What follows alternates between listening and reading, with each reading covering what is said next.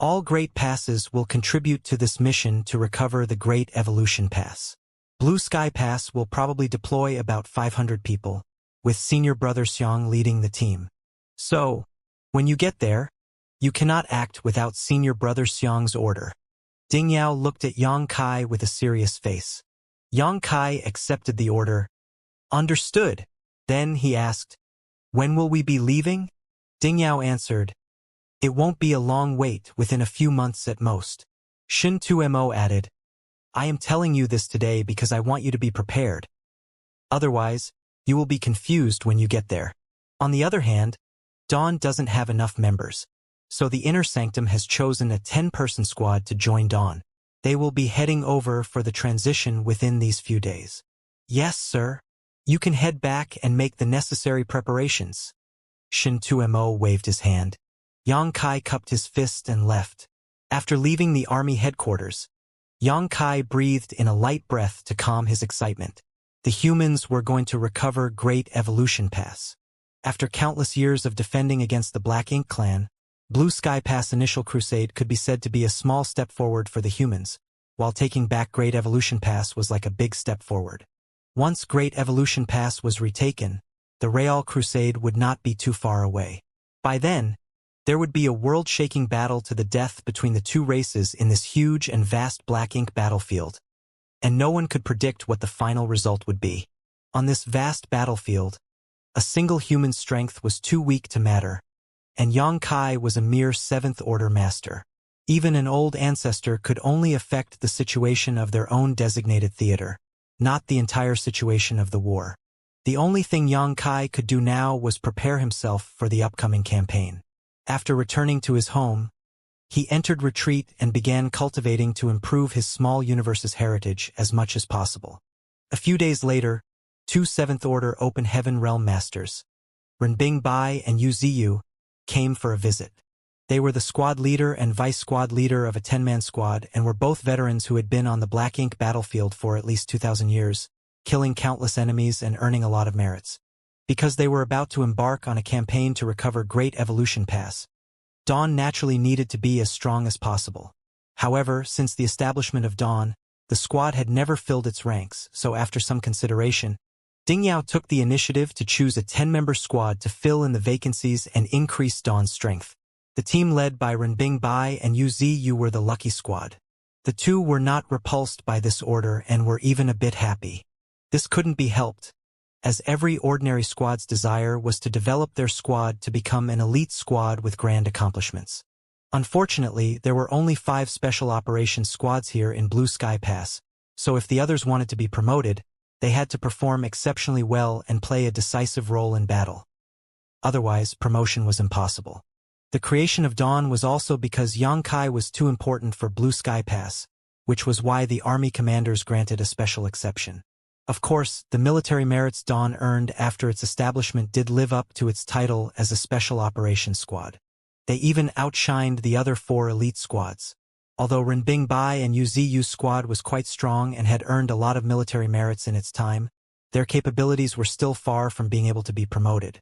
So, when they were suddenly ordered to join Dawn, they were a bit confused, but were still happy to report to Yang Kai.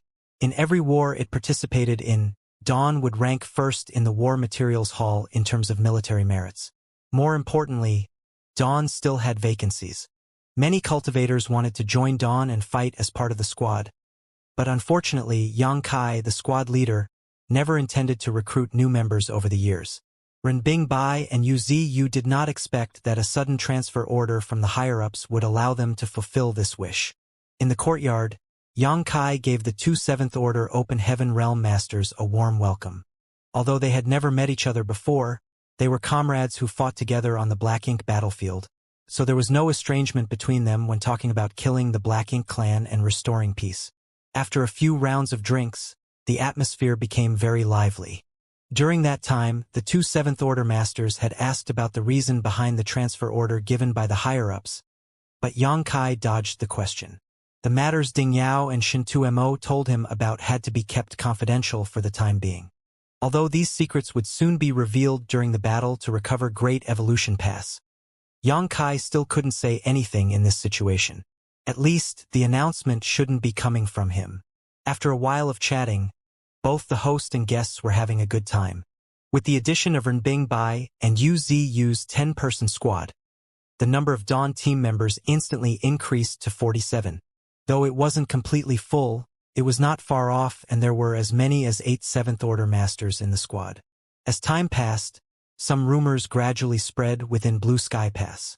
No one knew where those rumors came from, but all the soldiers who were transferred back to the Inner Sanctum were soon vaguely aware of the news that the humans were going to take back Great Evolution Pass.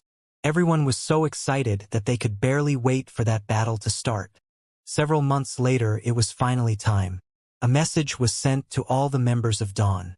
Once they had all assembled, they were led by Yang Kai to Blue Sky Pass main square, where squads of varying numbers had gathered from all directions of the Inner Sanctum. By the time Yang Kai arrived with Dawn, hundreds of people had already assembled and more were on their way. In less than a half cup of tea's time, about 500 people had gathered at the square, which was the number Ding Yao had revealed to Yang Kai earlier. Despite the large number of people, the square was silent. Under the calm exterior, though, was suppressed excitement. Chai Fong, the old turtle's squad leader, was standing not far from Yang Kai while squinting at him to attract his attention. Chai Fong said, "Brother Yang, judging from this situation, it seems like the rumors about recovering Great Evolution Pass might be true." When the news of recovering the Great Pass began spreading around the Inner Sanctum, Chai Fong also came to Yang Kai to discuss this matter with him. But Yang Kai didn't dare to reveal anything and pretended not to know about it when talking to Chai Fong. However, everyone knew that without the tacit approval from the higher-ups, the news wouldn't have spread throughout the Inner Sanctum. Therefore, Chai Fong had expected it to be more than 80% true back then, and now it seemed like he was right. After realizing that, Chai Fong felt very excited. Since the battle 200 years ago, the soldiers of Blue Sky Pass had been bored and idle. It was unbearable for them not to kill any enemies for 200 years, but now they could finally kill as many enemies as they could during this campaign to recover Great Evolution Pass. "I think you're right," Yang Kai replied. Then, Chai Fong added, "For more than 30,000 years, Great Evolution Pass has been occupied by the Black Ink Clan, resulting in a lot of pressure on the Great Passes to the left and right of the Great Evolution Theater.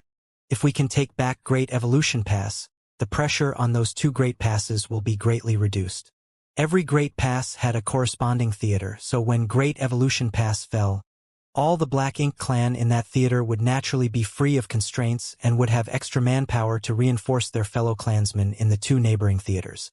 Although the efficiency of their reinforcements wasn't high due to the distance, they were still able to make the two Great Passes suffer a lot of hardships throughout the years.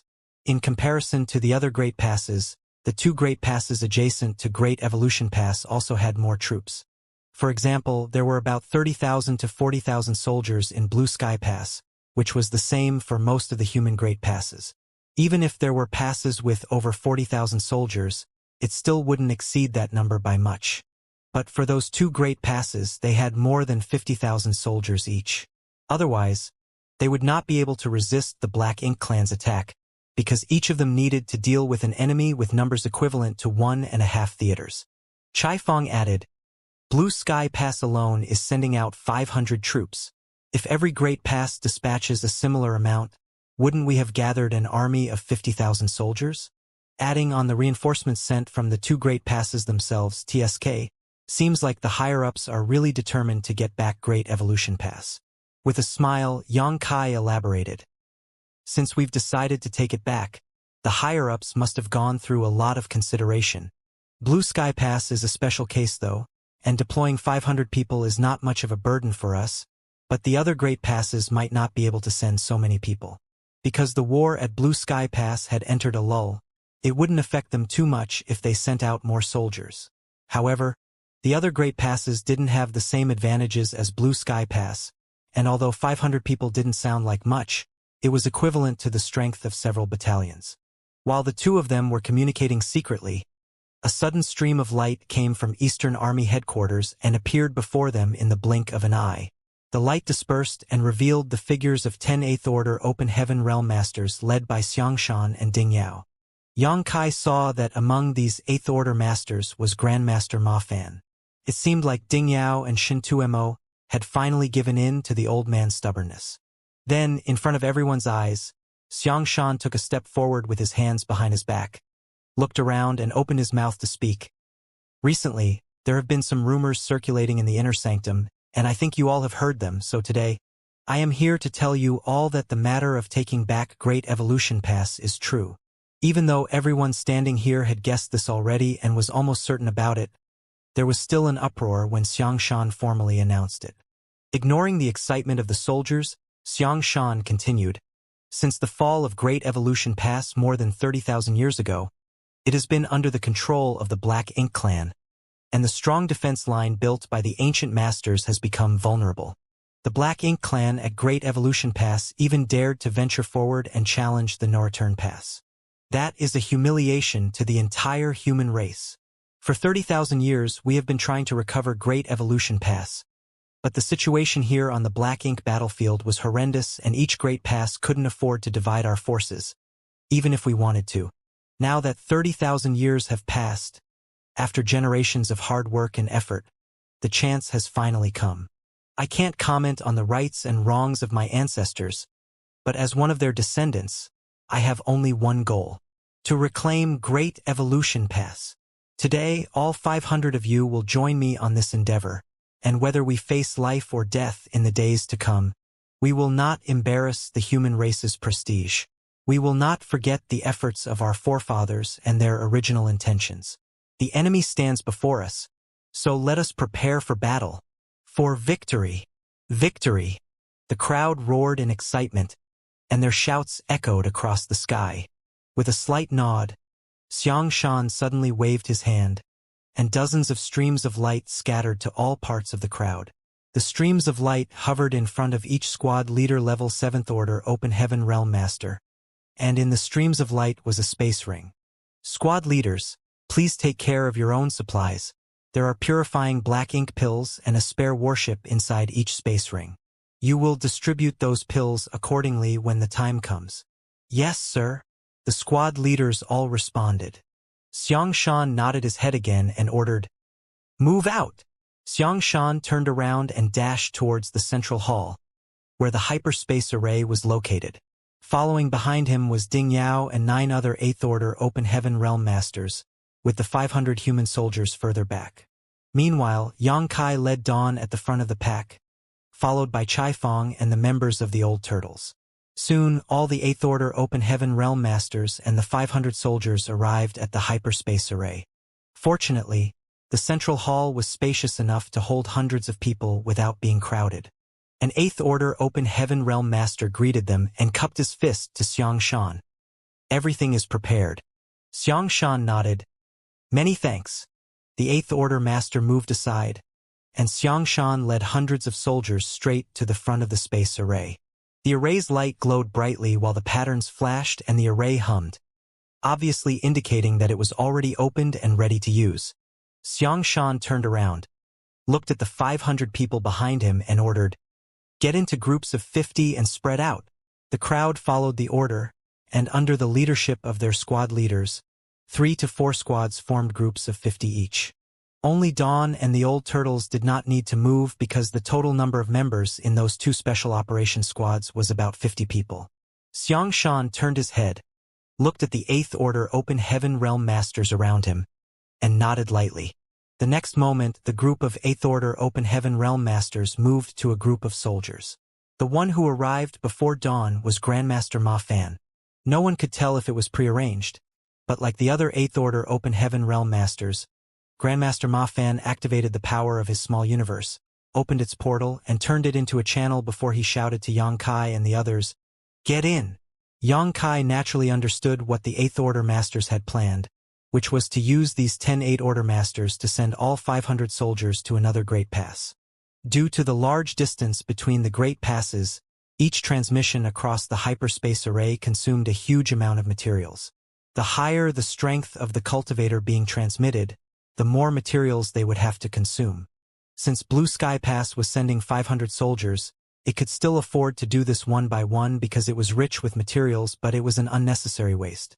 It also consumed a lot of time. Instead of that, it would be better to use the 8th Order Master's small universes to expedite the process.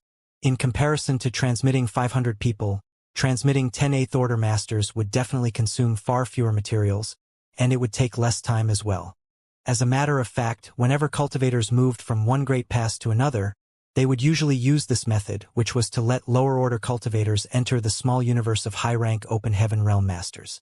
That way, they could save as many materials as possible. The small universe of an 8th Order Master was, if they were only to accommodate 5th Order Masters, capable of carrying upwards of 1,000 people. If they were trying to hold 6th Order Masters, around 100 people would be the limit. For 7th Order Masters, perhaps 10 would be the limit. Any more would add a significant burden to the 8th Order Master's small universe and cause unnecessary trouble. Therefore, after Xianxia and others had carefully discussed this matter, they thought that using 10 8th Order Open Heaven Realm Masters to transport 500 people would be the best choice. After Grandmaster Ma Fan's shout, Yang Kai charged into the portal first, followed by his team members. Then, one after another, each figure disappeared. Only after everyone had entered the small universe did Grandmaster Ma Fan close the portal. This was not the first time Ma Fan had done something like this. Still, this was something that most would avoid doing if possible. Under normal circumstances, even if a high-rank Open Heaven Realm Master could store someone of a lower order in their small universe, they wouldn't, as the dangers of doing so were too great. It would be extremely difficult to stop their small universe from being damaged from the inside if someone they took in had malicious intentions. The high-rank masters could use their world force to suppress such behavior, but their small universe would still inevitably be contaminated with another person's world force as long as the other party simply circulated their strength, which was very troublesome to deal with. Therefore, the cultivators in Yang Kai's small universe had to leave when they were about to break through to the Open Heaven realm. Another reason was that everyone had different paths of cultivation, and the disciples of the Void Dao Temple would have a low chance of success if they stayed in Yang Kai's small universe when they wanted to break through. However, the Black Ink battlefield was a special case. It wasn't uncommon to see high-rank Open Heaven Realm Masters using their small universe to accommodate lower-order masters. All humans here were life-and-death comrades and fought side by side, so trust was not an issue. After receiving the entire Dawn Squad, Grandmaster Ma Fan turned a little pale despite receiving less than 50 people. On the other hand, Xianxia and others all seemed normal, especially Xianxia. He had taken in nearly 60 people yet still seemed like he was perfectly fine. From that, it was obvious that though the two were in the same realm, Ma Fan's heritage was incomparable to those veteran 8th Order Open Heaven Realm Masters from Blue Sky Pass. After all, the Tao of artifact refining consumed a lot of his time and energy, so his foundation was not nearly as rich. After receiving all 500 people into their small universes, the 8th Order Open Heaven Realm Masters did not immediately teleport away through the array but instead stood in place and waited in silence. That was because Blue Sky Pass wasn't the only one sending people. As all the Great Passes were deploying some soldiers for the campaign, it was impossible for the receiving space array to support them all at once, so they had to wait for the signal from the other side. It wasn't a long wait. About half an hour later, the hyperspace array suddenly shone out a light that was extremely dazzling but was quickly withdrawn. It happened 3 times. That was the signal they and that had been agreed on. After the light around the array stabilized, Xianxia took the lead, stepping onto the array, followed by the other Open Heaven Realm Masters. Activate the array. The 8th Order Open Heaven Realm Master who was monitoring the central hall ordered. Then, the many already prepared soldiers around the array each formed a set of seals and started the array. A dazzling light shone out from the edge of the grand array and gradually diffused towards the center. It soon enveloped Xianxia and the other 10 8th Order Masters. The array hummed, and the hall shook. A dozen breaths later, the dazzling light disappeared, and the array became dark. Xianxia and others who had been standing there were gone along with it. The crystals placed in the 7 array nodes around the grand array also dimmed. Those 7 array nodes corresponded to the 7 elements. These crystals were originally arranged here, created by a special technique that gathered energy from different materials. Even a crystal the size of a fingernail consumed a set of materials that could help create a 5th Order Open Heaven Realm Master. If the crystals used up in this one transfer were gathered together, they could fill up an entire wash basin. One could imagine how many materials this teleportation had consumed. Meanwhile, inside Ma Fan's small universe, Yang Kai and others sat down cross-legged, calmed their powers, and tried to remain motionless. This was the self-awareness every open heaven realm master that had been invited into a small universe should have.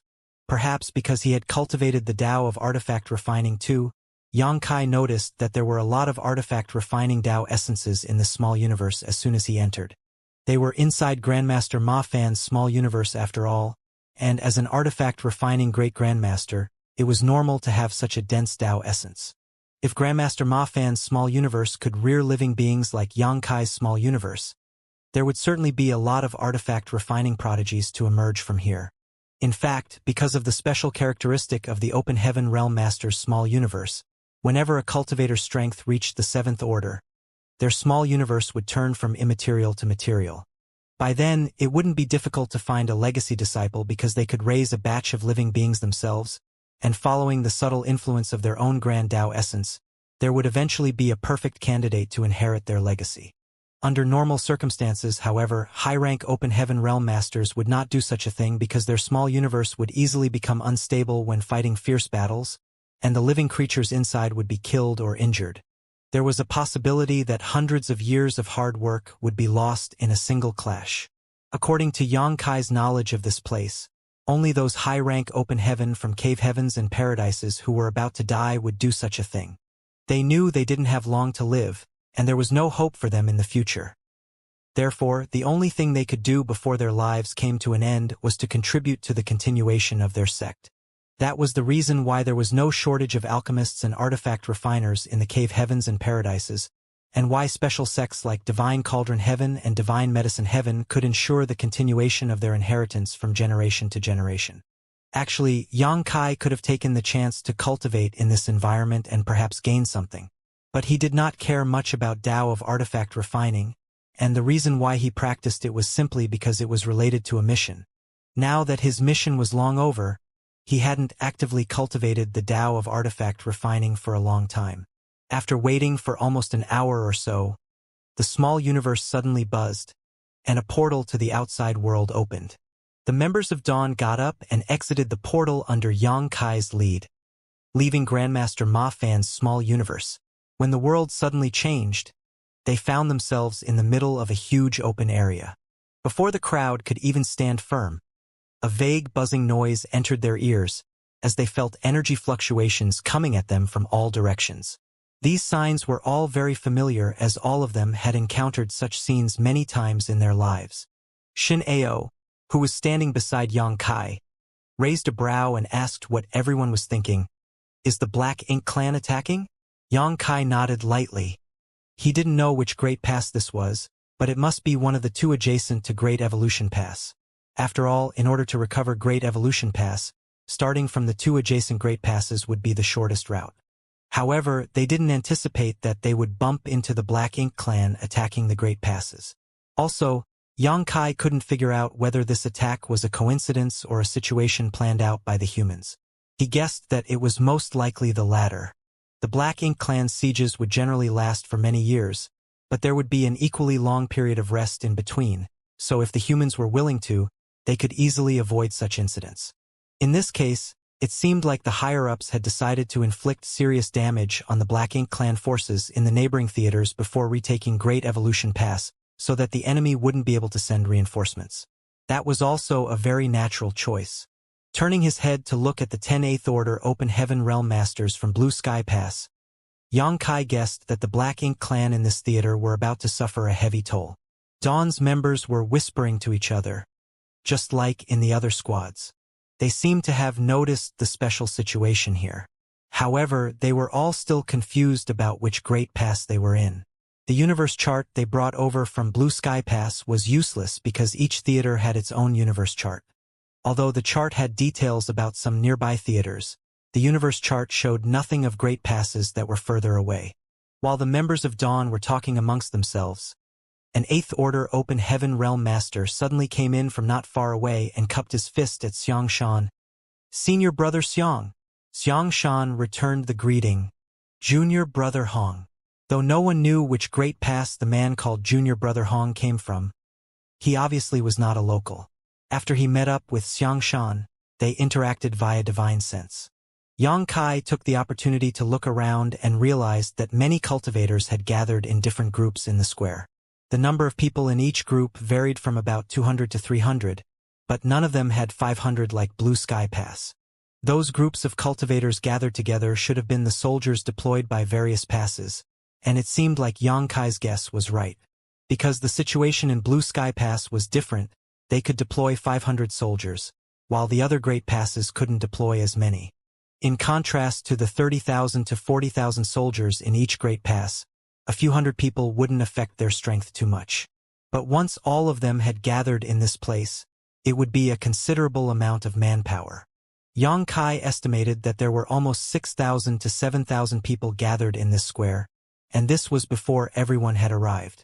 Once everyone had assembled, there would likely be several tens of thousands in total. In every group of cultivators there would also be 8th Order Masters, but their numbers varied as well. Each group basically had more than 5 though. It seemed like the other great passes had made the same choice as Blue Sky Pass, using the small universes from 8th Order Masters to send their soldiers here. Yang Kai was secretly speechless. Besides the 6,000 to 7,000 soldiers gathered in this square, there were already about 100 8th Order Open Heaven Realm Masters present. The Black Ink clan besieging this great pass at this moment were not only unlucky, they were about to feel miserable. Just as Yang Kai was about to ask Grandmaster Ma Fan which great pass they were at, a voice suddenly sounded beside his ear. "Brat, over here!" Following the direction of the voice, Yang Kai looked around and saw someone waving his hand from one of the groups. It was Su Ling Gong. Yang Kai was stunned as he didn't expect to see Su Ling Gong there. Because Su Ling Gong was a 7th Order Master, he must have come here to take part in the mission to recover Great Evolution Pass. When Yang Kai saw Su Ling Gong, he was happy because he was still his elder after all, despite both of them having the same cultivation. Following that, Yang Kai went up to Ding Yao and said, "Martial Uncle, there's someone I know over there. I'll head over and say hello." Ding Yao turned his head towards the areas where cultivators from Inyang Pass were gathered and nodded lightly. "You're free to roam around, but do not leave the square." "Yes," Yang Kai replied and turned back to relay a message to the members of Dawn before heading towards Su Ling Gong. When he arrived before Su Ling Gong, Yang Kai bowed, "Martial Uncle Su."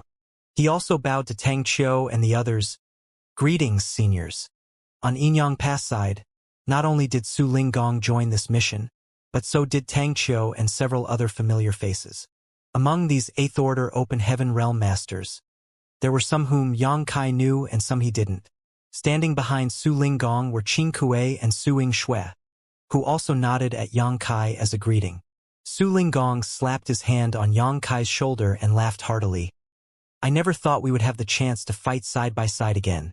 It's good to have you with us because you tend to cause a lot of commotion, which I enjoy the most." Hearing that made Yang Kai laugh. Unsure if it was a compliment, he replied casually, "Martial Uncle Su, you're flattering me. I feel assured seeing you and the others have been doing fine." Su Ling Gong nodded happily. "I'll take it as you being filial." Yang Kai added, "It looks like quite a number of Inyang Pass soldiers came this time. How is the situation back there?" Just now, he had noticed that the number of soldiers from Inyang Pass was similar to that of Blue Sky Pass, around 500 with 10 8th Order Open Heaven Realm Masters. Not only did the Eastern Army Commander Tang Qiu join this mission, but so did the Western Army Commander Lu Zhiping. Yang Kai had a deep impression of the Western Army Commander, which couldn't be helped because the steamed stuffed buns she made were quite delicious. Back when he and the old ancestor of Inyang Pass were hanging around at the marketplace, he frequented Lin's steamed bun restaurant quite frequently. Since 2 army commanders had come here in person, it obviously meant that everything was going well at Inyang Pass. Otherwise, these two wouldn't have had the spare time. One had to know that though Blue Sky Pass also had 10 8th Order Open Heaven Realm Masters present, only Ding Yao, the Eastern Army Commander, joined this mission. Hearing Yang Kai's question, Tang Qiu said smilingly, "Thanks to you, we won a big victory against the Black Ink clan more than 100 years ago and severely damaged their foundation. So Inyang Pass will have several hundred years of peace. Yang Kai understood what Tang Qin meant as soon as he heard it. The universe cave heavens and universe paradises he opened outside Inyang Pass must have made a great contribution to winning the most recent war. Like at Blue Sky Pass, Inyang Pass took the Black Ink Clan army by surprise with the help of those universe cave heavens and paradises. After activating countless traps, the Black Ink Clan suffered heavy casualties. Almost the entire Black Ink Clan army was killed in that war, while more than 20 territory lords had either died or were severely wounded. Despite having experienced those traps once in the Blue Sky Theater and being very cautious when attacking Inyang Pass, unless the Black Ink Clan stopped besieging the Great Passes entirely, it would just be a matter of time before they fell into those traps. For the Black Ink Clan, there was no good solution to those death traps set by the humans, and they would pay a high price when they encountered them whether they were prepared in advance or not. Originally, Inyang Pass wanted to follow Blue Sky Pass example and organize a crusade, but unfortunately we don't have a solution to our logistics problem, nor do we have someone to arrange universe arrays as transit points, so we had to give up on that idea, Tang Qiu said with some regret. Inyang Pass had considered asking Yang Kai to help them set up some universe arrays as transit points for their crusade. However, due to various reasons, the plan was eventually shelved. Although they couldn't organize a crusade, the situation in the Inyang Theater was quite stable right now, so they could deploy more people to support the mission to recover the Great Evolution Pass. That was the reason why Inyang Pass deployed 500 people and even 2 army commanders. Among the 2 army commanders, Lu Zhiping would be joining the campaign to recover Great Evolution Pass while Tang Qiu would return to Inyang Pass soon to oversee matters there. However, Yang Kai and the others weren't informed about the decisions made by the higher-ups. The only thing Yang Kai desperately wanted to know now was which Great Pass they were at. When he asked this question, Tang Qiu said, "Didn't Ding Yao tell you?" Yang Kai replied, "I haven't had time to ask yet." Tang Qiu explained, "This is Wind and Cloud Pass." Then it dawned on Yang Kai. Wind and Cloud Pass naturally corresponded to Wind and Cloud Paradise. Because of the Star Boundaries World Tree and the Good Fortune Divine Furnace, Yang Kai had dealt with people from almost all of the cave heavens and paradises and knew at least 1 or 2 people from each of them. In a way, he now had quite a wide network. When mentioning Wind and Cloud Paradise, Yang Kai's deepest impression of it was its auction houses. Thinking back, it was from Wind and Cloud Auction House that he got the pill recipe for the Heavenly Yuan Seal Stabilizing Pill. If this place was Wind and Cloud Pass, the other Great Pass adjacent to Great Evolution Pass should be Azure Void Pass. Azure Void Pass corresponded to Azure Void Cave Heaven, and these 2 Great Passes sandwiched Great Evolution Pass between them. Originally, they could have helped each other in battle, but after the fall of Great Evolution Pass, both Azure Void Pass and Wind and Cloud Pass fell under even more pressure. Since the Black Ink Clan of the Great Evolution Theater had no opponent to fight, they could gather their forces and develop without worry. They could frequently gather hundreds of thousands of soldiers to pass through the vast void and aid their fellow Black Ink clansmen in the Azure Void and Wind and Cloud theaters. On average, Azure Void Pass and Wind and Cloud Pass faced more frequent assaults from the Black Ink Clan than other Great Passes. Usually, the Black Ink Clan would rest for 100 years between attacks on a Great Pass, but these 2 would see assaults every 70 to 80 years, and with far greater force than at other Great Passes. Due to the immense pressure they faced, these 2 Great Passes had more than 50,000 troops each, or else they wouldn't be able to resist the attacks. Knowing that this place was Wind and Cloud Pass, Yang Kai nodded lightly and asked, "Senior, what's our situation? I noticed that there are only 20 to 30 groups of reinforcements here. When will the troops from other Great Passes arrive?" Tang Qiu explained, "Not all of the troops that the 108 Great Passes are deploying for this mission will be gathered at Wind and Cloud Pass.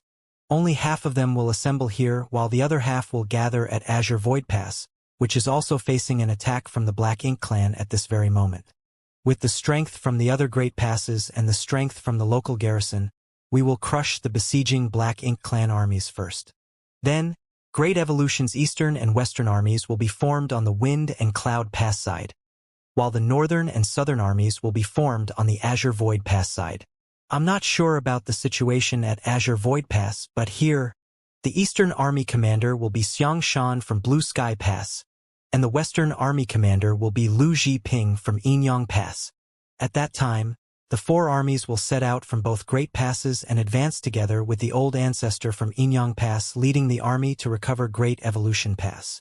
Now that Yang Kai had the gist of the situation, he glanced at the troops in the square and silently estimated in his mind. According to your words, each army will have about 10,000 soldiers, and all four armies will have a total of some 40,000 people, right? Tang Qiu shook his head. It will be more than that. According to the original plan, the estimated manpower needed to recover the Great Evolution Pass should be around 60,000. In other words, each army will have at least 15,000 soldiers. The only way to take back Great Evolution Pass is to ensure we have 60,000 soldiers. A war to retake territory was different from simply defending it. 30,000 to 40,000 troops in a human Great Pass were sufficient to ensure that they wouldn't be defeated, but the risks of attacking an entrenched position also played a part in that. By the same token, the Black Ink clan had been occupying Great Evolution Pass for more than 30,000 years. Even if they didn't have the same means as humans, 30,000 years of managing that place would be enough for them to set up traps and other defensive arrangements. This time it was the Black Ink clan's turn to rely on the risk of attacking a Great Pass. If the humans wanted to conquer the Great Evolution Pass, they had to ensure that they had a much superior force, so 60,000 was thought to be the minimum requirement.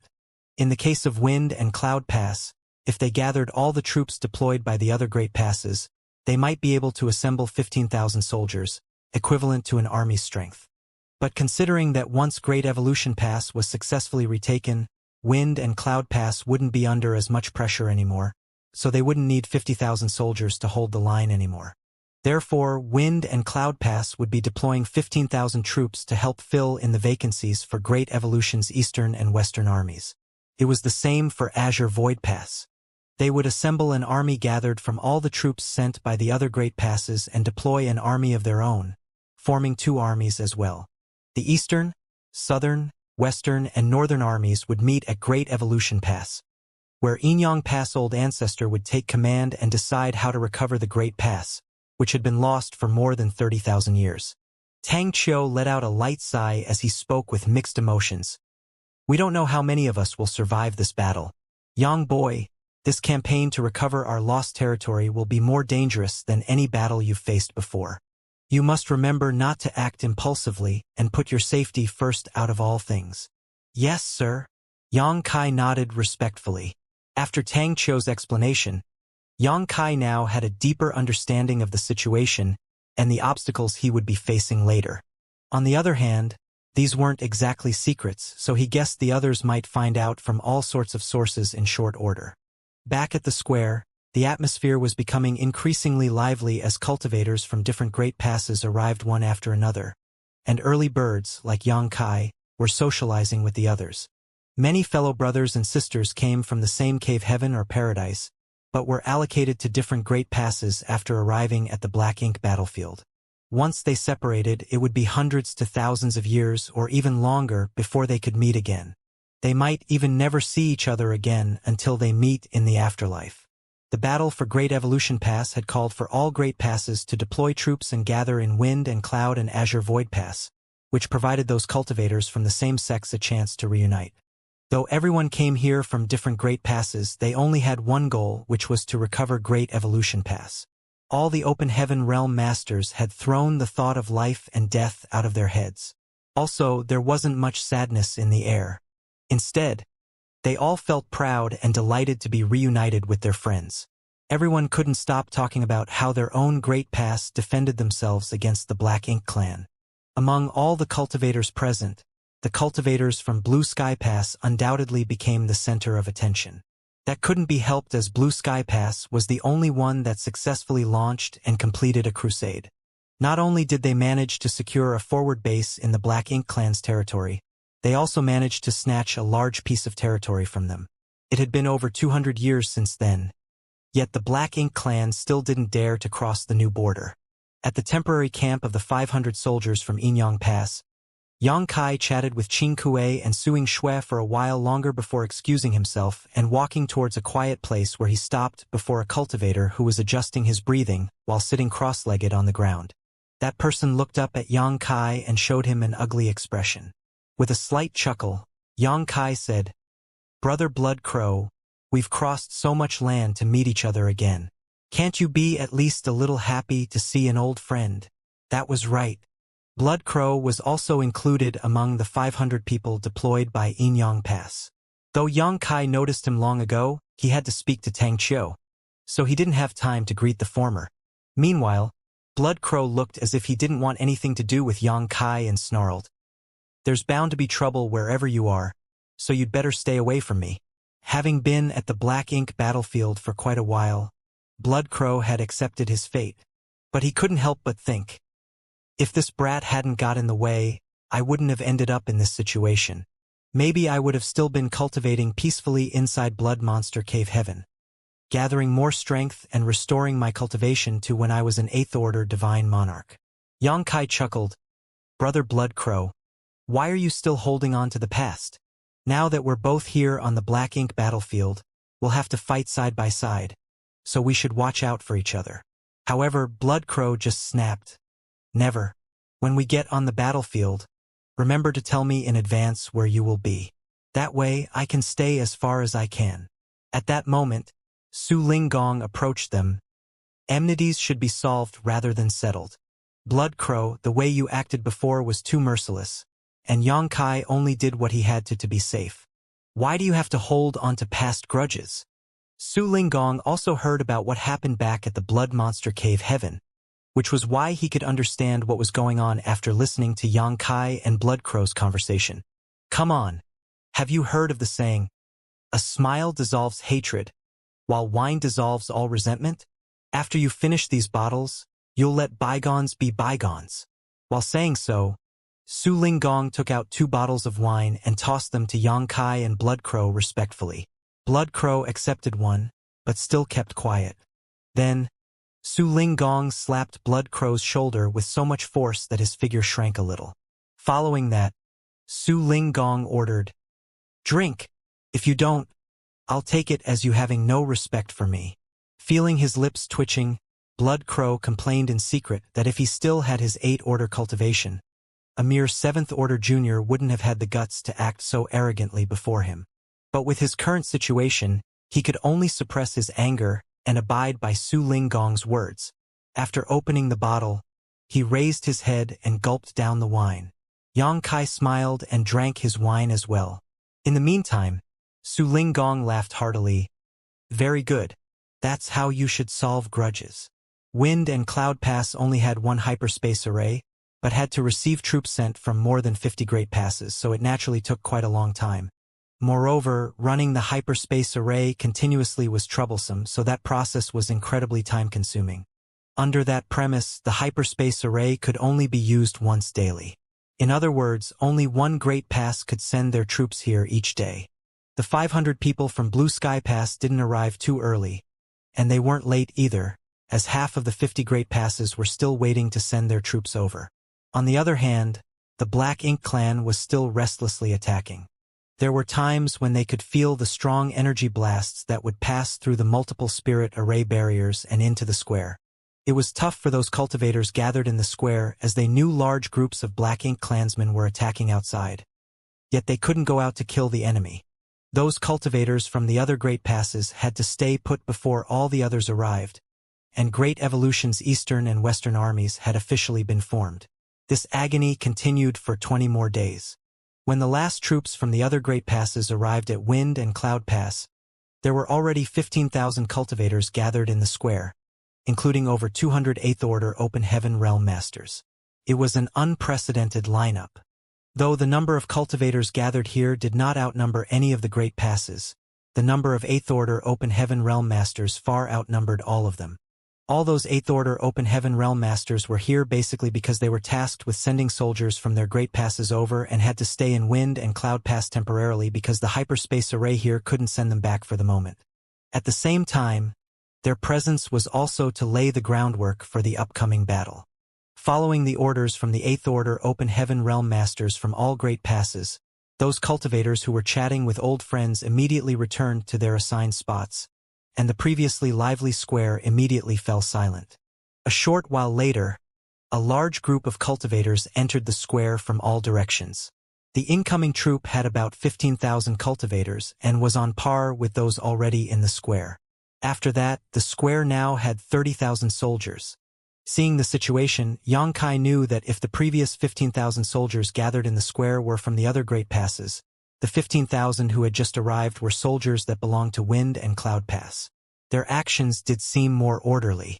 Though Xianxia didn't mean to offend anyone, that group of soldiers were from the same great pass and had a tacit understanding, but Xianxia and the others came from different great passes, so both troops were incomparable in terms of coordination. The scene of 30,000 soldiers gathering in one place was spectacular. At that moment, another two figures dashed over from a distance and stopped right in the middle of the square.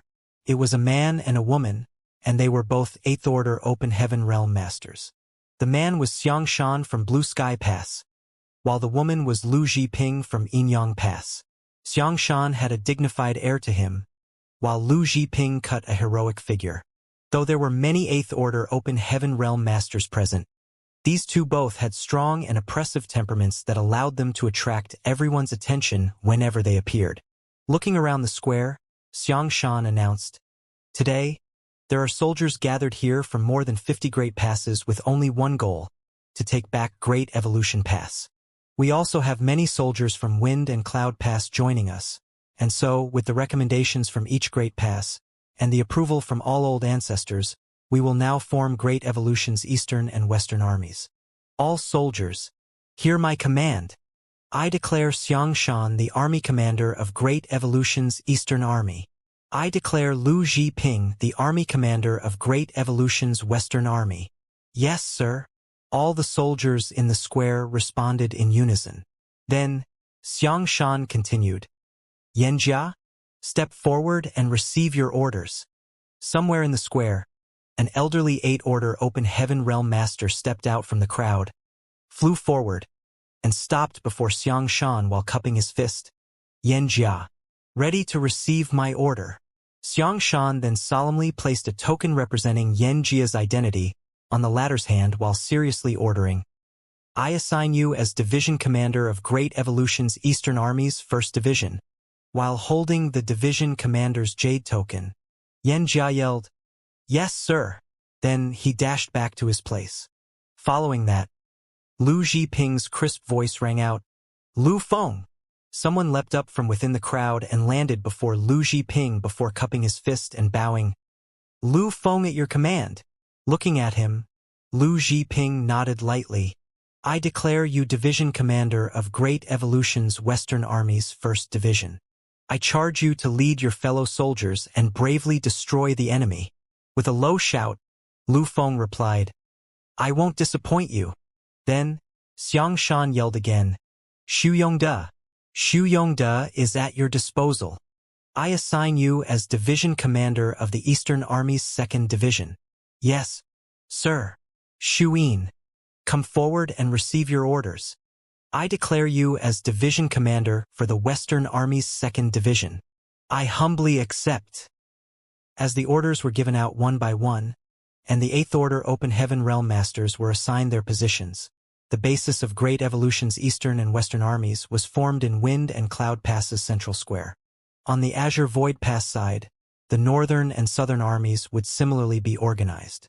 No one here was a newcomer who was unfamiliar with the Black Ink clan or the Black Ink battlefield, so the process was carried out smoothly. When Xianxia had just arrived at Blue Sky Pass, Feng explained all of this to him. Simply put, squads were the most basic grouping of human soldiers on the Black Ink battlefield. 10 to 15 people was the norm for a squad, with a 7th Order Open Heaven Realm Master as the squad leader. Of course, other specially formed elite squads like Dawn also existed in the other Great Passes. However, each Great Pass had different numbers of Special Operations Squads. Above a squad was a battalion, which consisted of around 100 people. Above a battalion was a division, and above a division was an army, of which each Great Pass would have 4. Therefore, with over 30,000 people being separated into Eastern and Western armies, each army would have 15,000 people, and on average, each army would have 30 divisions each. As for the position of Division Commander, only 8th Order Open Heaven Realm Masters were eligible for such a post. In other words, the Eastern and Western armies would have a total of 68th Order Division commanders. And that was only for the Eastern and Western armies. The Northern and Southern armies would be formed on Azure Void Pass side, and they would be in the same situation here. Under that premise, the Great Evolution Army would have over 108th Order Open Heaven Realm Masters. Having 60,000 soldiers over 108th Order Masters, and being personally led by Inyang Pass Old Ancestor, this was the confidence and capital the humans had to take back Great Evolution Pass.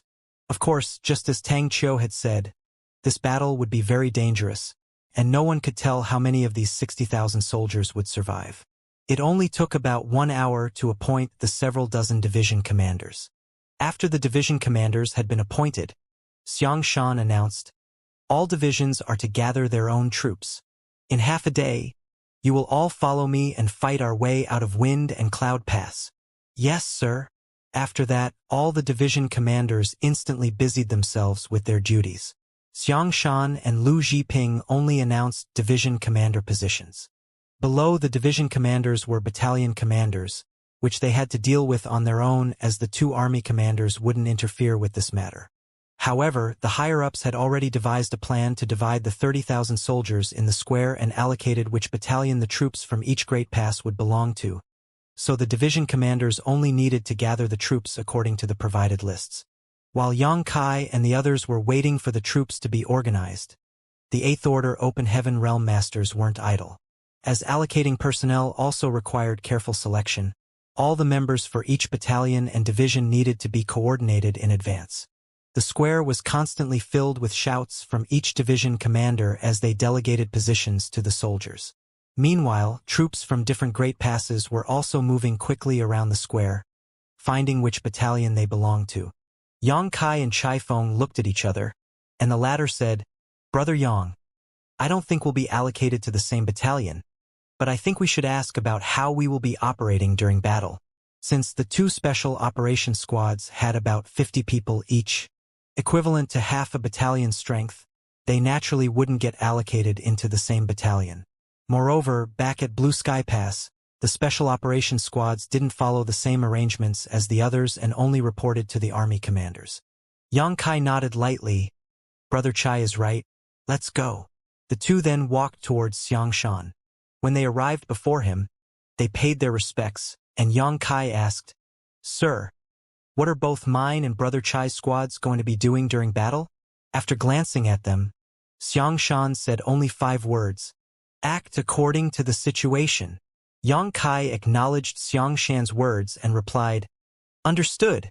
By act according to the situation, Xianxia meant that there wouldn't be any restrictions for their two squads, and they wouldn't have to follow the ordinary chain of command. This was good news for the two squads because, without any hindrance, they could better utilize their strengths. Of course, there were also downsides to this arrangement. Because they were not collaborating with the other squads, they were unlikely to receive many reinforcements and had to rely on themselves during battle. Dawn and the Old Turtle were mentally prepared for that because it was the same as when they were back at Blue Sky Pass. The special operations squads were always free to do their own thing during battle, which had both risks and rewards. After getting Xianxia's reply, Yang Kai and Chai Feng felt reassured and returned to their spots. While watching the two leave, Lu Zhiping frowned slightly. "Senior Brother Xiang, Yang Kai is an important factor in this war. Wouldn't it be better if we arranged for him to be in the Central Army?"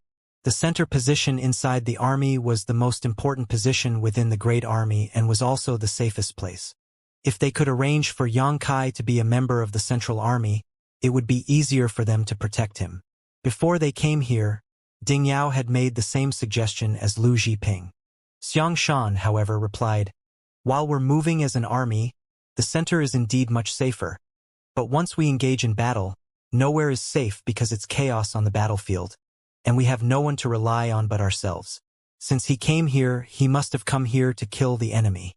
That brat has been through all sorts of incredible situations already and survived, so it won't be easy for him to find himself in grave danger. If it had been another 8th Order Open Heaven Realm Master, maybe that person would have paid more attention to Yang Kai's safety and might even arrange a safer position for him.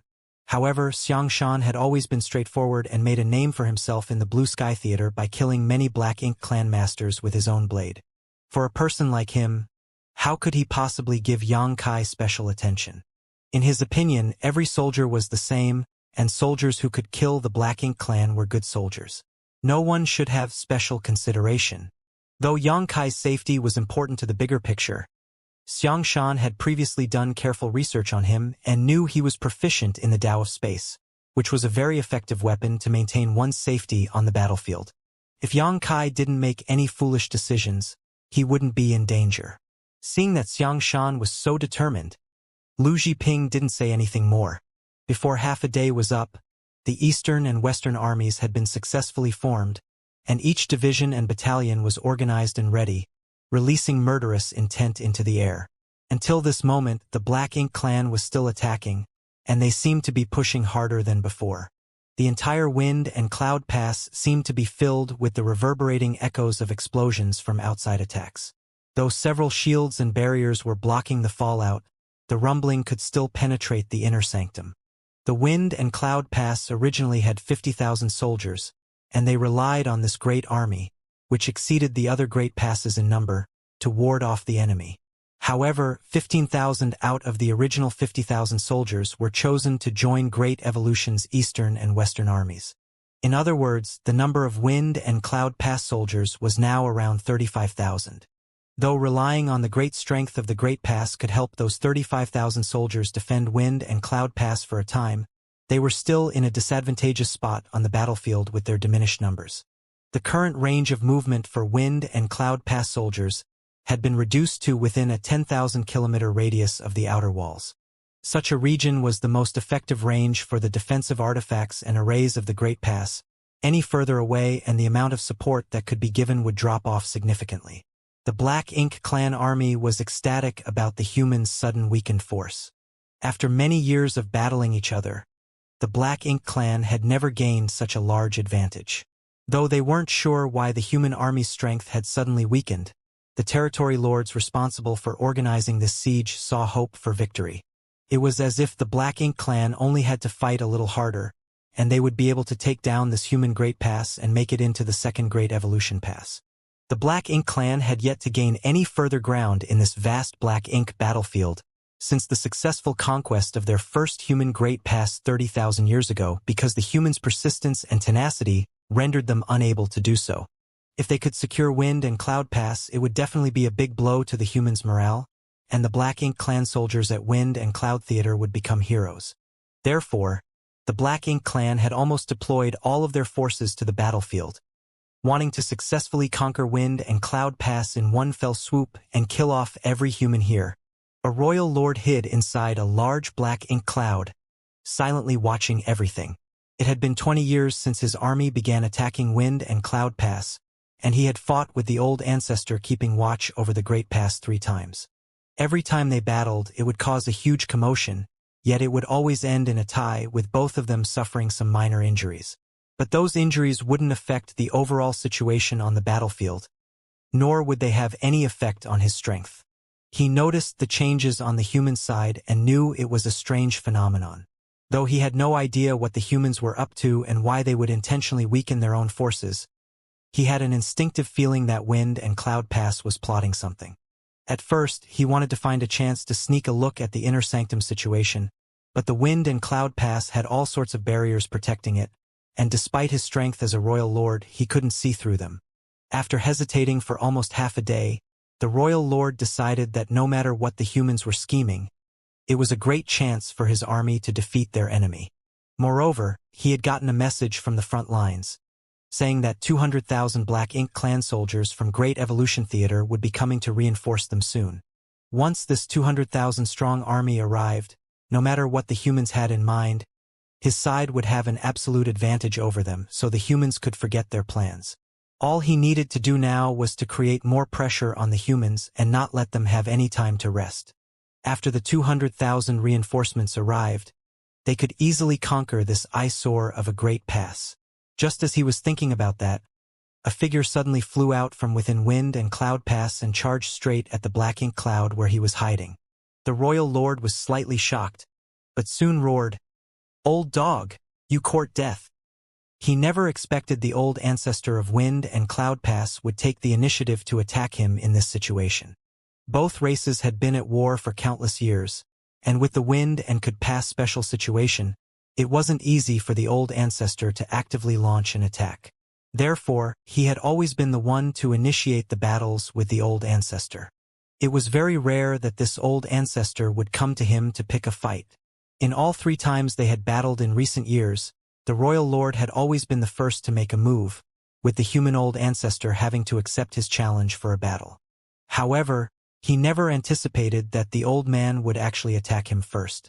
Feeling like he was being disdained, the royal lord came forward in a rage. When the 2 figures clashed, chaos erupted all around them. The vigorous battle had only just begun.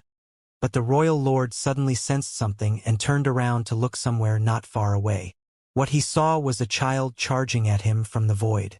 That child looked so young that it was as if he could kill her with a snort. The royal lord was stunned. Is this a human child? He had been battling the humans for so many years, yet he had never seen what a human child looked like. All the humans in the Black Ink battlefield were at least 5th-order open heaven masters, so how could there be children here? But at that moment, the seemingly harmless little girl gave the royal lord a huge sense of danger. The royal lord didn't know where that sense of danger came from, as the little girl didn't seem to have a strong aura coming from her.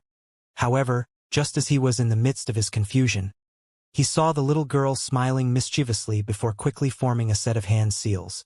Then, the shape of a yin-yang fish appeared and enveloped a huge portion of the void around her. At the same time, the little girl's expression suddenly transformed as she rapidly grew into a lovely young woman.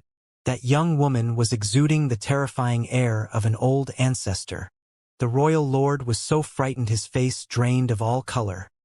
Another old ancestor? Why do the humans have 2 old ancestors? For so many years, Wind and Cloud Pass only had 1 old ancestor, so it should have been impossible for a second to appear so suddenly. Was she a newly advanced old ancestor? Or did another great pass send her over as reinforcements?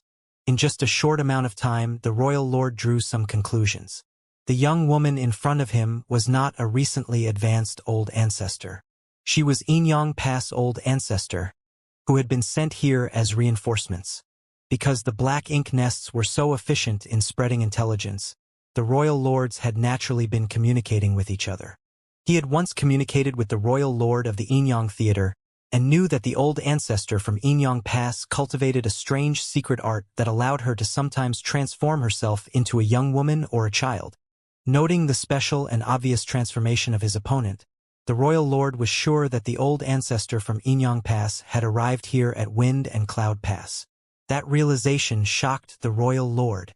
Why would the old ancestor of Yin-Yang Pass come all the way here? Had the humans given up on Yin-Yang Pass? This was the first time the royal lord faced such a situation. Every old ancestor was responsible for overseeing their own great pass and would not easily leave. It didn't matter if he couldn't figure out the reason though, because the appearance of the old ancestor from Yin-Yang Pass was the biggest crisis he had faced in his entire lifetime. If it were a one-on-one fight, this royal lord could easily hold his ground against an old ancestor, but if it were 2 against 1, it would become an impossible fight to win, and if he was the slightest bit careless during the battle, he might even be killed. That was why he knew he had to leave, and he was about to escape when he sensed the old ancestor aura from the former little girl. But how could Wind and Cloud Pass old ancestor let him escape just like that? With all kinds of mysterious divine abilities and secret techniques at his disposal, he tied down the royal lord and stopped the latter from quickly escaping the battlefield. During that slight moment of hindrance, the Yin-Yang Pass old ancestor was able to use the yin-yang fish she condensed to envelop the royal lord. At that instant, the yin and yang energy began to swirly, and the universe seemed to invert. The royal lord felt as if an entire universe world was suddenly pressing down on him, causing his knees to bend. Then, because of his slight moment of carelessness, he was hit by Yin-Yang Pass old ancestor hard, the terrifying explosion of power drawing a groan of pain from his lips. When Yin-Yang Pass old ancestor arrived, it became 2 against 1, and the royal lord was quickly overwhelmed. The sudden appearance of another human old ancestor terrified the Black Ink clan army, and all the Black Ink clansmen on the battlefield stared in horror at the direction the old ancestor's aura appeared from, hoping that it was just their imagination.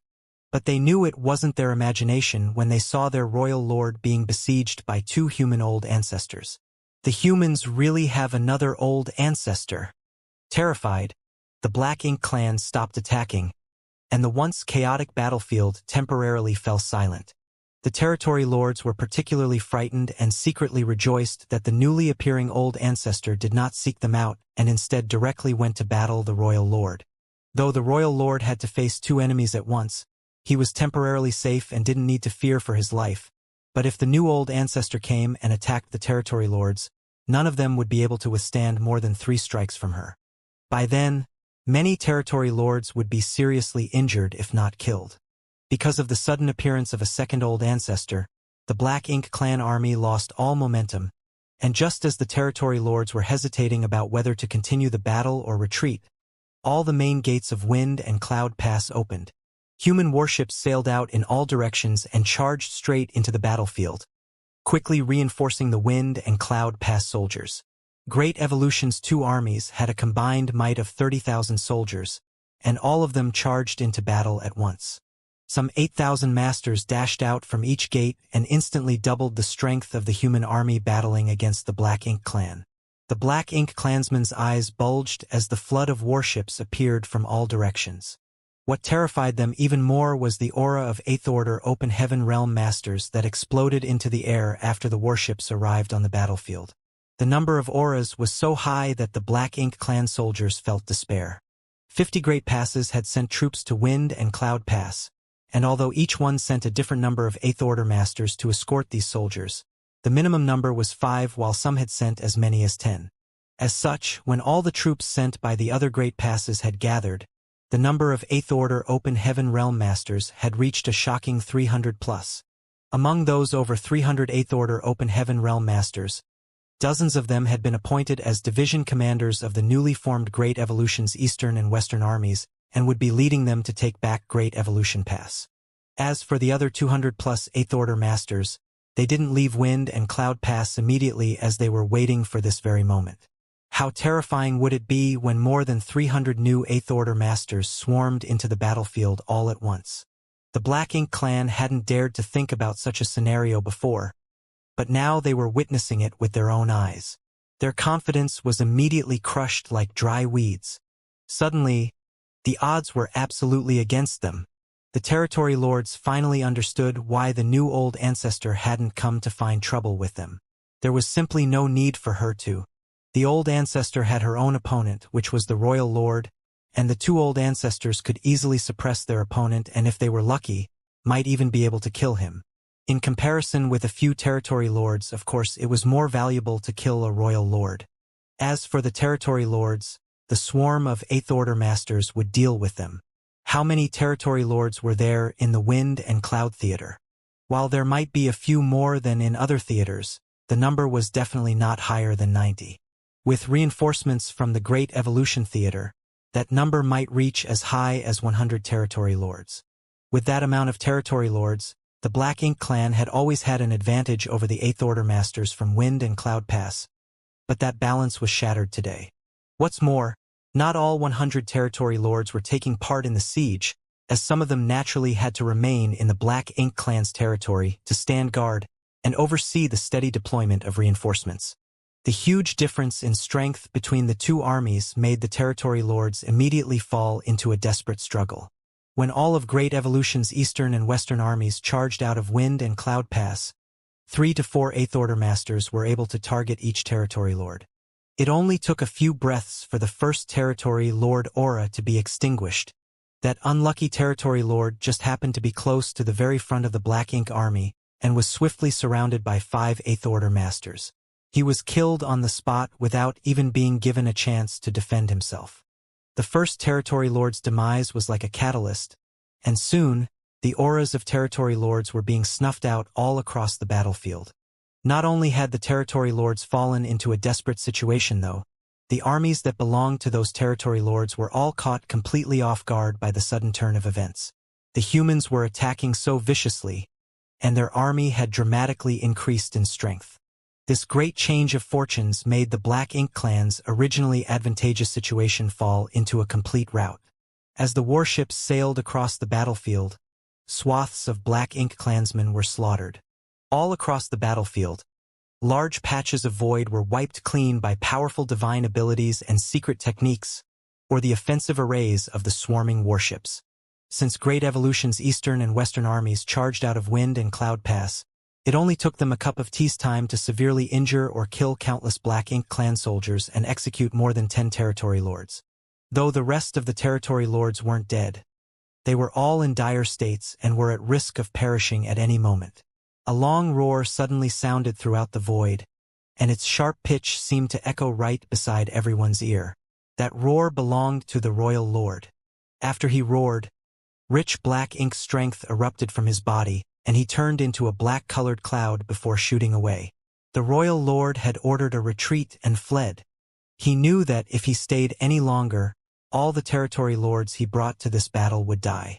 If they left now, they would surely suffer heavy casualties while being chased down, but at least some of them could survive. Moreover, the longer they delayed, the fewer of them would be able to escape.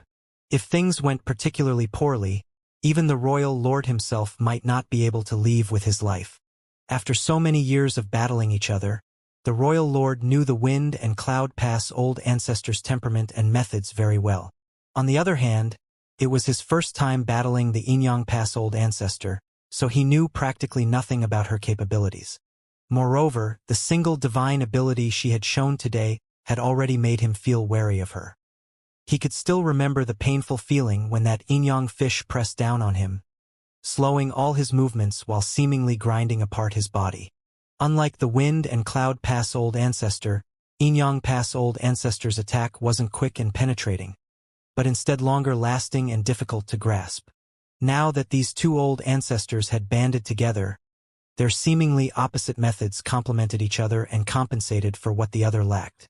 Seeing the royal lord's obvious attempt to escape, both old ancestors naturally wouldn't let him go so easily. Trying to escape? In your dreams! Inyang Pass old ancestor mocked as her figure was engulfed in a stream of light and she raced after him like a shadow. At the same time, the Wind and Cloud Pass old ancestor was right behind the royal lord and was continuously launched a barrage of attacks at the fleeing enemy's back. While the three figures entangled with each other, they rapidly flew off into the distance. On the other hand, right after the royal lord's roar, one by one, the territory lords began to utilize their life-saving techniques to try and escape from the battlefield.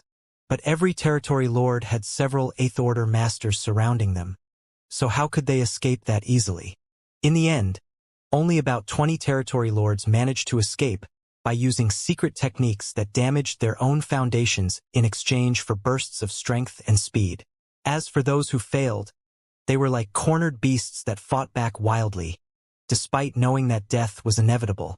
After the royal lord and a couple dozen territory lords escaped from the battlefield, the already flailing Black Ink clan army lost all will to resist. Along with the increasing number of fallen territory lords, it was certain that they would soon be wiped out, so the surviving Black Ink clansmen no longer even tried to fight back and only did everything they could to escape. It was foreseeable that after this battle, the Black Ink clan in Wind and Cloud Theater would be beaten half to death, and the Wind and Cloud Pass would gain a similar period of peace to Blue Sky Pass and Inyang Pass. In the void to the east of Wind and Cloud Pass, Xianxia had taken point with 6 other 7th Order Open Heaven Realm Masters in a spearhead formation. Dawning Light took up position in the middle of this formation, while Bai Yi stood at the bow of the warship with her longbow. The squad had been rampaging across the vast battlefield like wild horses since the moment they emerged from Wind and Cloud Pass. Everywhere dawn passed, they would wipe out every last Black Ink clansman they came across. Working together, they were all but unstoppable, and no matter how many Black Ink clansmen stood in front of them, none could even slow their momentum. Renbing Bai was assigned to the rear left side of the formation. Since he joined Dawn, this was his first time fighting alongside Xianxia and the others. He and Yu had previously discussed in private how important it was for them to perform well this time. After all, they were both 7th Order Open Heaven Realm Masters, so it would look bad if they didn't show their mettle. The two were originally a squad leader and vice squad leader of a 10-man squad, so they were well-versed in how to cooperate with a warship to kill their enemies. But after they followed Dawn into battle, they realized that all of their past experiences couldn't be used in this special operations squad. They found themselves unable to make a big contribution on this chaotic and enemy-filled battlefield. The entire Dawn squad's soul was on the man in the lead. Feudal lords were like chickens or dogs before him, and with every strike of his spear, he would kill such an enemy. Even if he didn't manage to kill a feudal lord in one move, the other 7th Order masters in the squad only had to attack once more to end the enemy's life. It had not been long since they charged out of the Wind and Cloud Pass, but Xianxia had already slaughtered more than 10 feudal lords, and that was just the amount he had killed. There were even more that were injured. Meanwhile, on the bow of Dawning Light, Bai Yi, who hailed from Divine Feather Paradise and had transcendent archery skills, would kill a feudal lord every time she drew her bow. Though she didn't attack frequently, every arrow she fired struck its target and greatly decreased the pressure Dawn was facing. All the arrays on the warship also released their power continuously, taking aim at the largest groups of Black Ink clansmen, causing severe casualties whenever they attacked. To Renbing Bai, Dawn was like a red-hot knife cutting into butter, reducing every enemy that blocked their path to mist. How much of a terrifying tacit understanding and astonishing efficiency in killing enemies did Dawn have? Was this the heritage of a special operations squad?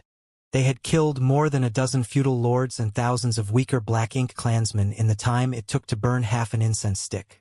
In the past, Renbing Bai would never have dreamed about having such accomplishments, but he had witnessed this with his own eyes today. He had killed a feudal lord in this battle, which was already a good result in the past because, according to their equivalents in realm, a feudal lord was on par with a 7th Order master. Thus, it was not that easy for a 7th Order human to kill a feudal lord. However, when compared to Xianxia's gains, his were paltry. Even the feudal lord he had just killed had already been heavily injured by Xianxia. Otherwise, it wouldn't have been that easy for him. Renbing Bai felt like he was taking advantage of Xianxia while following behind him, and such a feeling made him not know whether to laugh or cry. Under his observation, though, not only was he like that, but the other 7th Order Open Heaven Realm Masters around the warship were also in the same situation. With Xianxia, who was at the forefront, as the tip of the blade, the entire squad became like a sharp knife, killing all the Black Ink clansmen on the battlefield. Renbing Bai felt a surge of pride. This is what a special operations squad should be like. If a special operations squad had the same level of difficulty in killing the enemy as an ordinary squad, what kind of a special operations squad would that be? Now he was also a member of a special operations squad, the one leading the charge. The special operations squad's advantage in having their own freedom to act was magnified to its absolute limit at this moment. An ordinary squad would only have 10 to 15 members, and in such a vast battlefield, it was very difficult for a single squad to do much in the face of an enemy several times more numerous than themselves. Moreover, it was very likely that they would find themselves under the enemy's besiegement if they moved independently. Therefore, an ordinary squad had to coordinate with other squads on such a battlefield. The squads under the same battalion would have tactics and strategies they were familiar with to ensure their safety while killing as many enemies as possible. Because of the need to coordinate with other squads, there was also a certain degree of restraint, and it was impossible for them to act as freely as Dawn, who could go wherever they wanted. Most squads took a slow and steady approach to clearing the battlefield, but when it came to Dawn, though they had exited from the East Gate, they had moved around so much that they had almost killed their way to the South Gate and were now heading in the direction of the West Gate. Dawn's strategy had always been very straightforward, which was to hit and run. This strategy focused on mobility and prevented Dawn from being targeted by a powerful master because of their conspicuous performance. Of course, now that all territory lords on the battlefield were surrounded by 8th Order masters, none of them had the time to keep an eye on Dawn. The territory lords were fleeing and dying, and those who still remained on the battlefield were struggling to live. Xianxia's overwhelming combat strength was Dawn's biggest guarantee to ensure that they could still effectively kill their enemies while maintaining such high mobility. Without interference from the territory lords, the strongest enemies that Dawn had to face were the feudal lords. However, Xianxia could basically deal with feudal lords with one thrust of his spear, and if he didn't manage to kill them with his initial attack, the other Seventh Order Masters of Dawn would finish the job. Therefore, even if a feudal lord had managed to survive Xianxia's attack, they would soon be killed off by the others. Years of crusade and hunting experience had led everyone in Dawn to develop a tacit understanding and the ability to work together seamlessly. Even if there was a Black Ink clan army blocking their way, they could use the artifacts and arrays on Dawning Light to easily tear through them. As time passed, the Black Ink clan army on the battlefield was wiped out, and the pressure on all the squads decreased. During a certain moment, Xianxia suddenly stopped, and following in his footsteps, Dawning Light and the other Seventh Order Masters of Dawn all stopped together. Renbing Bai was a little confused as to why Xianxia had suddenly stopped, but after turning his head and looking around, he was surprised to find that the battle was already over. 90% of the Black Ink clan army that had been swarming outside Wind and Cloud Pass before had been killed while the rest were desperately trying to flee, leaving scattered pieces of flesh and broken limbs everywhere throughout the void. It's over.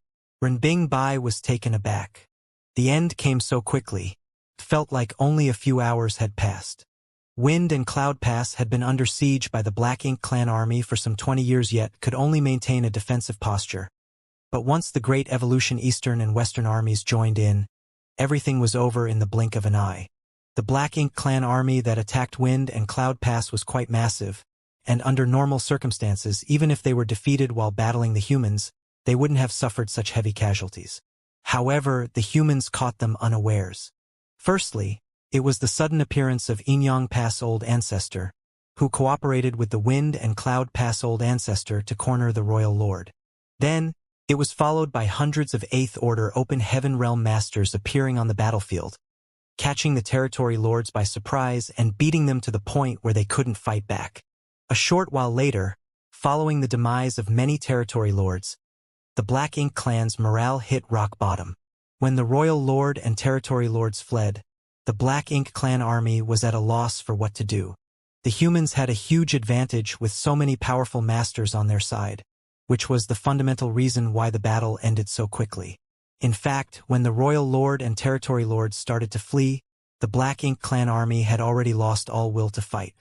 However, the human army's pursuit made it impossible for them to escape even if they wanted to, which eventually led to the annihilation of almost the entire Black Ink clan army. There were no cheers or celebrations from the humans, as it was only to be expected that they won such an overwhelming victory given their luxurious lineup. After the battle, the human army silently gathered together and regrouped. Half an hour later, Great Evolution's Eastern and Western armies assembled at the east gate of Wind and Cloud Pass. The 30,000 soldiers had naturally fewer losses during the battle, but the casualties were minimal. The soldiers were somewhat spent and needed time to recuperate, however, and some of their warships were also damaged in the fight. Still, those weren't much of a problem as they had many artifact refiners, alchemists, array masters, and other support personnel following the army to Great Evolution Pass. While they were on the move, those artifact refiners had ample time to repair the damage those warships had suffered. Soon, all the divisions and battalions had finished gathering their troops. The motivation of all the soldiers was boosted to the peak because of the great task that lay before them. Without stopping, the 30,000-strong army immediately turned towards Great Evolution Pass, and Xianxia gave the order, "Set sail." In a flash, division by division, one warship after another sailed in the direction of Great Evolution Pass. With 30,000 men and nearly 2,000 warships, they formed a mighty fleet. Xianxia had no idea what the higher-ups had planned, but with such a large-scale lineup, there would certainly need to be a distribution of forces and overall strategy, but that wasn't something he needed to worry about because the Eighth Order Open Heaven Realm Masters would make those decisions. Since Dawn did not have any special tasks, they simply gathered together with the other warships and moved together. Back at Wind and Cloud Pass, after the army set out, the tens of thousands of soldiers who remained saw them off solemnly until the Great Evolution Eastern and Western armies disappeared from sight. Following that, they returned to the inner sanctum, and those Eighth Order Masters who escorted soldiers from the other Great Passes to Wind and Cloud Pass began returning. While the army moved forward, the members from each squad took turns to rest and recuperate, and the artifact refiners got to work, heading over to the warships that had been damaged in the battle and repairing them carefully. On the other hand, Dawn's squad suffered almost no damage and were simply recuperating on their own. After only half a day's travel though, a man suddenly appeared, landed on the deck, looked around and bellowed, "Where is the squad leader for this warship?" Xianxia, who was on the deck, turned his head and looked over to find that the visitor was a fellow Seventh Order master, whom he did not recognize and did not know the origins of. Immediately, Xianxia cupped his fist and said, "I am the squad leader.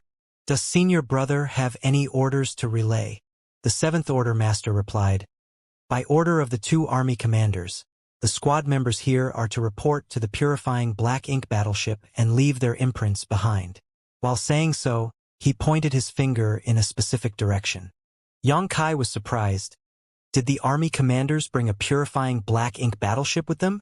He then moved his fingers and partially activated the universe transference law, which allowed him to sense a vague connection coming from that direction. Since it was a purifying black ink battleship, it naturally had a universe array that Xianxia had personally arranged to board it. No matter where the purifying black ink battleship was brought from, Xianxia would be able to sense a connection to it. As he thought about it though, the purifying black ink battleships did play a huge role in all the great passes. Besides the purifying light that was sealed inside having the ability to purify black ink strength, the universe array aboard was useful for soldiers to use as a return point when they found themselves in danger.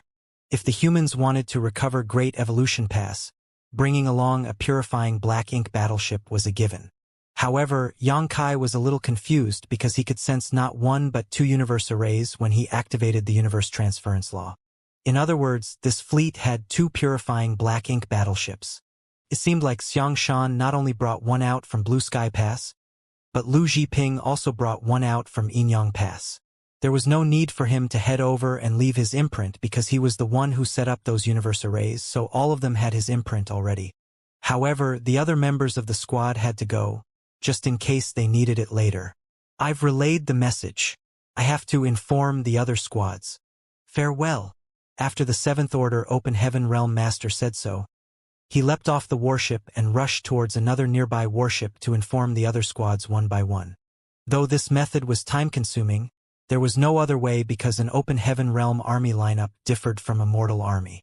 Mortal armies traveled together as one unit, but Open Heaven Realm Masters moved quickly, and in order to avoid collisions in the void, warships needed a fair amount of space between each other.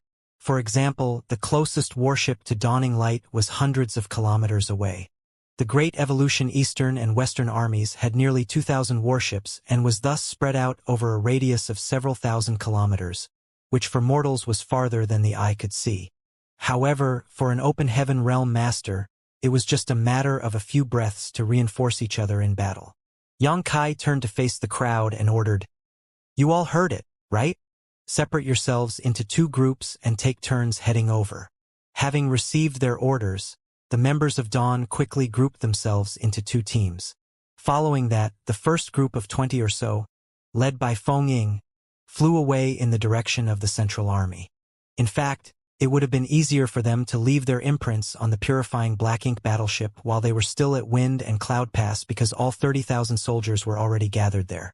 Xianxia and Lu Zhiping would only have had to summon their respective purifying black ink battleships before letting the soldiers take turns leaving their imprints. However, when all soldiers from all Great Passes were gathered together, the priority was to organize Great Evolution's Eastern and Western armies. Once both armies were completely formed, they immediately charged out of Wind and Cloud Pass to engage the Black Ink clan. There was simply no time for them to take care of such things. After they successfully defeated the Black Ink clan, the Great Evolution army immediately set out. Xianxia deeply understood the principle of in war, speed is everything, so he naturally wouldn't delay the start of the campaign by having the soldiers leave their imprints on the purifying Black Ink battleships while at Wind and Cloud Pass. As a result, such things could only be done during their voyage. Though it was more tedious, the benefit was that they wouldn't be wasting any time, and if they had made suitable arrangements, it wouldn't delay their speed either. About half a day later, Feng Ying and the others returned, letting the other half of Dawn's members head over to the two purifying Black Ink battleships. Another half a day passed, and the second team of Dawn members also returned to the ship. Just like that, all members of Dawn had left their imprints on the two purifying black ink battleships. The days during their deployment to Great Evolution Pass were dull, so everyone decided to cultivate on their own. For days after the army's departure from Wind and Cloud Pass, Yang Kai, whose eyes were closed while adjusting his breathing on the ship's deck, suddenly felt something and turned his head to look in a specific direction. What he saw was a stream of light coming from behind the army and heading right towards them. The speed at which the stream of light was moving had already surpassed the speed ordinary cultivators could comprehend, and even Yang Kai's instantaneous movement couldn't surpass such speed.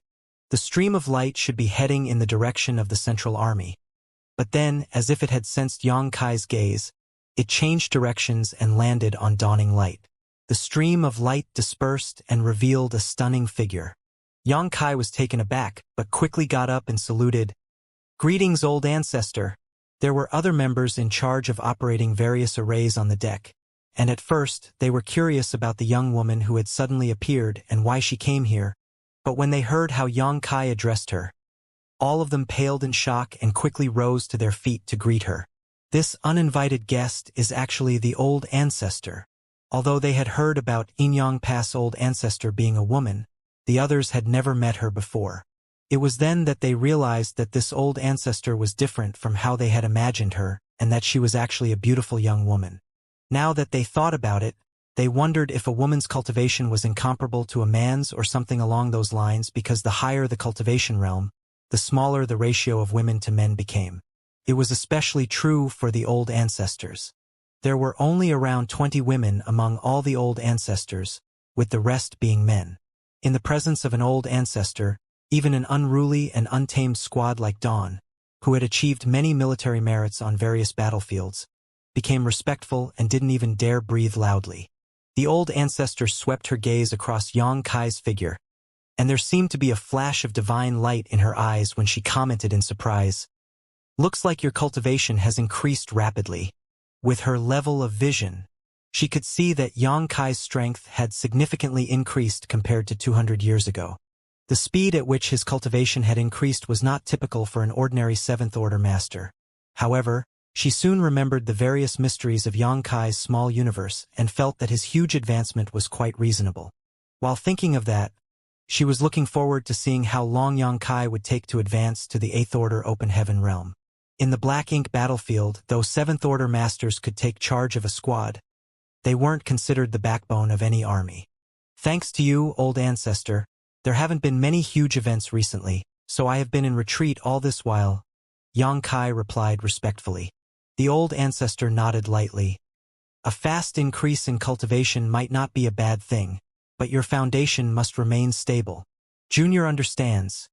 Yang Kai nodded with a serious expression. Then, the old ancestor added, "The fact that your small universe can help me heal my injuries is also one of the considerations I had when requesting you for this campaign. During the process of retaking Great Evolution Pass, I will have to fight against the Royal Lord there a number of times, so I will be depending on you when the time comes." Nodding, Yang Kai responded, "That won't be a problem. If the old ancestor needs my help, I will definitely do my best to assist." The old ancestor reached out and patted his shoulders before chuckling innocently. "Enough with the old ancestor nonsense. I'm just someone with a cultivation that is a little higher than yours." Yang Kai leaned forward from the slap and couldn't help but stifle a grunt, knowing that he might have said the wrong thing. It looked like no matter how high a woman's cultivation realm was, references to their age were still taboo. So, he quickly changed the topic. "By the way, how long will it take for us to reach Great Evolution Pass?" Withdrawing her hand, the old ancestor looked in the direction where the army was heading and explained, "The distance between each Great Pass is quite large. Judging by the speed the army is moving, it might take 1 or 2 years for us to reach Great Evolution Theater." Yang Kai was shocked. "That long?" The old ancestor smiled. "Why do you think the Great Passes aren't able to send large numbers of reinforcements to each other in times of need? The distance between each pass is too great, and every Great Pass has its own enemies to face. If reinforcements are sent out, they won't be able to call them back if the enemy suddenly appears, which will put them in a bad situation. Suppose the distance between each Great Pass was closer, the situation at Black Ink Battlefield wouldn't be as anxious as it is now. Of course, another reason is that we can't advance too quickly as we need to maintain formation and keep a wary lookout for ambushes. While nodding to indicate his understanding, Xianxia asked, "How's the situation with the Royal Lord of the Wind and Cloud Theater?" The person before him and the old ancestor of Wind and Cloud Pass had jointly fought with a royal lord, and when the latter fled, the two old ancestors had given chase beyond the horizon. In such a high-level battle, it would be perilous even for Eighth Order masters to interfere. However, now that she had returned, it meant that the battle was over, and judging by her appearance, Xianxia guessed that the Inyang Pass old ancestor hadn't been injured. Since the one before him wasn't injured, the royal lord might be in quite a miserable situation. As he had expected, the old ancestor said, "The royal lord has been badly injured and will need a few hundred years of recuperation before he can restore his strength. But senior brother Zhang and I found it inappropriate to push him too far, lest he decide to use drastic measures, so we let him go." The senior brother Zhang she was referring to should be the old ancestor from Wind and Cloud Pass. In a 2-against-1 they had the upper hand, but if they wanted to kill the royal lord, they would need to pay a huge price, so no matter whether it was the person before him or the old ancestor from Wind and Cloud Pass, they both quit after gaining an advantage. After the battle at Wind and Cloud Pass, the Black Ink clan army suffered a great loss. About 70% of their territory lords were either dead or heavily injured, and their royal lord was seriously wounded, so the Black Ink clan in that theater could be considered as completely crippled. This was also the main reason why Wind and Cloud Pass could contribute 15,000 soldiers to the Great Evolution Eastern and Western armies. As for Azure Void Pass, their situation would probably a bit worse compared to Wind and Cloud Pass, but not by a large margin. The number of troops there was on par with Wind and Cloud Pass, but they only had one old ancestor. Therefore, they weren't able to do as much damage to the royal lord as the two old ancestors at Wind and Cloud Pass had. While watching their squad leader talking to an old ancestor, all the members of Dawn were shocked. Although every great pass had an old ancestor assuming command, these figures were all like hidden dragons who show their tails but never their faces, so ordinary people wouldn't even have the chance to meet them. Even back at Blue Sky Pass, the members of Dawn had only seen the old ancestor from afar and never had any close contact with him. But today an old ancestor came to Dawning Light and was now chatting casually with Xianxia. It seemed like he was the only 7th Order Open Heaven Realm Master who had such a privilege. While they were chatting, the old ancestor suddenly raised her head and looked in the direction the army was heading in before raising an eyebrow. "Someone dares to seek the gates of death. Interesting." After saying that, the old ancestor didn't waste any time and shot right into the sky. Then, from afar, her voice sounded in Xianxia's ears, "Prepare for battle." Xianxia was stunned at first, but quickly reacted and echoed, "Prepare for battle." With his command, everyone immediately assumed their post and Dawning Light turned into a stream of light as it flew forward. Aboard the main purifying Black Ink battleship, where the Central Army was located, Xianxia was listening to a scout reporting their findings at this moment. When deploying such a large army, the commanders naturally arranged for scouts to survey the area ahead of the main force. They were heading straight for Great Evolution Pass, and it was unlikely that they would encounter any Black Ink clan army because of the vast distance between the two passes, but it was better to be safe than sorry. However, a moment ago, the scouts actually came to report that they spotted a Black Ink clan army. According to their observation, the Black Ink clan army had about 300,000 members with about a dozen territory lords, and they were heading straight for Wind and Cloud Pass. Also, after calculating the speed of both armies, the scouts estimated that the two would meet in about an hour. Just as the scout finished reporting, the old ancestor arrived at the purifying Black Ink battleship. Xianxia and the others stood up and greeted her. After the old ancestor sat down, Xianxia reported, "The scouts have just reported that there is a Black Ink clan army of approximately 300,000 heading right for us." When the old ancestor heard that, she nodded. "I've sensed them too. They're obviously reinforcements sent over from Great Evolution Pass." In the 30,000 years after the Black Ink clan took over Great Evolution Pass, they would occasionally send reinforcements to help the Black Ink clan armies in the Wind and Cloud and Azure Void theaters. Although it was a long distance to travel and the effectiveness of these reinforcements wasn't very high, the Black Ink clan had never stopped doing it. It was also due to these reinforcements from the Great Evolution Theater that Wind and Cloud Pass and Azure Void Pass suffered more pressure than the other Great Passes. About 2 years ago, this Black Ink Clan army departed from the Great Evolution Theater and traveled to aid the Black Ink Clan army besieging Wind and Cloud Pass. The 300,000 Black Ink Clansmen were expected to arrive at the Wind and Cloud Theater in a few days, at which point they would join the battle, adding tremendous pressure onto Wind and Cloud Pass. Unfortunately for them, the battle at Wind and Cloud Pass had ended before they got there. Also, since it was hard to communicate with others in the void, this reinforcement army had no way of knowing the drastic changes that occurred at Wind and Cloud Pass and was still moving forward according to their previous plan. The two sides were heading in opposite directions, so they would inevitably encounter each other. Old Ancestor, please issue your command. Xianxia asked for instructions from the Old Ancestor. The Old Ancestor smiled and replied, "Marching and planning for battles aren't my strong suits, so everything on this trip will be up to you and Lu Zhiping's will. Just treat me as a soldier with a higher cultivation, and you don't have to ask for my opinion if you have an idea." Most Old Ancestors acted as more of a deterrent than as a commander for their armies in battle, and formulating strategies was generally the responsibility of army commanders and division commanders.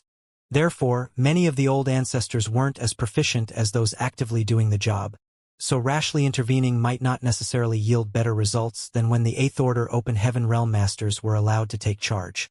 Without a doubt, the Old Ancestor from Inyang Pass had great self-awareness, and her choosing not to intervene made Xianxia feel less restrained and have a place to show his talent.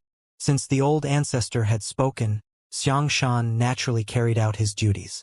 The 300,000 troops of the Black Ink Clan army might sound like a lot, but those numbers were not actually very high.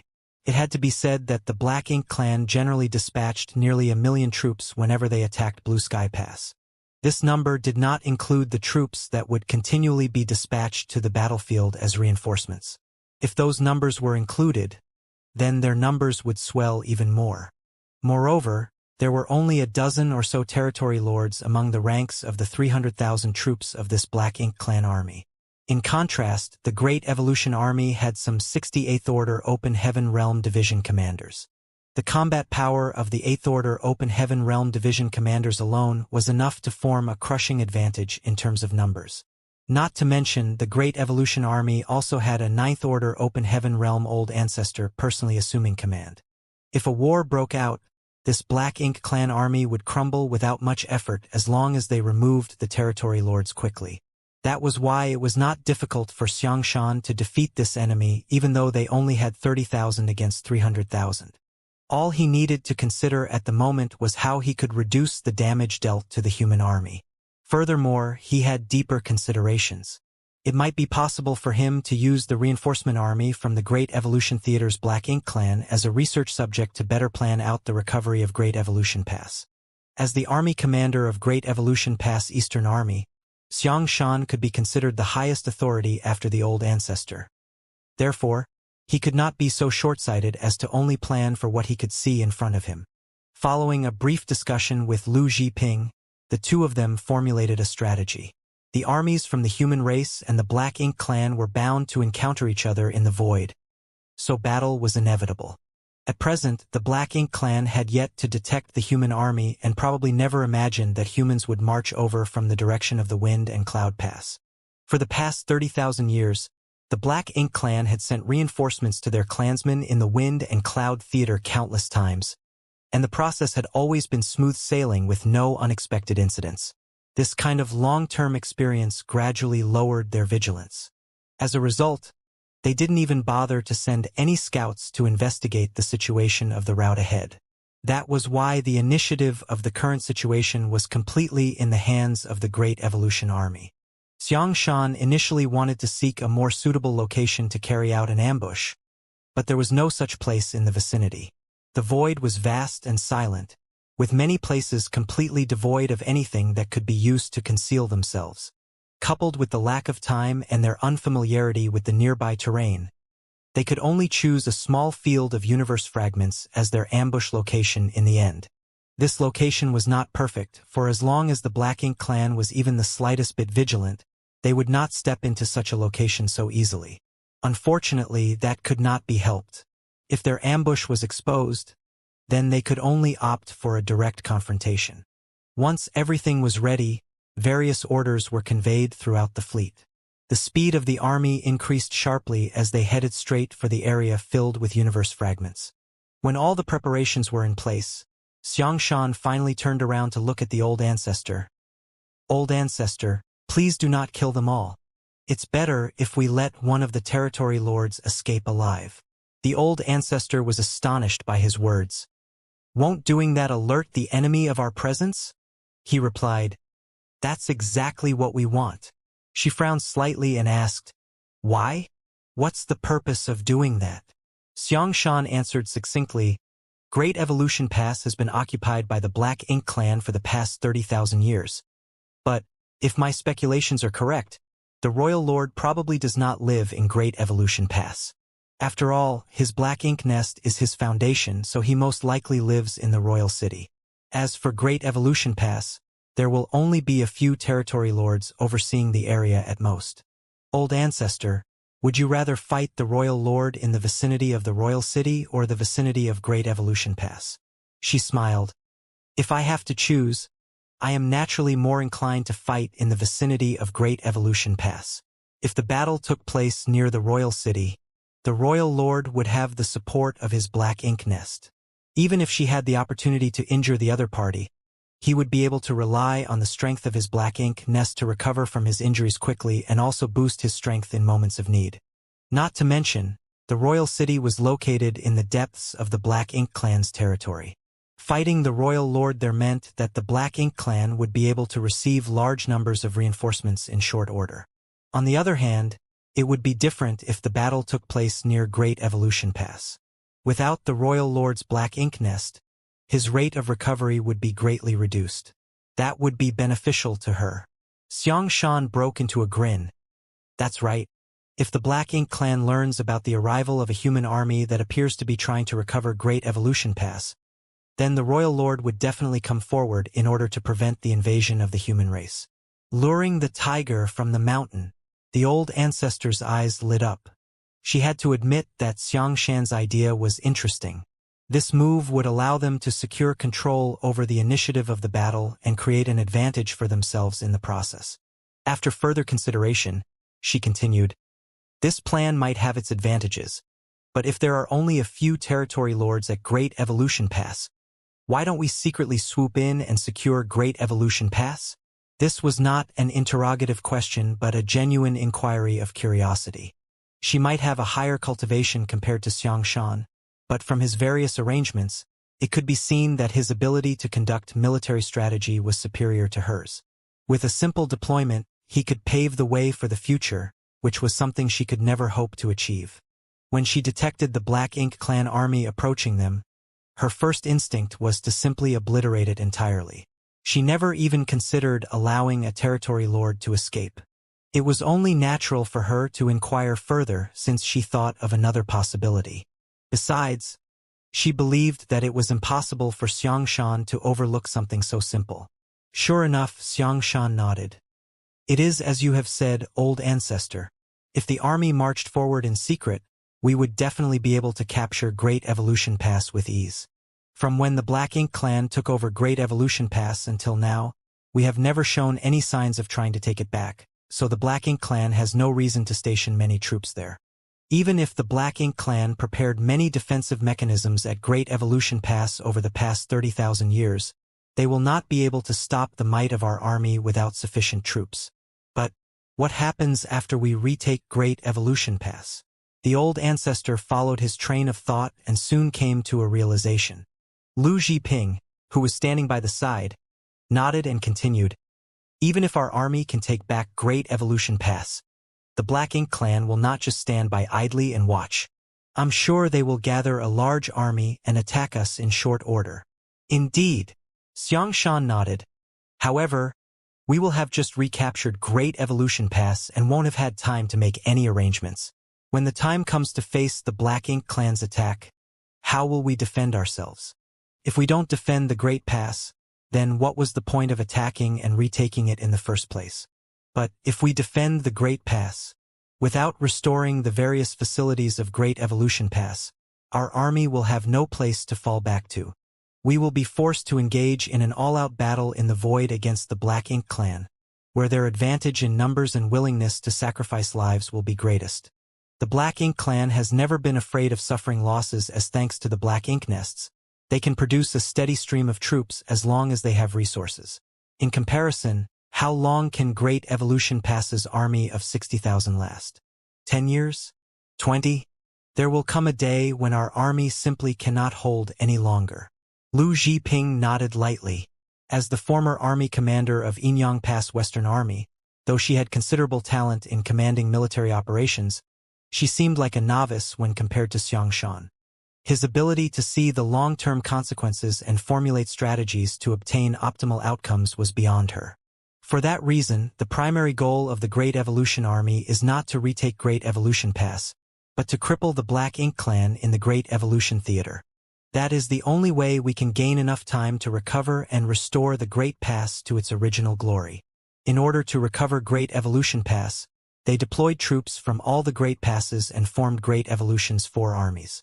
Be that as it may, the primary objective of this campaign was not to recover Great Evolution Pass. Although these words sounded rather ridiculous, it was also the best method to achieve their goals. Lu Zhiping cupped her fists solemnly. Many thanks for your guidance. She had long heard of Xianxia despite belonging to a different Great Pass. As the former Blue Sky Pass Western Army's army commander, Xianxia was famed for being the nightmare of the territory lords in the Blue Sky Theater more than 3,000 years ago. During his active years, all territory lords trembled wherever he appeared. Lu Zhiping had never had any in-depth contact with him before though, so she only learned today that Xianxia was not only fierce in terms of personal strength, but he also boasted an extraordinary ability in strategy and tactics. It was no wonder the old ancestors allowed him to serve as the Great Evolution Eastern Army's army commander. Compared to him, she was greatly lacking in terms of ability. While the executives were analyzing the situation, the Eastern and Western armies had already entered the designated universe fragment field. This location was only a few days away from Wind and Cloud Pass, so it could be considered within the vicinity of Wind and Cloud Pass. There used to be several universe worlds here, but they had been picked clean by Wind and Cloud Pass long ago. After extensive mining and many years of drifting, these universe worlds had broken down into numerous universe fragments, which left behind a region filled with universe fragments. These universe fragments would provide cover for the Great Evolution Army to a certain extent. The warships flew towards different universe fragments and concealed themselves as best they could. Meanwhile, the members of each squad swiftly prepared various spirit arrays to disguise their auras and hide their figures. They could not do a thorough job since time was short, but their efforts were better than nothing. The reason this place was not considered a good spot for an ambush was that the number of universe fragments here was not very large. Moreover, they were far too scattered for the troops to form an effective encirclement. If the terrain was better, the warships could take action as soon as the Black Ink clan army entered the range of these universe fragments to form a watertight encirclement. Unfortunately, based on the current ambush location of Great Evolution's Eastern and Western armies, the encirclement they formed would be filled with gaps. Even if the Black Ink clan entered the center of the ambush, they would be able to escape through these openings when the situation turned unfavorable. Be that as it may, Xianxia had already made arrangements for these possibilities. There were at least 2 8th-order Open Heaven Realm Masters monitoring each of the largest gaps, so even if there were escapees, they would need to pass these division commanders first. At present, the only issue that the Great Evolution Army had to consider was whether the Black Ink clan would pass through this area or not. If the Black Ink clan had even the slightest sense of vigilance to send somebody to scout the route ahead, or simply took a detour around the universe fragments, the preparations of the Great Evolution Army would be all for naught.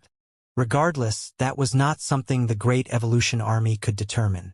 They had done their best to make these preparations in the short time they had. The rest was up to the heavens. On top of a small universe fragment, Dawn and 2 other squads squeezed together and secretly observed the situation in front. Less than an incense stick later, Yang Kai frowned and whispered, "They're coming!" This universe fragment was located relatively far forward, so its field of view was quite wide. What entered Yang Kai's eyes at that moment was a Black Ink clan army approaching slowly. Their numbers seemed vast and endless, resembling a long black dragon swimming through the void. A rough estimate indicated that there were at least several hundreds of thousands of them.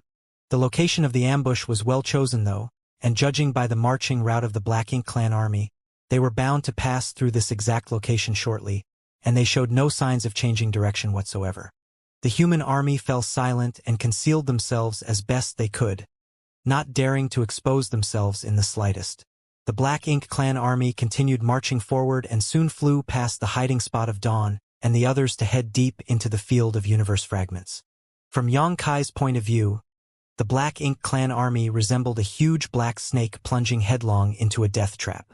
The black snake's head soon entered the center area, quickly followed by its body. Everything was going smoothly. Just as the tail was about to enter the universe fragment area, one of the feudal lords marching at the head of the army suddenly raised his hand. Dense black ink strength surged, and a universe fragment blocking his way forward was shattered to pieces. He had struck out casually and without much thought, simply because the universe fragment was blocking his way. However, the result of this blow was startling indeed. When the universe fragment shattered into pieces, several human warships suddenly appeared out of nowhere. Moreover, there were many silhouettes standing on the warships. The feudal lord was instantly stunned by the sight. Likewise, the humans on the warships were speechless. They had been hiding in ambush, using the universe fragment as a cover to conceal their figures and auras. How did they get exposed without any warning? When the universe fragment shattered to pieces, the humans thought that the Black Ink clan had discovered their whereabouts. It was not until their gazes met those of the Black Ink clansmen that they realized this was nothing more than a coincidence. The feudal lord who attacked earlier would not have seemed so startled otherwise. Regardless of whether it was intentional or coincidental, these squads had already been exposed. Just as the squad leaders were wondering how they should deal with the situation in front of them, a loud whistle resounded across the void. It was the signal to attack. The squad leaders no longer hesitated. With the order given, the power of countless artifacts and spirit arrays aboard the warships was activated in an instant. A thick ray of light containing horrifying destructive power suddenly blasted into the middle of the Black Ink clan army. Before the stunned feudal lord could react to the situation, he was devoured by the light and suffered serious injuries. The many low-rank and high-rank Black Ink clansmen beside him also suffered heavy casualties. It was not just these few squads. When the signal to attack sounded, all the humans hiding in ambush behind the universe fragments attacked all at once. Thanks to the overwhelming power of the secret techniques and artifacts, the colorful brilliance instantly rendered the dead and silent void into a bright world, one filled with death and destruction. The sudden attack shocked and frightened the Black Ink clan. The 300,000 Black Ink clan army had been marching forward leisurely. After all, this was the standard route taken whenever they attacked Wind and Cloud Pass. The dozen territory lords overseeing the army had taken this route countless times and had never encountered any unexpected occurrences before. But today, a huge human army was actually lying in ambush for them. How could there be a human army lying in ambush here? The territory lords were in shock. Ever since Great Evolution Pass was occupied by the Black Ink clan, the humans at Wind and Cloud Pass had been heavily suppressed. It was impossible for the human race army to leave Wind and Cloud Pass and travel millions of kilometers away, let alone come to such a place and lay in ambush. After all, this place was more than just a few million kilometers away from Wind and Cloud Pass. Where did this army of humans come from? If they came from Wind and Cloud Pass, then what about their clansmen at Wind and Cloud Pass? However, if these humans weren't from Wind and Cloud Pass, where did they come from? The Black Ink clan had almost unimaginable advantages in conveying various messages to each other thanks to the Black Ink nests. Nevertheless, it was impossible to bring a Black Ink nest along when the army was on the march. Transmitting messages to each other was extremely inconvenient in the void. So how could the Black Ink clan army know that the Black Ink clan at Wind and Cloud Pass had almost been wiped out completely? That was why they had still been on their way to provide reinforcements to the Wind and Cloud Pass Black Ink clan as originally planned. In that brief moment when the territory lords fell into a daze, Almost 10% of the 300,000 Black Ink Clan army was either killed or critically wounded. The large number of humans shocked the territory lords. Although there was no way to accurately calculate the numbers, the dense number of warships in front of them indicated that there were at least tens of thousands of humans hiding in ambush here. The sight left them furious. Since when did the humans become so bold and reckless as to act in this manner? The Black Ink Clan who came from Great Evolution Theater carried an arrogance that normal Black Ink Clansmen did not have. That was because Great Evolution Pass was the only Great Pass that the humans had ever lost. It was also the only Great Pass that the Black Ink Clan ever occupied. Just that point alone was enough for the Black Ink Clansmen who came from the Great Evolution Theater to be proud of themselves. Over 30,000 years of subtle influence from their environment had given these Black Ink Clansmen the impression that the humans were mediocre. They also believed that the clansmen in the other theaters were useless for being unable to take over a single Great Pass. That was why they did not panic even though they faced a sudden ambush and suffered heavy losses. They believed that the human race would fall apart as long as they counterattacked. After all, the difference in numbers could not be denied. On the other hand, the human race troops who jumped out from behind the various universe fragments were stunned to discover that the Black Ink Clansmen did not even flinch after being attacked but rushed forward bravely and fearlessly. The Black Ink Clansmen faced the powerful assault of the warships head-on and charged towards them. It was absolutely haphazard, and countless casualties piled up along the way. Behind the Black Ink Clan army was a large, ornate ship. This ship was not a mobile palace artifact but a simple flight-type artifact. Artifact refining among the Black Ink Clan relied entirely upon Black Ink disciples. There were very few artifact refiners among the Black Ink disciples to begin with, and those with decent skill were even rarer. For the Black Ink Clan, only the territory lords were qualified to possess a large ship artifact of their own. Tremendous amounts of energy and resources were required to refine such artifacts, so ordinary feudal lords were not qualified to possess them. The person in charge of this large ship was a territory lord known as Xianxia. A Black Ink Clan army of 300,000 was not a small one. Therefore, he had been tasked with bringing up the rear. He was responsible for monitoring the army to prevent any eccentric Black Ink Clansmen from messing around during the march. Fortunately, things had been peaceful throughout the journey. Xianxia immediately noticed as soon as the humans attacked.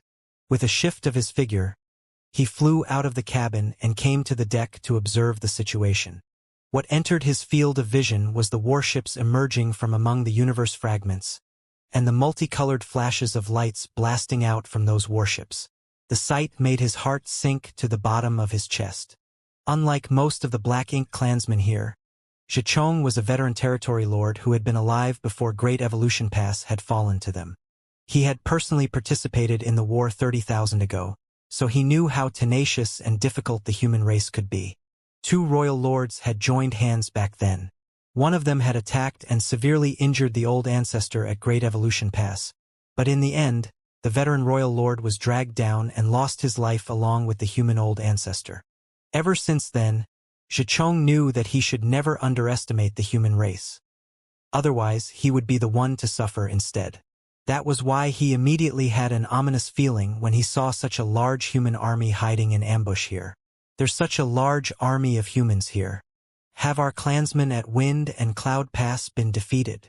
He watched as countless Black Ink Clansmen died on the spot due to the sudden ambush and even more Black Ink Clansmen counterattacking after being attacked.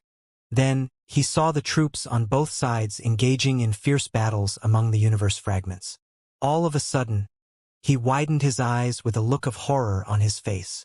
That couldn't be helped as the auras of 68th Order Open Heaven Realm Masters burst out from the middle of the battlefield. Like bright lights shining in the dark, they were so blinding that he couldn't ignore the sight even if he wanted to. That was 68th Order humans. Any one of them would be able to fight him on equal footing. In fact, he would be no match for an 8th Order master who was slightly stronger than average. It's over. Our entire army of 300,000 will be obliterated right here. The humans definitely came here prepared. Otherwise, it would have been impossible for them to have such an overwhelming lineup. The human race army might have been small in numbers, with only several tens of thousands in total. However, 68th Order Masters were an unstoppable force. Not only would the Black Ink clan army of 300,000 be obliterated here, but even his fellow territory lords among the army would suffer a tragic fate. Just as he was hesitating over whether he should go over and help the others try to withdraw, an aura that was even more powerful than an 8th Order Master suddenly exploded out. Xianxia saw a stream of light flashing out from a certain corner of the battlefield and coming to a stop beside one of the territory lords. A breath later, the aura of that territory lord flared up before vanishing. Then, the light dissipated to reveal a petite figure. Xianxia immediately felt as though his soul had leapt out of his body. An old ancestor. There's a 9th Order old ancestor here. Moreover, it's a completely unfamiliar old ancestor. I've never seen her before. This isn't the old ancestor from Wind and Cloud Pass. He had been providing reinforcements to the battlefield at Wind and Cloud Pass over the past 30,000 years. So he knew that the old ancestor from Wind and Cloud Pass was a man. However, the old ancestor in front of him was clearly a woman. With the appearance of the old ancestor, it only took a breath for a powerful territory lord to be killed. That territory lord's strength was not inferior compared to Xianxia's. In other words, if Xianxia was the one facing that old ancestor instead, he would not have survived any longer. At that moment, what Xianxia needed to consider was not whether he should step forward to help the others, but how he was going to escape alive from under the nose of a human old ancestor. He was stationed at the rear of the army to monitor the troops, which placed him in a relatively lucky position. Even though 90% of the Black Ink clan army had entered the range of the human encirclement, he remained outside and was temporarily untouched by the chaos of the battlefield. After confirming that the woman was a 9th Order Open Heaven Realm old ancestor, Xianxia quickly looked away and did not dare to take another glance. A 9th Order Master was generally extremely sensitive to the gaze of others, so he was afraid that he might be targeted if he stared for too long. Activating a secret technique, Xianxia concealed his aura. He couldn't even bother to care about his precious ship at this point. Instead, he leapt off the ship without a word and secretly rushed off in the direction of Great Evolution Pass. He did not dare to make large movements. In fact, he only hoped that one of his fellow territory lords could distract the old ancestor as much as possible so that he would have the opportunity to escape. Xianxia was not the only Black Ink clansman on the large ship. There were also many feudal lords and even more high and low-rank clansmen. Xianxia's sudden escape surprised these feudal lords. Nevertheless, they quickly followed suit and activated their respective secret techniques to flee in all directions. Having sensed the overwhelming aura on the battlefield, they knew that staying behind would only lead to a disastrous ending for them. Therefore, it was only natural for them to prioritize escape. The actions of the Black Ink clan masters on the ship left the 20,000 or 30,000 Black Ink clansmen outside the encirclement at a loss for what to do. They did not know whether they should rush forward and confront the enemy or flee like the higher-ups behind them. Be that as it may, it did not take long for the notion of escape to gain the upper hand. Their leaders had already fled, so what could they do even if they stayed behind? Hence, they quickly began running for their lives. The figure of the Inyang Pass old ancestor stood alone in the middle of the battlefield. Several ignorant and fearless low-rank Black Ink clansmen charged towards her. However, her sharp aura alone was enough to cause them to explode into mist before they could even approach her. Her gaze swept lightly in the direction that Xianxia had escaped, and the corners of her mouth curled into a slight smile.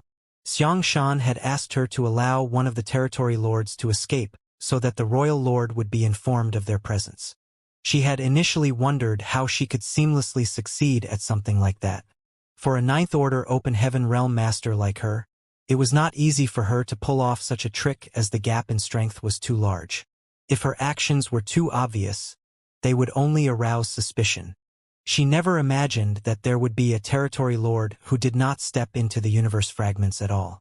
Moreover, he immediately decided to flee as soon as he detected her aura. It was undoubtedly an outcome that she was happy to see, so she simply pretended not to notice his presence. Out of the dozen territory lords, she only needed to allow one to escape. The rest would die without exception. Xianxia had mentioned that the primary goal of Great Evolution Army was not to recover Great Evolution Pass but to beat the Great Evolution Theater Black Ink Clan half to death. Only then would they gain the opportunity to build a stable foothold at Great Evolution Pass. The deaths of 300,000 troops and nearly a dozen territory lords was probably not a small loss to the Black Ink Clan of the Great Evolution Theater. The more opportunities the human army had to weaken the forces of the Black Ink Clan, the lesser the pressure they would face when they arrived at the Great Evolution Theater in the future. After confirming that the territory lord had escaped into the distance, the old ancestor no longer held back and cast a divine ability. An enormous yin-yang fish manifested behind her, its black and white colors enveloping the entire battlefield with herself as the center. The human race army caught up in the divine ability was not affected in any way, but the Black Ink Clan felt like they were sinking into a quagmire. Their figures seemed to become stagnant and the strength of those below the feudal lords was reduced by some 30%. Even the feudal lords were considerably weakened, only the territory lords seemed unaffected. That was not to say that the old ancestor's divine ability was ineffective towards the territory lords, it was just that the range she cast it over was too large, so the effects of its suppression on the territory lords were minimal. Even without the suppression from this divine ability though, the territory lords were caught in a terrible situation. There were 3 to 5 8th-order masters surrounding each territory lord to begin with, so which one of them withstand the countless divine abilities and secret techniques that came raining down on them? Only half of the 8th-order masters were tasked with attacking the territory lords. The other 30 were moving back and forth across the battlefield, working together with the troops to reap the lives of the Black Ink Clan to their heart's content. Everywhere these 8th-order masters went, their presence would give rise to a reign of terror. The Black Ink Clan were mowed down in droves, like harvesting wheat in a field. The battle began hastily, and the ambush was rather imperfect, but nevertheless, with the help of the 38th Order Masters, the human army of 30,000 obtained a crushing victory over the Black Ink Clan. Even so, the reaction of the Black Ink Clan puzzled many people. In the beginning, these Black Ink clansmen had shown no fear towards the humans regardless of their cultivation. Even the low-rank clansmen had charged towards the humans without any scruples. Forget the 8th Order Open Heaven Realm Masters, many Black Ink clansmen even dared to attack the old ancestor. The reason for this situation naturally stemmed from the fact that these Black Ink clansmen came from the Great Evolution Theater and most of them had never fought with the human race before.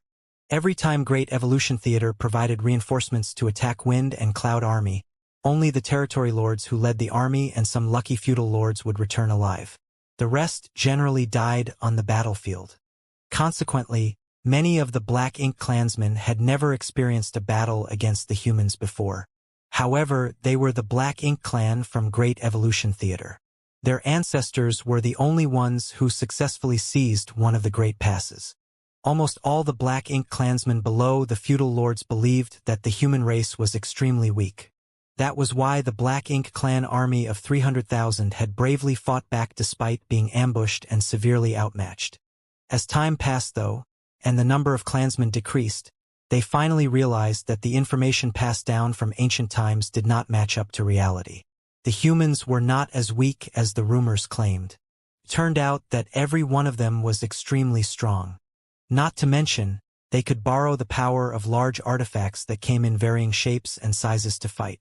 As long as the defenses of these artifacts remained intact, the Black Ink clan could barely cause any damage towards them. After about half of the army had died in battle, the Black Ink clan finally understood their situation. The humans seemed to be much fewer in number, but they were still a force they could not compete with. Unfortunately, the realization had come too late. Under the command of Xianxia and Lu Zhiping, the entire universe fragment field had already turned into a perfect encirclement. Aside from the 30,000 or so Black Ink clansmen who had originally been outside the ambush zone, the remaining Black Ink clan army no longer had the opportunity to flee even if they wanted to. What followed next was a one-sided massacre. All the territory lords quickly fell in battle, leaving the surviving Black Ink clansmen leaderless. They all fought independently, resulting in an extremely chaotic situation. On the other hand, the human army had dozens of 8th Order Open Heaven Realm Masters and even an old ancestor assuming command. It was only natural that they would hold the absolute advantage. In just one day, the Black Ink clan army was completely obliterated. All the universe fragments in the nearby void had been shattered to dust. Severed limbs and hashed meat were everywhere. Dense black ink strength had condensed together to form an enormous black ink cloud that filled a vast swath of the void. Looking out into the distance, the entire scene resembled a dark shadow. The Great Evolution Eastern and Western armies gathered outside the black ink cloud. However, they did not rush to set off immediately and decided to stop to rest and recover instead. Since Xianxia had decided to alert the enemy of their presence, it stood to reason that he would need to give the Black Ink clan enough time to react. So there was no need to rush. The territory lord who escaped needed a head start. Although there was no knowing how he would report the situation back to the royal lord, the royal lord would surely realize that something was wrong as long as he was not a fool. For example, where did the human race army come from and where were they going? The battle situation at Wind and Cloud Pass would have been reported to the Great Evolution Theater's royal lord via the Black Ink Nest by now. So when the territory lord who escaped earlier reported the current situation to the royal lord, the latter would surely understand the intentions of the Great Evolution Army. The reason for the humans' decision to stop and reorganize was to give the Black Ink clan some time to make the necessary arrangements.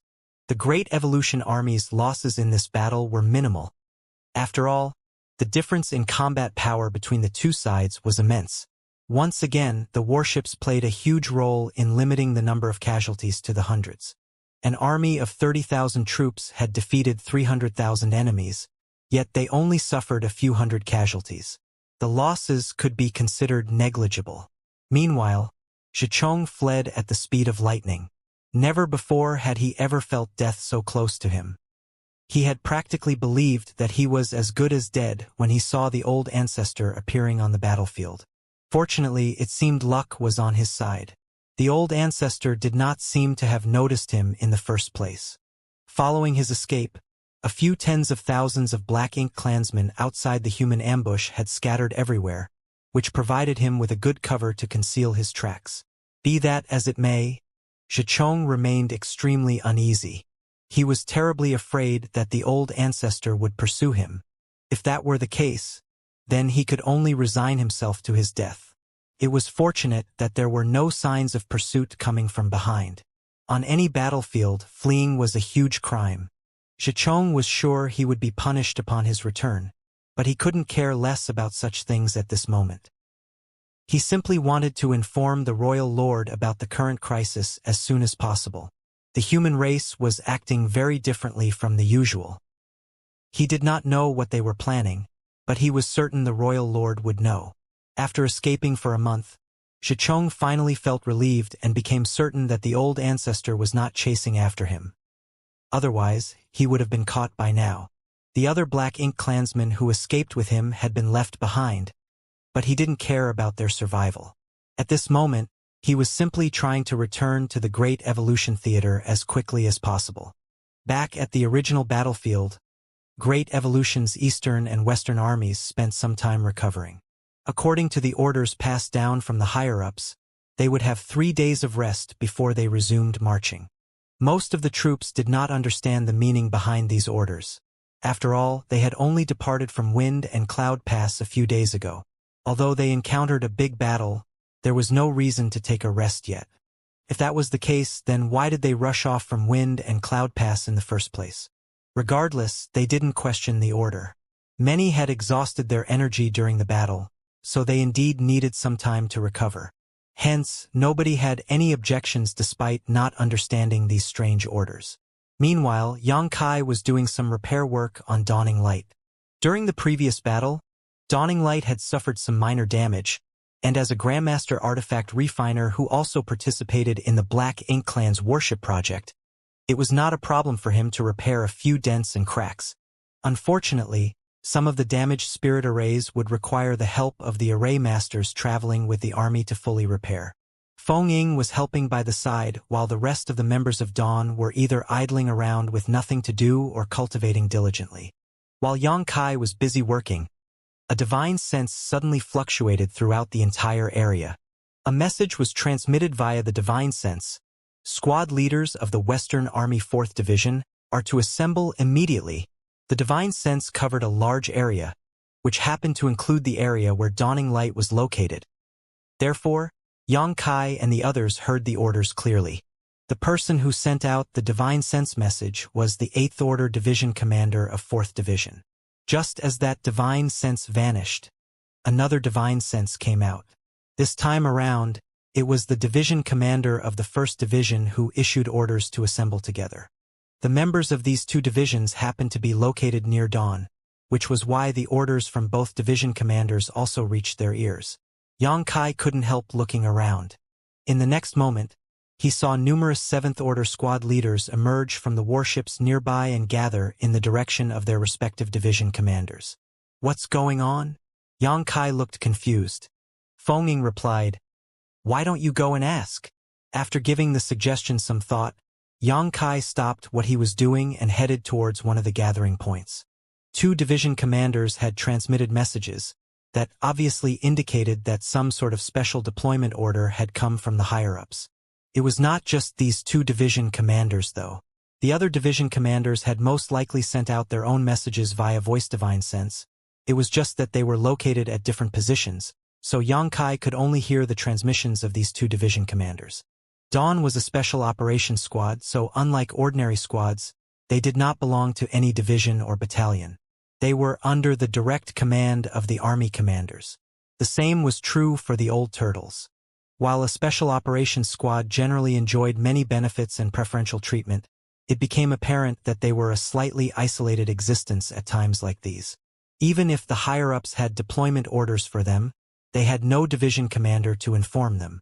Although the army commanders would have made the necessary arrangements for them, Yang Kai preferred to understand the situation in advance. It didn't take long for him to arrive on one of the battalion-class warships. Warships could generally be classified into three types. The most basic squad-class warships were used by ordinary squads. Next came the battalion-class warship that was much larger and more imposing. In addition, the battalion-class warships usually carried far more firepower. Before Yang Kai came to the Black Ink battlefield, the battalion-class warships were basically the largest among the human race. There was no such thing as a division-class warship. High-rank Open Heaven Realm Masters mainly relied upon their own respective means to slaughter their enemies on the battlefield in cooperation with the warships under their command. Therefore, they would never have to hide themselves away inside a warship during battle. That was especially true for the 8th Order Open Heaven Realm Masters. During the war, their main responsibility was to target and hold down the territory lords. Even if they had the cooperation of the warships would only be a burden to them. A battalion-class warship basically served as the headquarters of a division. For example, every division had its own battalion-class warship during the march of the Great Evolution Eastern and Western armies. The 8th Order division commanders would generally issue various orders from where they were stationed on the battalion-class warships. There were 60 divisions in the Eastern and Western armies, which meant that there were 60 battalion-class warships. Each battalion-class warship not only had an 8th Order Open Heaven Realm Division commander overseeing its operations, but also other auxiliary personnel. Nevertheless, these personnel roughly numbered no more than half the numbers of a battalion or 50 people. Battalion-class warships were much larger and had greater destructive power compared to squad-class warships. The role that a battalion-class warship could play on the battlefield was no less than Dawning Light under Dawn's command. It was not until Yang Kai came to the Black Ink battlefield that the human race finally created the larger purifying Black Ink battleships for the sake of carrying purifying light. From a defensive and offensive aspect, a purifying Black Ink battleship was not much stronger than a battalion-class warship. However, the purifying light sealed within the purifying Black Ink battleship was the human race's biggest reliance against Black Ink strength. Not to mention, the universe array set up on the purifying Black Ink battleships also played a significant role. That was why the purifying Black Ink battleships generally had a more significant meaning compared to a battalion-class warship. Yang Kai came to the warship where the division commander of the 1st Division was located. The division commander of the 1st Division was also one of those who sent out a divine sense transmission earlier. Each division consisted of roughly 500 troops, with 5 battalions under its command. Each battalion subsequently consisted of 8 or 9 squads, so there were approximately 45 Seventh Order Open Heaven Realm squad leaders gathered here. The division commander of the 1st Division was Xu Yongde, who was personally appointed by Xianxia back at the central square of Wind and Cloud Pass. Yang Kai remembered him from back then. Xu Yongde stood on the deck with his hands behind his back. The squad leaders rushed over in droves and obediently stood in line before him. When he saw Yang Kai in attendance, he simply glanced at him briefly and said nothing. It was evident that he knew Yang Kai came here to obtain information as the squad leader of a special operations squad.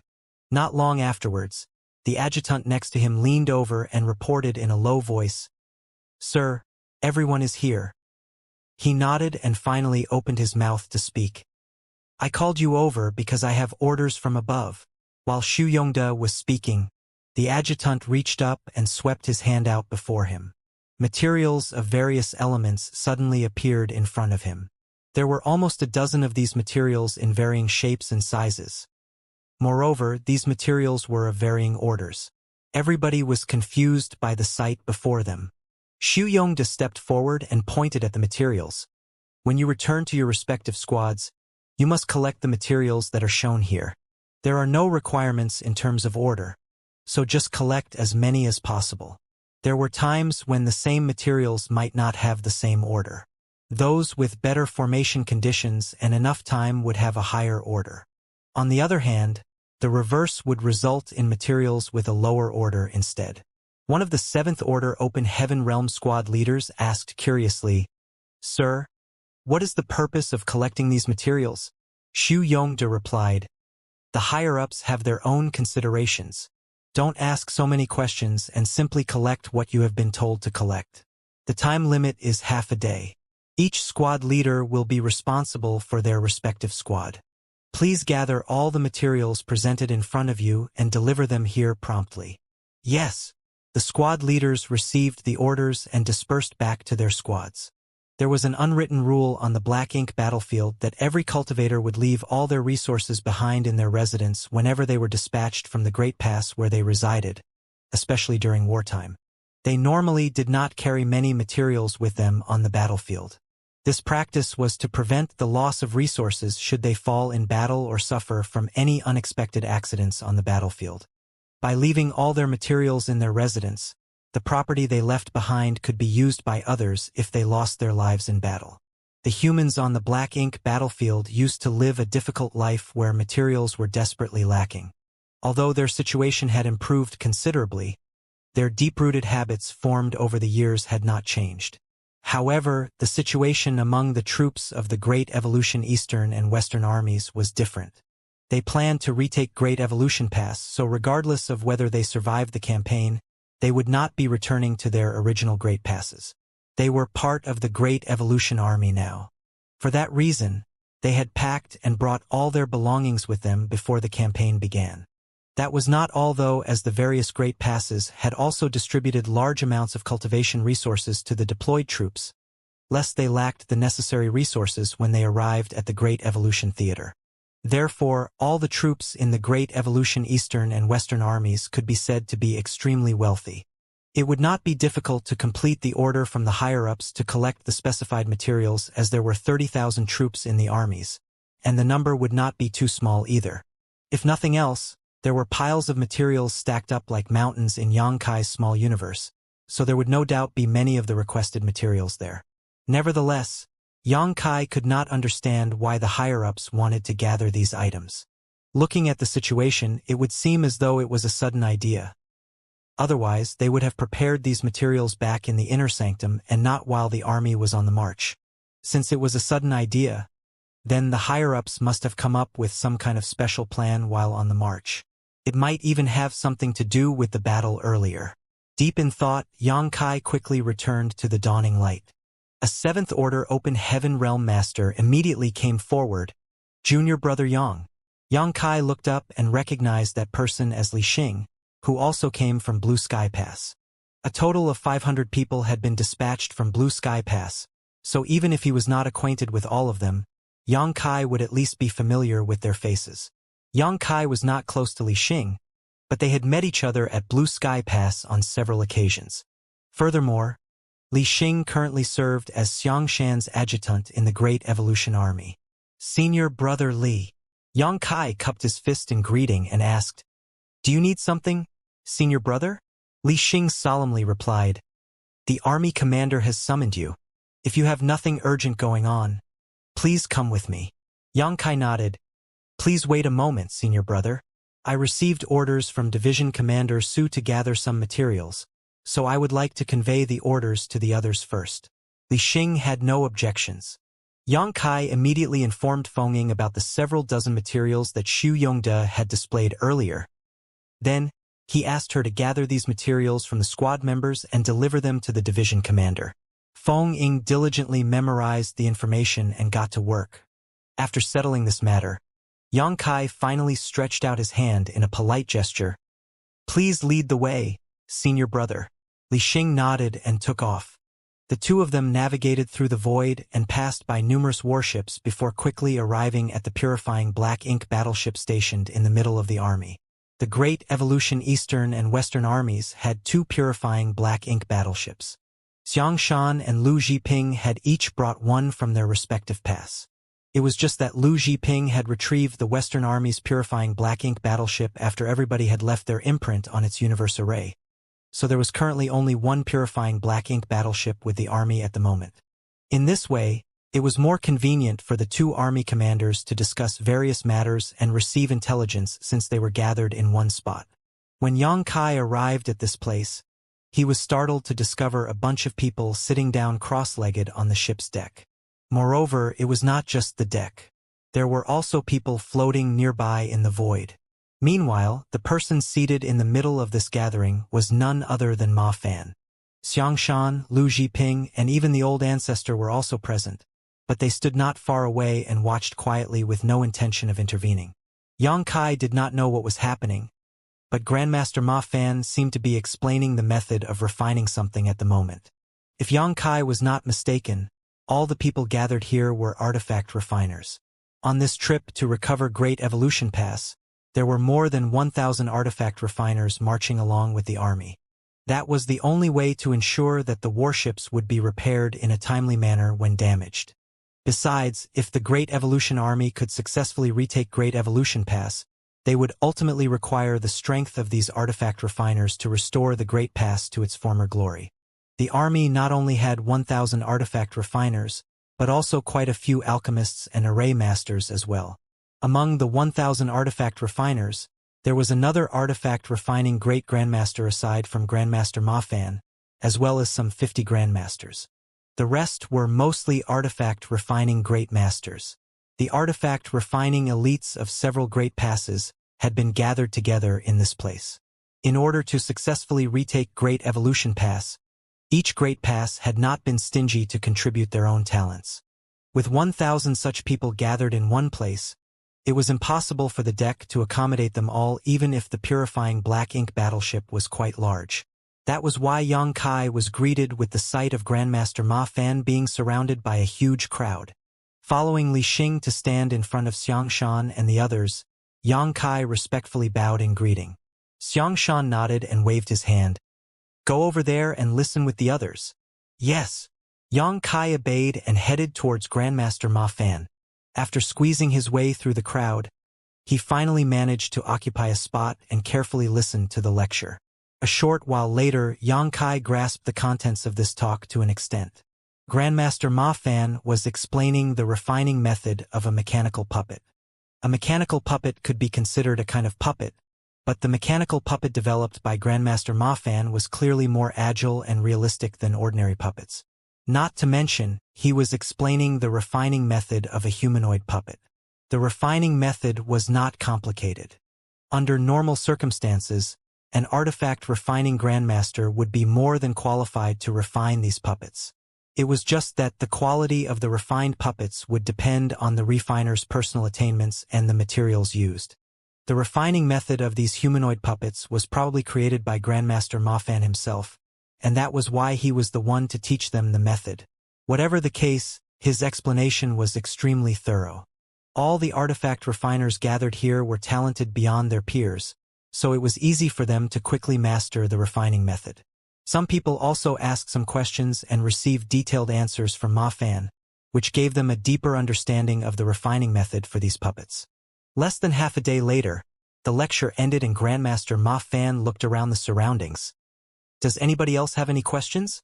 If you have a question, please feel free to ask and this old master will explain to the best of his ability. Nobody said anything.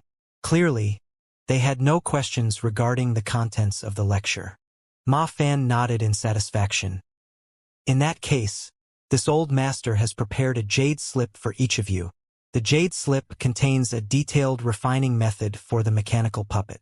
After receiving the necessary materials, you will have to figure out the refining by yourselves. If there is anything you don't understand, you may come and ask this old master at any time. After saying that, he raised his large hand and numerous streams of lights appeared and drifted towards each person in attendance. Every single stream of light contained a single jade slip.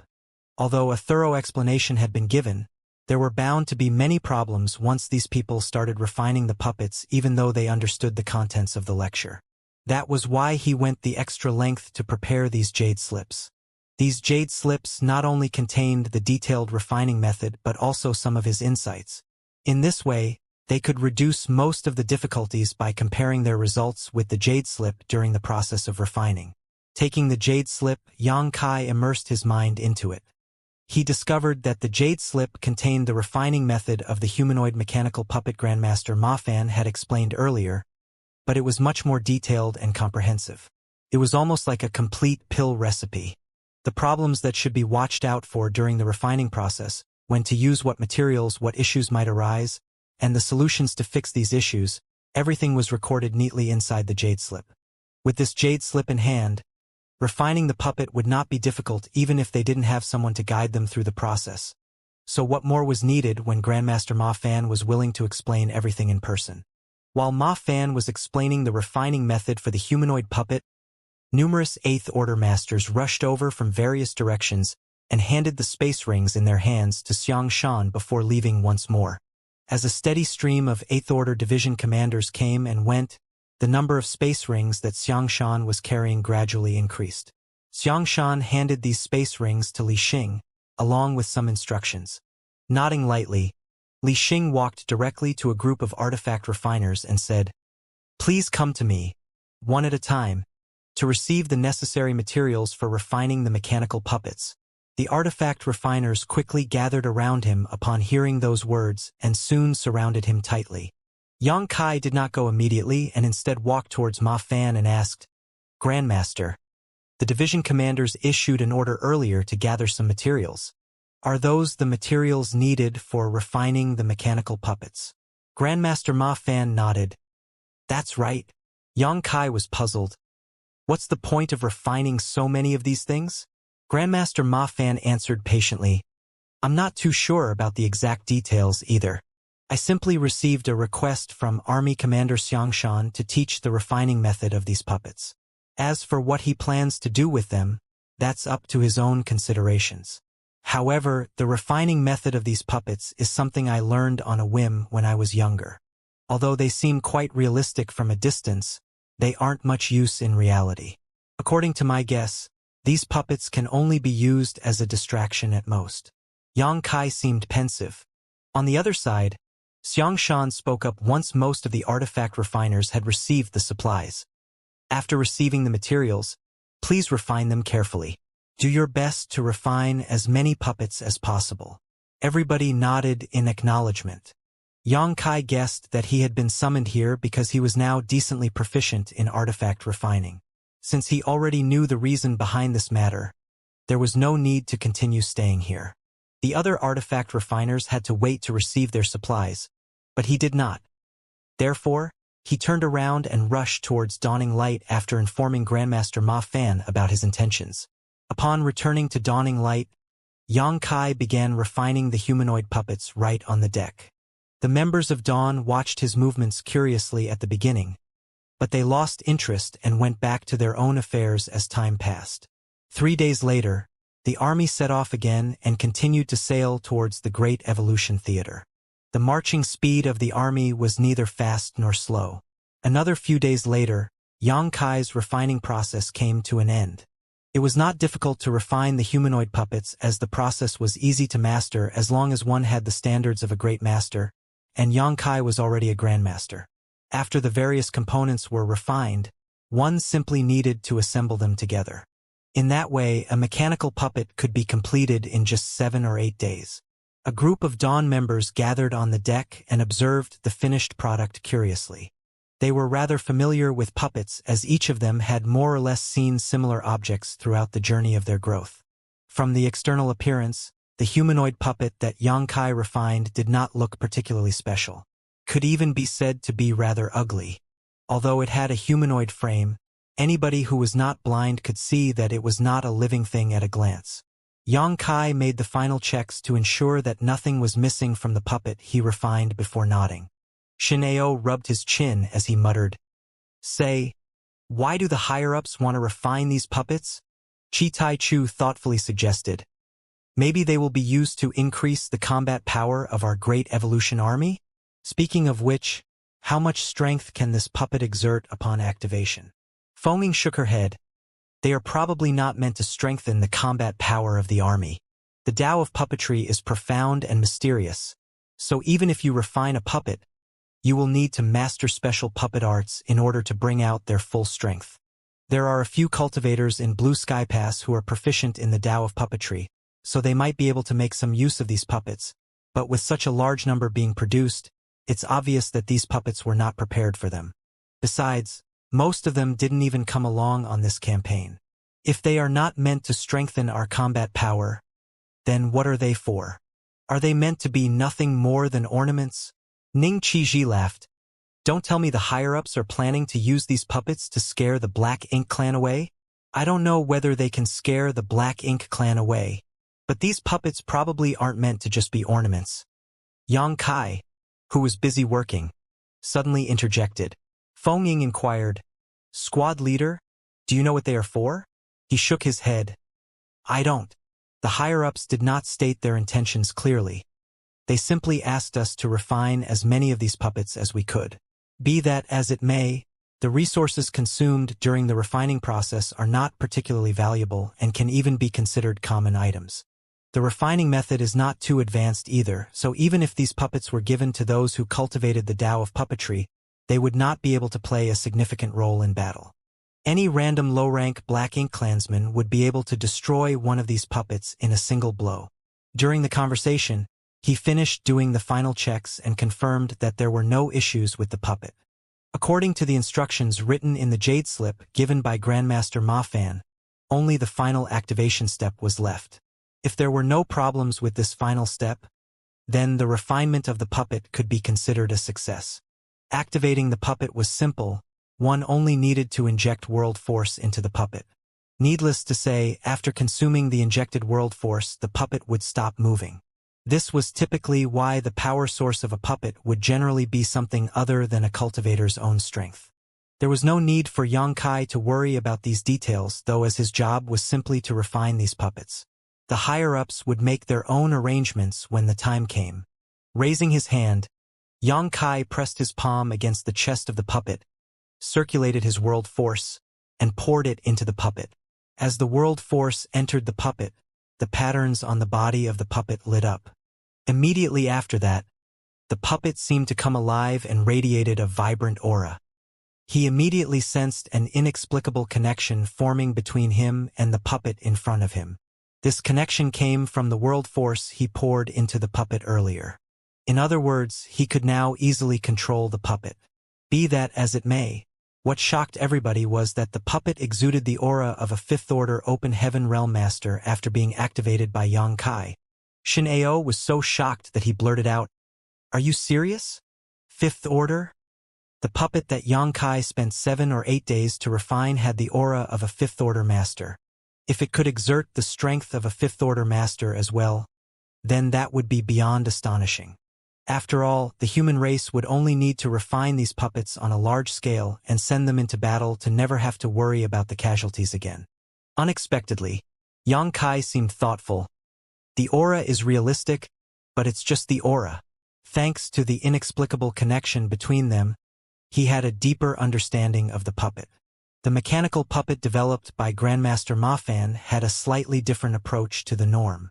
Generally speaking, any puppet could exert a certain amount of strength when powered and controlled properly. Unfortunately, this puppet seemed to only imitate the aura of a master and couldn't actually utilize much strength at all. Its greatest use would be to frighten and mislead others. With a simple thought, the puppet immediately began moving around on the deck. Could jump, run, and walk with ease. Judging by its posture, it was not very different from an actual person in terms of mobility, with its movements being agile and fluid. Next, Xianxia controlled the puppet to throw a punch. As soon as the puppet punched out, the anticipation and excitement overflowing from the members of Dawn immediately turned into bitter disappointment. This couldn't be helped though, as in their eyes, the punch was so weak that it was practically powerless. None of them would even need to block this blow, as they could simply stand there and take it without suffering any damage. Sure enough, it was just as Xianxia had mentioned earlier. The refining method for this puppet was not very advanced, and the materials used were not particularly valuable. It was not surprising that the puppet turned out so useless. Hence, everybody couldn't help feeling confused by the orders from the higher-ups. Why refine such useless puppets in such large quantities? Having satisfied their curiosity, the members of Dawn lost interest in the useless puppets and returned to their own affairs. Meanwhile, Xianxia gave the puppet the order to move around freely before he began refining a second one.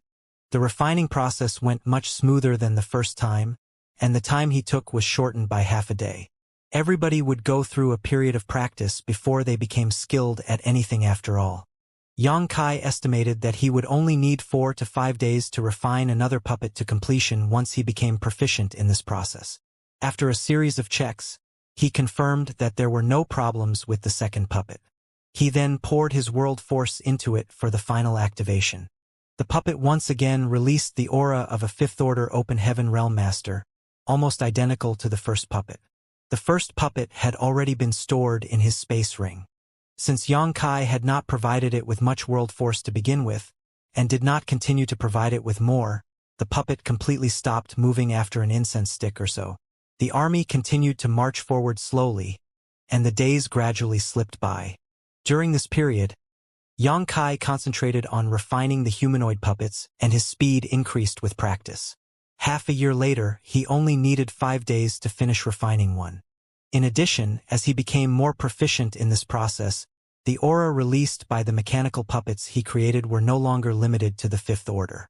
Oftentimes, the puppets he refined would release the aura of a sixth-order Open Heaven Realm Master when powered up. When his luck was particularly good, the puppets he refined would release an aura that was comparable to a seventh-order master. Unfortunately, that was his limit. Xianxia had the feeling that if Grandmaster Mafan and the other artifact-refining Great Grandmaster were the ones to refine these puppets, they might be able to exude the aura of an eighth-order division commander. In any case, regardless of how powerful the aura the puppets exuded, their foundation remained the same. They were still weak and useless existences that would be destroyed by any random blow from a low-rank Black Ink clansman. Another half a year later, Xianxia had refined almost 80 of these puppets. All of them had been stored inside a single space ring, ready to be delivered to the higher-ups at any time. After sailing for over a year, the Great Evolution Army had finally arrived within the Great Evolution Theater. They would be able to see Great Evolution pass from a distance if they continued marching forward for another 2 or 3 months. At this time, the Great Evolution Eastern and Western armies began to reduce the size of their formation. They used the power of various artifacts and spirit arrays to conceal the whereabouts of the 30,000 troops, and in addition, many teams of scouts were dispatched to investigate the route ahead and prevent any possibilities that their presence might be revealed. At the same time, the higher-ups suddenly issued another confusing order for collection. The last order for collection from the higher-ups had been to gather the various materials required for the refinement of the puppets. This time around, the order for collection was to gather spare clothing. They were neither limited to gender nor body shape or size. It was acceptable as long as the clothing could be worn. Combined with the order to refine the puppets in large quantities, many people were starting to understand the intentions of the higher-ups. First, it was collecting the materials to refine large amounts of humanoid puppets. Then it was collecting various kinds of clothing. Their intentions no longer required much explanation at this point. Those puppets were going to be used as some kind of ruse. Every one of those puppets exuded the aura of a fifth-order open heaven realm master and above. It was conceivable that the puppet army would seem extremely imposing when gathered in one place. At the right time and the right place, they would easily be able to attract the full attention of the Black Ink clan. Meanwhile, the Great Evolution Eastern and Western armies would take advantage of this opportunity to take action. Although there were speculations about the purpose of these puppets, it was unfortunate that Xianxia and the others could not figure out the where and how these puppets were going to be used. Truthfully speaking, these puppets would easily be seen through if they were observed closely. While they could move around as smoothly as a real person and exude the aura of an open heaven realm master, that would only fool others when they were far away. However, just the open heaven realm aura exuded by these puppets alone would likely be enough for them to be mistaken for a real army if they were dressed in proper clothes and seen from a distance. The army had already stepped foot into the Great Evolution Theater, so there was a chance of encountering the Black Ink clan at any moment. The 30,000 troops prepared themselves for battle and conserved their energy so that they were ready for the possibility of war. The members responsible for controlling the various spirit arrays and artifacts on the squad-class warships were carefully inspecting their weapons to ensure that there were no issues before the battle began. The Great Evolution Army progressed through the void as silently as a phantom, exuding a chilling aura. Upon receiving a summons from Xianxia, Xianxia came to the purifying Black Ink battleship in the middle of the army once more. The old ancestor and the two army commanders were gathered together as though they were waiting for him to arrive. After Xianxia greeted them, Xianxia got straight to the point. "We have a mission for you. Please give me your instructions, sir." Xianxia cupped his fist. Xianxia said, "If we march forward for another 2 months, we will reach Great Evolution Pass. I want you to circle around ahead and search for the Great Evolution Northern and Southern armies on the other side of Great Evolution Pass." At the moment, the Great Evolution Army had been split into 2 parts. One part was the Great Evolution Eastern and Western armies that had gathered at Wind and Cloud Pass, while the other part was the Great Evolution Northern and Southern armies that had gathered at Azure Void Pass. There were 2 reasons for this deployment.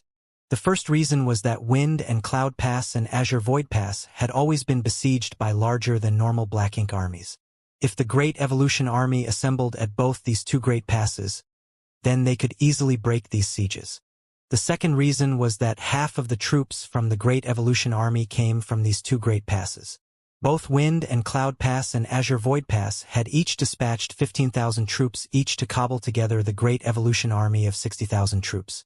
Therefore, the Great Evolution Army was bound to depart from these 2 great passes and advance together regardless of the circumstances. That was what Xianxia understood.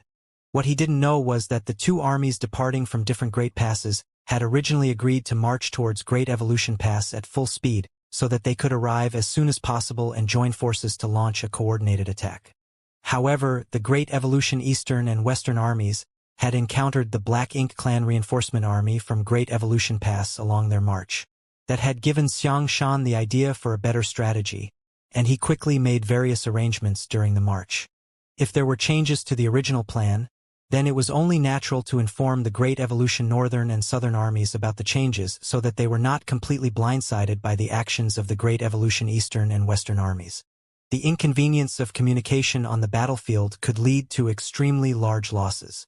Since they wanted to inform the Great Evolution Northern and Southern armies about the changes, they had to choose a suitable candidate for the task. For Xianxia, the first person that came to mind was Xianxia. Xianxia was proficient in the Tao of space, and as a result, his speed was something that even an 8th Order master would not be able to match. Even if he ran into a territory lord on this journey, he would not be in danger as long as he was careful. Not to mention, Xianxia did not know the current whereabouts of the Great Evolution Northern and Southern armies, even though he had a prior agreement with their army commanders. If he sent somebody else, they might need to spend time searching slowly. On the contrary, the situation would be different if he sent Xianxia on this trip. That was because all the universe arrays on the purifying Black Ink battleships of each great pass had been installed by Xianxia himself. He had a unique advantage when it came to searching for the Great Evolution Northern and Southern armies. After Xianxia explained his reasons to Yang Kai, the latter naturally did not refuse. I exchanged communication artifacts with the Great Evolution Northern and Southern armies in the past. As long as we are within a certain distance of each other, we will be able to contact each other. But there's no need to go to such trouble to search for them. The Great Evolution Northern and Southern armies brought their purifying black ink battleships along. So when the time comes, you will only need to use the universe transference law to arrive directly at their side, Xianxia explained. Yang Kai nodded. Junior understands. Lu Zhiping added, just in case, you should bring the communication artifact with you. Having an extra method of communication will give you an extra layer of guarantee. Since she had already said so, Xianxia did not object to her suggestion. She thus handed a communication bead to Yang Kai, which he carefully stored away. When you locate the Great Evolution Northern and Southern armies, tell them that there have been changes to the original plan. The Great Evolution Eastern and Western armies will be taking action to draw the Black Ink Clan's attention as we charge straight into the Black Ink Clan's territory. I'm certain that the Black Ink Clan at Great Evolution Pass will receive news about the attack when the fighting breaks out. It would be great if the Black Ink Clan at Great Evolution Pass did not take any action. But that is unlikely, so the Northern and Southern armies need to intercept the enemy once the Black Ink Clan leaves Great Evolution Pass. Yang Kai was extremely surprised by those words. Is the Great Evolution Eastern and Western armies planning to attack the Black Ink Clan's territory? He had always assumed that the goal of this campaign was to retake Great Evolution Pass. So he never imagined that Xianxia's plan would be so bold. Upon further consideration, though, this plan was clearly more beneficial. If the Great Evolution Eastern and Western armies attacked the Black Ink Clan's territory, the Black Ink Clan at Great Evolution Pass would not be able to remain still once they received the news. They would surely head out to provide reinforcements, and at that time, the Great Evolution Northern and Southern armies would make their move and catch the enemy by surprise. This approach was clearly much better than attacking Great Evolution Pass directly.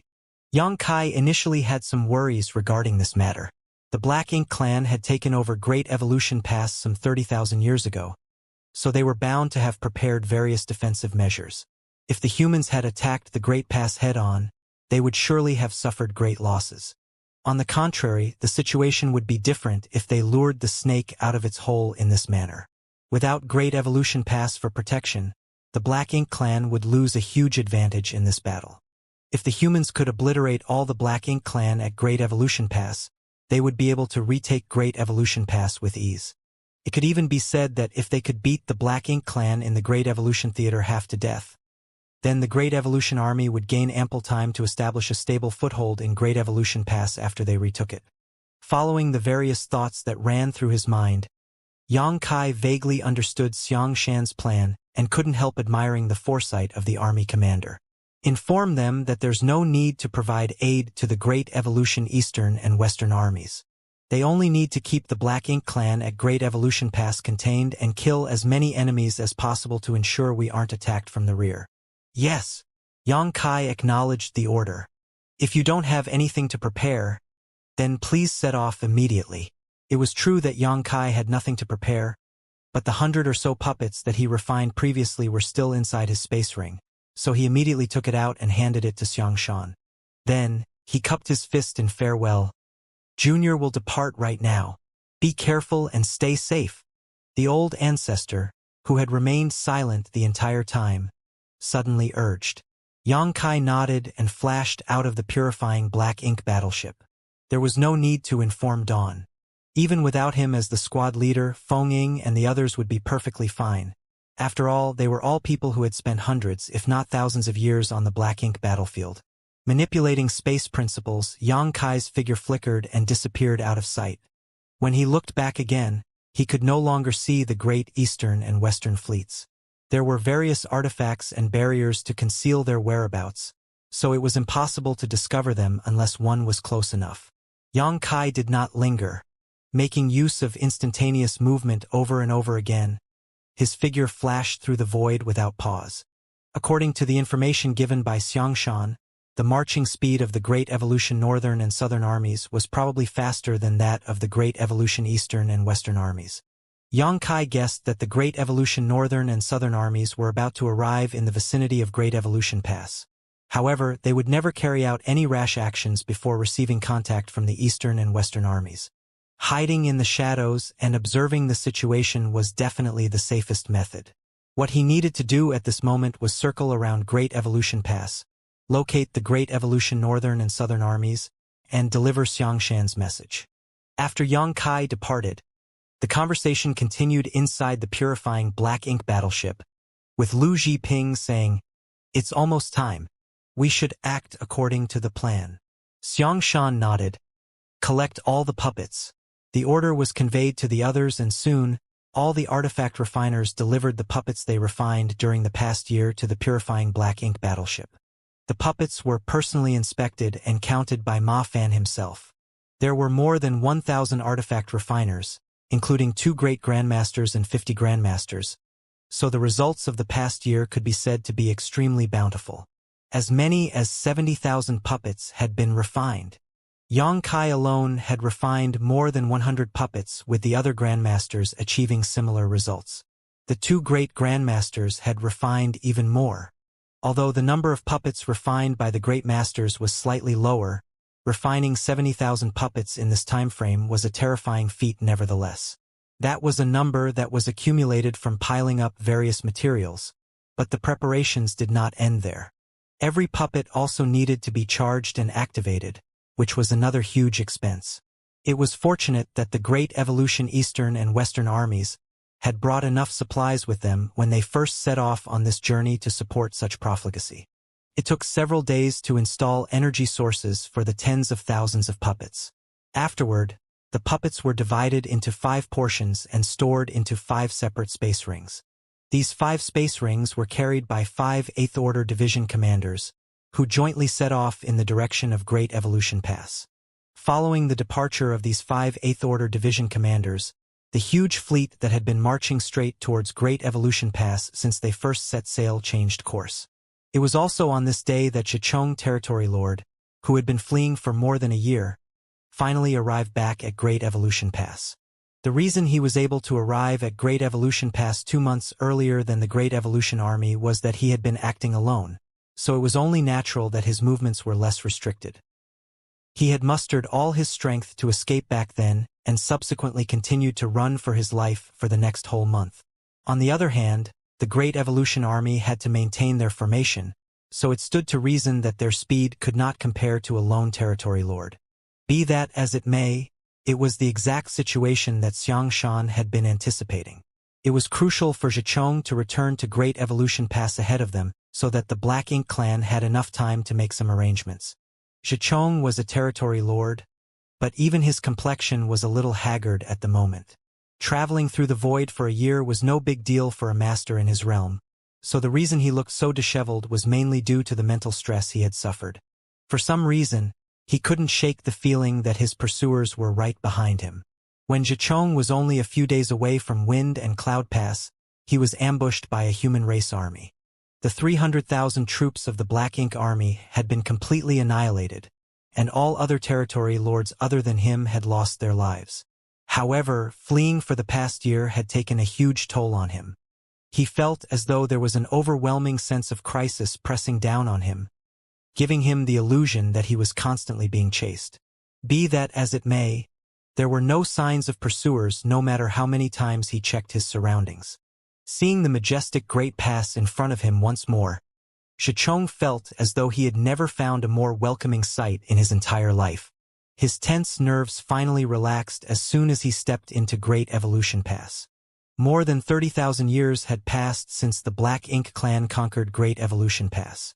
The troops that generally departed from here to provide reinforcements to the 2 adjacent theaters had always been defeated after arriving at Wind and Cloud Pass or Azure Void Pass. There was never once when they were ambushed and completely annihilated by the humans along the way. During his escape, Xichong had been wondering about something. He simply could not understand how the humans at Wind and Cloud Pass could gather the manpower to prepare an ambush in that place. Logically speaking, the humans at Wind and Cloud Pass should have been overwhelmed by the siege of the Black Ink Clan army by now. After much thought, a possibility occurred to him, one that left him feeling very uneasy. Great Evolution Pass was originally one of the great passes under the human race's control. It had taken countless generations of blood, sweat, and tears from the elites of Great Evolution Paradise to build up the Great Pass little by little. More than 30,000 years ago, this place was not that different from the other Great Passes. Tens of thousands of human troops had protected this place under the leadership of their old ancestor and prevented the Black Ink Clan from taking one step across the boundary. However, the entire Great Evolution Pass was now shrouded in a layer of dense black ink strength. There was also an enormous black ink nest standing tall in the middle of Great Evolution Pass Central Square. The black ink nest resembled a pitch-black flower bud that was on the verge of blooming. Whenever it contracted and expanded slightly, large amounts of thick black ink strength leaked out from within. This particular black ink nest was thousands of meters tall, and its base practically occupied the entire central square. Looking at it from a distance, it resembled a towering black mountain. It was clearly a mid-grade black ink nest. Black ink nests were the foundation of the Black Ink Clan. The presence of a mid-grade black ink nest here indicated that this was now the home territory of a territory lord. In other words, there was a territory lord guarding this place at all times. This situation was nothing out of the ordinary. Great Evolution Pass was the first and only Great Pass to be conquered by the Black Ink Clan in history, so it was impossible for the Black Ink Clan to neglect it. Even if only to boost morale, a territory lord was always standing guard here. Furthermore, the territory lord stationed here was the strongest territory lord in the entire theater, Hong Di. It was rumored that this territory lord was only one step away from becoming a royal lord. Unfortunately, the rumor had been circulating for tens of thousands of years, yet there were no signs of Hong Di advancing so far. Although there were no signs of his breaking through, it was true that Hong Di territory lord was very diligent in his cultivation. Even though he was stationed at Great Evolution Pass, he basically stayed within the Black Ink Nest and borrowed its power to cultivate. All the Black Ink clansmen under his command believed that he was trying to overcome the last step to become a royal lord. Of course, Hong Di was not the only territory lord stationed at Great Evolution Pass after the Black Ink Clan first conquered it. There were also several others besides him. That was because they had been wary of the human race trying to retake Great Evolution Pass.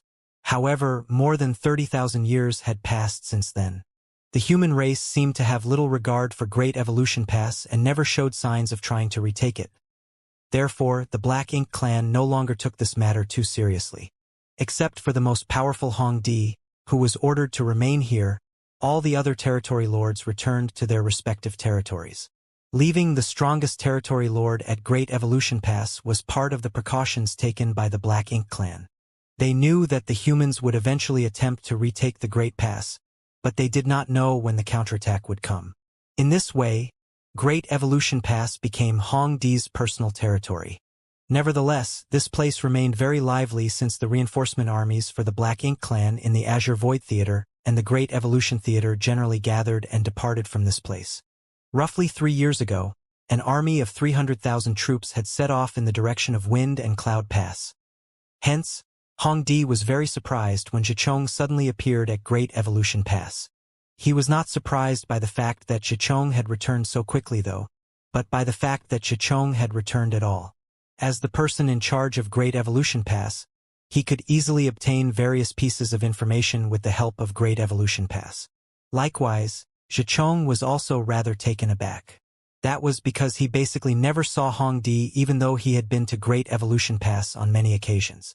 Hong Di had always been in a state of secluded cultivation after all. Many territory lords had maliciously speculated about him, wondering whether he had died inside his black ink nest since they had not seen him in so many years. The two territory lords met inside a grand hall. Compared to the travel-weary Xichong, Hong Di was undoubtedly full of vigor. There were no rules for courtesy like those among the human race, so after they each took a seat, Hong Di glanced at Xichong and asked probingly, "Did you encounter anything worthy of attention during your deployment?" He did not ask where the army of 300,000 troops had gone or why Xichong was the only one out of a dozen territory lords to appear here. Just by looking at Xichong's miserable appearance, Hongdi had a guess as to what happened. His question was simply to confirm his speculations. Xichong quickly nodded. Among a field of universe fragments located only a few days away from Wind and Cloud Pass, we were ambushed by the humans. They were led by a 9th Order old ancestor and had some 50 to 60 8th Order masters with them. Our army was no match for them, and almost everyone was slaughtered on the spot. I was the only one to escape alive. Hongdi nodded lightly at those words and revealed an expression that seemed to indicate he had expected as much. The Black Ink clan army of 300,000 troops had almost zero chance of survival against such a lineup from the human race. Xichong was very lucky to escape and return alive. Xichong was stunned. "You knew?" Hongdi waved his hand in denial. "I didn't know anything, but I did receive news from the Wind and Cloud Theater approximately 1 year ago. It was said that an additional old ancestor had appeared at Wind and Cloud Pass, along with hundreds of 8th Order Open Heaven Realm Masters. In the end, even the Royal Lord was severely injured and forced to escape back to the Royal City. The Territory Lords suffered massive casualties, and the army of several million under their command was all but wiped out. It will be difficult for them to recover without at least 1,000 years of recuperation." Xichong was shocked to hear the news. He had thought that he was very unlucky, but compared to the fate of his clansmen at Wind and Cloud Theater, he could be considered quite fortunate. The Black Ink clan had originally been suppressing the human race in the Wind and Cloud Theater, but an additional old ancestor and hundreds of 8th Order Open Heaven Realm Masters had suddenly appeared on the battlefield. How could the Black Ink clan of the Wind and Cloud Theater possibly withstand such a force? Have the humans gone insane? Why did they gather so many 8th Order Open Heaven Realm Masters in one place? Did they abandon the other great passes? Was the old ancestor you encountered a woman from the human race? Hongdi asked. Xichong nodded solemnly. Indeed, although it was only a brief glimpse at the time, Xichong had definitely seen the appearance of the human old ancestor. Hongdi said, "In that case, it has been confirmed. The old ancestor you encountered is most likely the one who suddenly appeared at Wind and Cloud Pass. The Royal Lords have conferred with each other and confirmed that this woman was originally the 9th Order Open Heaven Realm Master protecting Inyang Pass." Xichong raged. If she is the old ancestor of Inyang Pass, then why did she suddenly appear at Wind and Cloud Pass? Are they planning to ignore and disregard the Royal Lord at Inyang Pass? He was lucky to have escaped the notice of that 9th Order Master, which allowed him to survive by a narrow margin. But what if he had not been so lucky? He would have suffered the same fate as the other dozen territory lords and become nothing more than severed limbs and hashed meat floating about in the void by now. Xichong had no place to vent all the bitterness and panic he felt while fleeing for his life. Furthermore, thinking about how a territory lord like him had never been in such a wretched position before and learning that the 9th Order Open Heaven Realm Master was somebody from the distant Inyang Pass, he forgot to be mindful of his speech in his annoyance. "Watch your tongue!" Hongdi glared at Xichong. The prestige of a Black Ink clan royal lord was not something a mere territory lord could disparage. Xichong immediately shrunk his neck. In the end, he heaved a heavy sigh. Taking pity on Xichong, Hongdi explained the situation. "To tell you the truth, there's a reason why that 9th Order woman from Inyang Pass appeared at Wind and Cloud Pass. It's because a new 9th Order human has appeared at Inyang Pass. That's why she could leave with peace of mind." Xichong was stunned. The humans gained an additional 9th Order Open Heaven Realm Master? The 9th Order Masters and the Royal Lords were the strongest combatants among the human race and the Black Ink clan. The addition or loss of even one of them was something that could shake the entire Black Ink battlefield. That was why Xichong lost his composure when he heard that there was an additional 9th Order Open Heaven Realm Master at Inyang Pass. Hongdi nodded. When news that the 9th Order Old Ancestor from Inyang Pass appeared at Wind and Cloud Pass, the Royal Lord in the Inyang Theater probed the situation at Inyang Pass and confirmed that there was a 9th Order Master there. It seems that one of the army commanders at Inyang Pass broke through. Xichong immediately gritted his teeth in fury. The human race sure is cunning. When a human advanced from the 8th order to the 9th order, the disturbance caused was extremely large. If they had chosen to advance in the Black Ink battlefield, then the Black Ink clan would have known about it a long time ago. Seeing as they suddenly gained a new 9th order old ancestor out of nowhere, it could only be assumed that the newly advanced master had not chosen to advance on the Black Ink battlefield. The humans had been planning this from the beginning. They secretly nurtured a new 9th order old ancestor, which led to the complete defeat of the Black Ink clan at Wind and Cloud Pass. Xianxia had simply gotten involved by extension. That can't be right. Hong Di suddenly seemed to realize something, and his expression changed slightly. Xianxia, did you say that you were ambushed by the human race army when you were a few days away from Wind and Cloud Pass? Xianxia nodded. In other words, you encountered each other on the road. Naturally, he secretly thought to himself, why is Hong Di asking such nonsensical questions? Hong Di's expression changed drastically. He had not been surprised by what happened to Xianxia because he had already heard about the situation beforehand. The Black Ink clan army had suffered a crushing defeat at Wind and Cloud Pass, so he naturally assumed that the reinforcement army led by territory lords like Xianxia had also been defeated on that battlefield. Therefore, he had been slightly surprised to see that Xianxia had returned alive. Many territory lords had perished in that battle, so Xianxia was very lucky to have survived. Be that as it may, it turned out that the reinforcement army had not participated in the battle at Wind and Cloud Pass. It was impossible for the humans to know about the reinforcement army dispatched from Great Evolution Pass and set up an ambush in the middle of their route. In other words, it was because Xianxia and the others were unlucky that they were ambushed in the first place. They had encountered the human race army that had departed from Wind and Cloud Pass.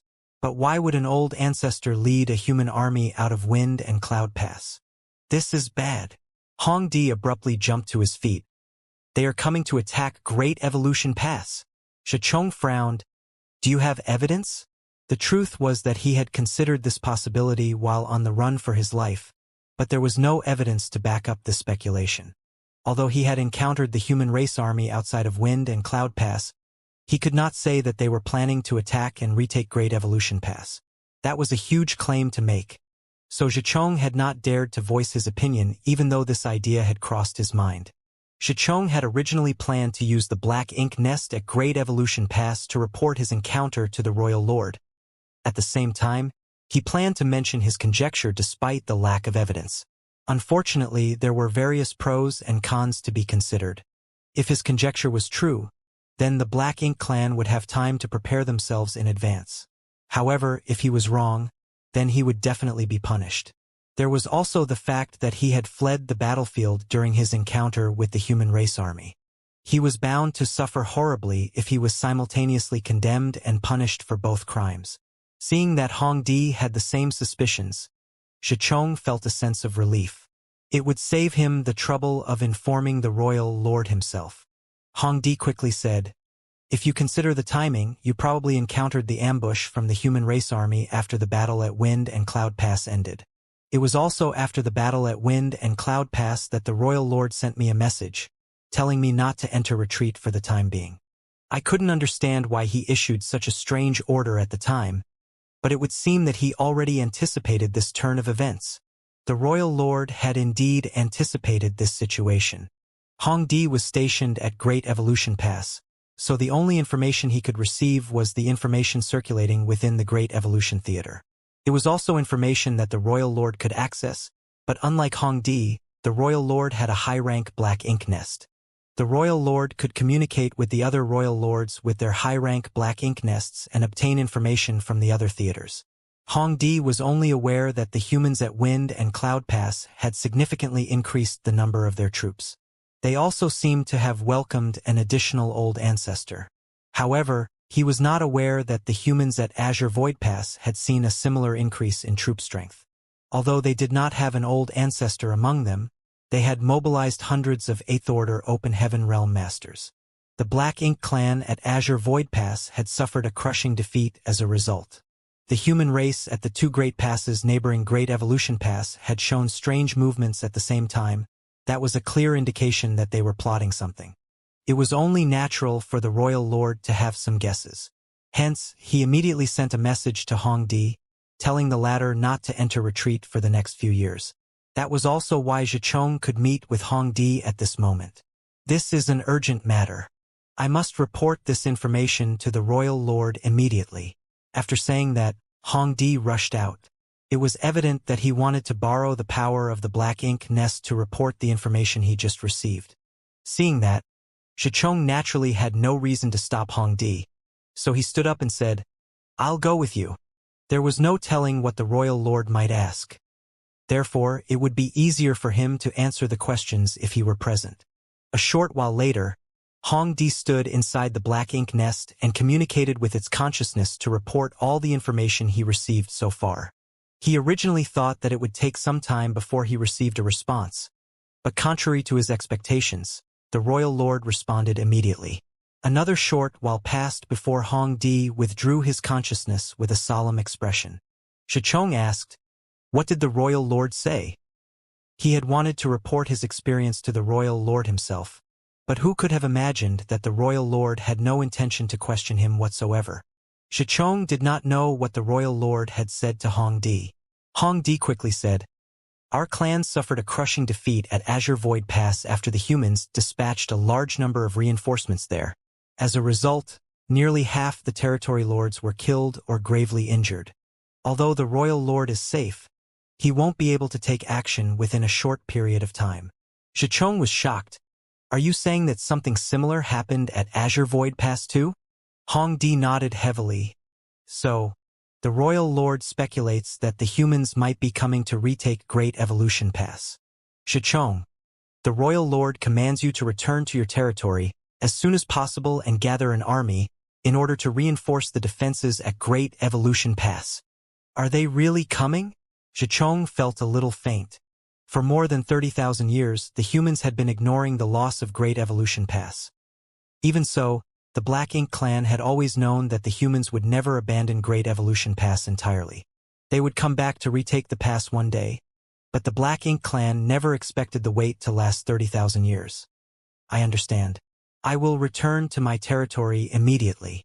A short while later, Zhichong's figure transformed into a small black ink cloud that sped off into the void. He secretly rejoiced that he had returned quickly. According to his estimations, it would still take some time for the human race army to arrive even if they were coming to attack Great Evolution Pass. Therefore, he would have enough time to make preparations.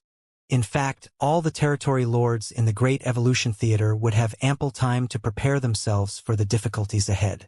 At the same time, inside Great Evolution Pass, Hong Di issued various orders to his subordinates. Numerous Black Ink clan squads scattered across the void in two separate directions, tasked with searching for possible movements of the humans from Wind and Cloud Pass and Azure Void Pass. Unfortunately, this endeavor not only took time, but also required a touch of luck. If the humans intended to retake Great Evolution Pass, they were bound to act with utmost secrecy. It would not be easy to discover their whereabouts. Great Evolution Pass was not the only place to take action. All the territory lords in the Great Evolution Theater had received orders from the royal lord. They had been tasked with gathering the armies under their command in the shortest time possible. As such, all the Black Ink clansmen in the Great Evolution Theater took action almost immediately. The ominous feeling that a storm was approaching enveloped the entire theater. Hong Di initially thought that it would be difficult to receive news about the human race army, but contrary to his expectations, it only took the Black Ink clan search teams that he previously dispatched 6 days to return with intelligence to report. They had mysteriously lost contact with one of the Black Ink clan squads that set off in the direction of Azure Void Pass. The loss was not great, just a single feudal lord along with some high-rank and low-rank clansmen. Nevertheless, this anomaly quickly caught Hong Di's attention. It was impossible for a search party he sent out to disappear for no reason. For the past 30,000 years, the Black Ink clan had never encountered any enemies in the vicinity of Great Evolution Pass. The only possibility was that the Black Ink clan squad had discovered the hiding place of the human race army and were eliminated as a result. Therefore, he sent out more people to investigate the region where the first team had gone missing and simultaneously reported this information to the royal lord. at a place located several days away from Great Evolution Pass in the direction of Azure Void Pass. A large fleet concealed the traces of their whereabouts and quietly remained hidden in the void with the help of various artifacts and arrays. The method of concealment they deployed was very clever and sophisticated. So as long as nobody came within 1,000 kilometers of the various artifacts and arrays, they would remain invisible. However, there was nothing they could do if the Black Ink clan came too close. Unlike with individual cultivators, it was not easy to conceal the whereabouts of such a large-scale fleet. After all, a lone cultivator could at least use some obscure secret techniques to conceal themselves, whereas a giant group of warships could not be missed. This fleet was none other than the Great Evolution Northern and Southern armies that had departed from Azure Void Pass. Just as Xianxia had expected, the Great Evolution Northern and Southern armies had marched at a faster pace compared to the Great Evolution Eastern and Western armies. They arrived in the vicinity of Great Evolution Pass half a month ago. Needless to say, they would never act rashly before they made contact with the Eastern and Western armies. That was why they stopped at a location approximately 3 days away from Great Evolution Pass to wait for news from Xianxia. This location was neither too close nor too far from the Great Evolution Pass. Under the premise that they could effectively conceal their whereabouts, this distance would also allow them to easily communicate with the Eastern and Western armies. Unfortunately, the Northern and Southern armies had extremely terrible luck. Their large fleet was carefully hiding in the void when a Black Ink clan squad suddenly barged into their defense perimeter.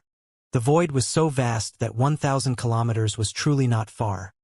Therefore, the two army commanders of the Great Evolution Northern and Southern armies simply could not understand how the Black Ink clan could randomly bump into them. They didn't even know whether to consider those Black Ink clansmen lucky or unlucky. Needless to say, a mere squad of Black Ink clansmen led by a lone feudal lord was nothing to the Northern and Southern armies. They weren't even capable of filling the gaps between the army's teeth. After swiftly annihilating the Black Ink clan squad, the Great Evolution Northern and Southern armies deliberately changed their location just to be safe, shifting the fleet's hiding spot to a place several million kilometers away. Be that as it may, they just received another report from the patrols that another Black Ink clan team had stumbled upon their location again. The Southern Army's army commander, Ouyang Lai, the Northern Army's army commander, Mi Jing Luan, and several other 8th Order Division commanders gathered together aboard the main purifying Black Ink battleship. It was clearly not a coincidence for them to be found by 2 Black Ink squads in succession. There were no such coincidences in the world. What do you think? Ouyang Lai was a red-haired old man. Just from his name alone, one could tell that he had a fiery personality. Moreover, there was a hint of impatience coloring his brow while he was speaking. How could the others not know the reason for his impatience? The main reason was that the Great Evolution Northern and Southern armies were already in position, but there was still no news from the Eastern and Western armies. There was no way to tell where the Great Evolution Eastern and Western armies were currently located. Ouyang Lai could not wait to attack Great Evolution Pass, so he was naturally impatient at this delay. An 8th Order Division commander spoke up. According to the scouts who were previously dispatched, there seems to have been an increase in the number of Black Ink clansmen in the vicinity recently. Moreover, they seem to be searching for something. Ouyang Lai coldly snorted. What else can they be searching for? Clearly, they're looking for us. It looks like the news that our human race army is planning to retake Great Evolution Pass has been exposed. The Great Evolution Northern Army's army commander, Mi Jing Luan, had a scholarly appearance. He had a feathered helmet on his head and a feather fan in his hand. Although he was not young, he had the appearance of a fair-skinned youth. Anybody who saw him for the first time would never associate him with the post of army commander. He smiled lightly. It's within our expectations. The movements at Wind and Cloud Pass and Azure Void Pass were not small after all. It's only natural for the Black Ink clan to guess our intentions. Ouyang Lai raged. I want to know where Xianxia led the Eastern and Western armies. We've already been here for some time, so why are they nowhere to be seen? Are they planning to give up on Great Evolution Pass? Mi Jing Luan persuaded earnestly. Please calm down, Brother Ouyang. Judging by the number of days, the Great Evolution Eastern and Western armies should have arrived in the vicinity of Great Evolution Pass by now. I'm sure somebody will come and contact us soon. He knew that Ouyang Lai was upset that the old ancestor had appointed Xianxia as the Great Evolution Eastern Army's army commander. Combined with the current situation, Ouyang Lai couldn't hide his contempt for Xianxia in his words. What we need to do right now is to wait.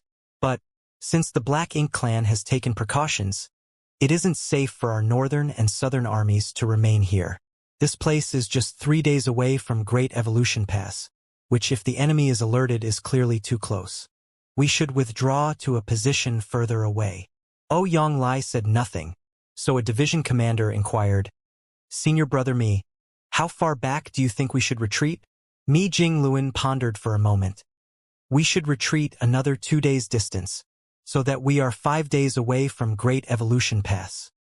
Otherwise, the northern and southern armies may not be able to respond in time if the Royal Lord decides to take action.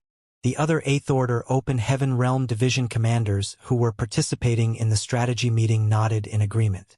Then, Mi Jingluan glanced at Ouyang Lai. Ouyang Lai said, We'll do as you say. Although the army can withdraw, we will still need to send somebody to approach Great Evolution Pass in order to better monitor the movements there. Mi Jingluan nodded at those words. Your words make sense, Brother Ouyang. Do you have any candidates in mind? Ouyang Lai stood up and said, I'll go myself. Mi Jingluan heaved a sigh in his heart, knowing that he could not dissuade the other party. Ouyang Lai had a rather irritable personality, and the more one tried to dissuade him, the more counterproductive it would be. In any case, it was not dangerous for him to go in person.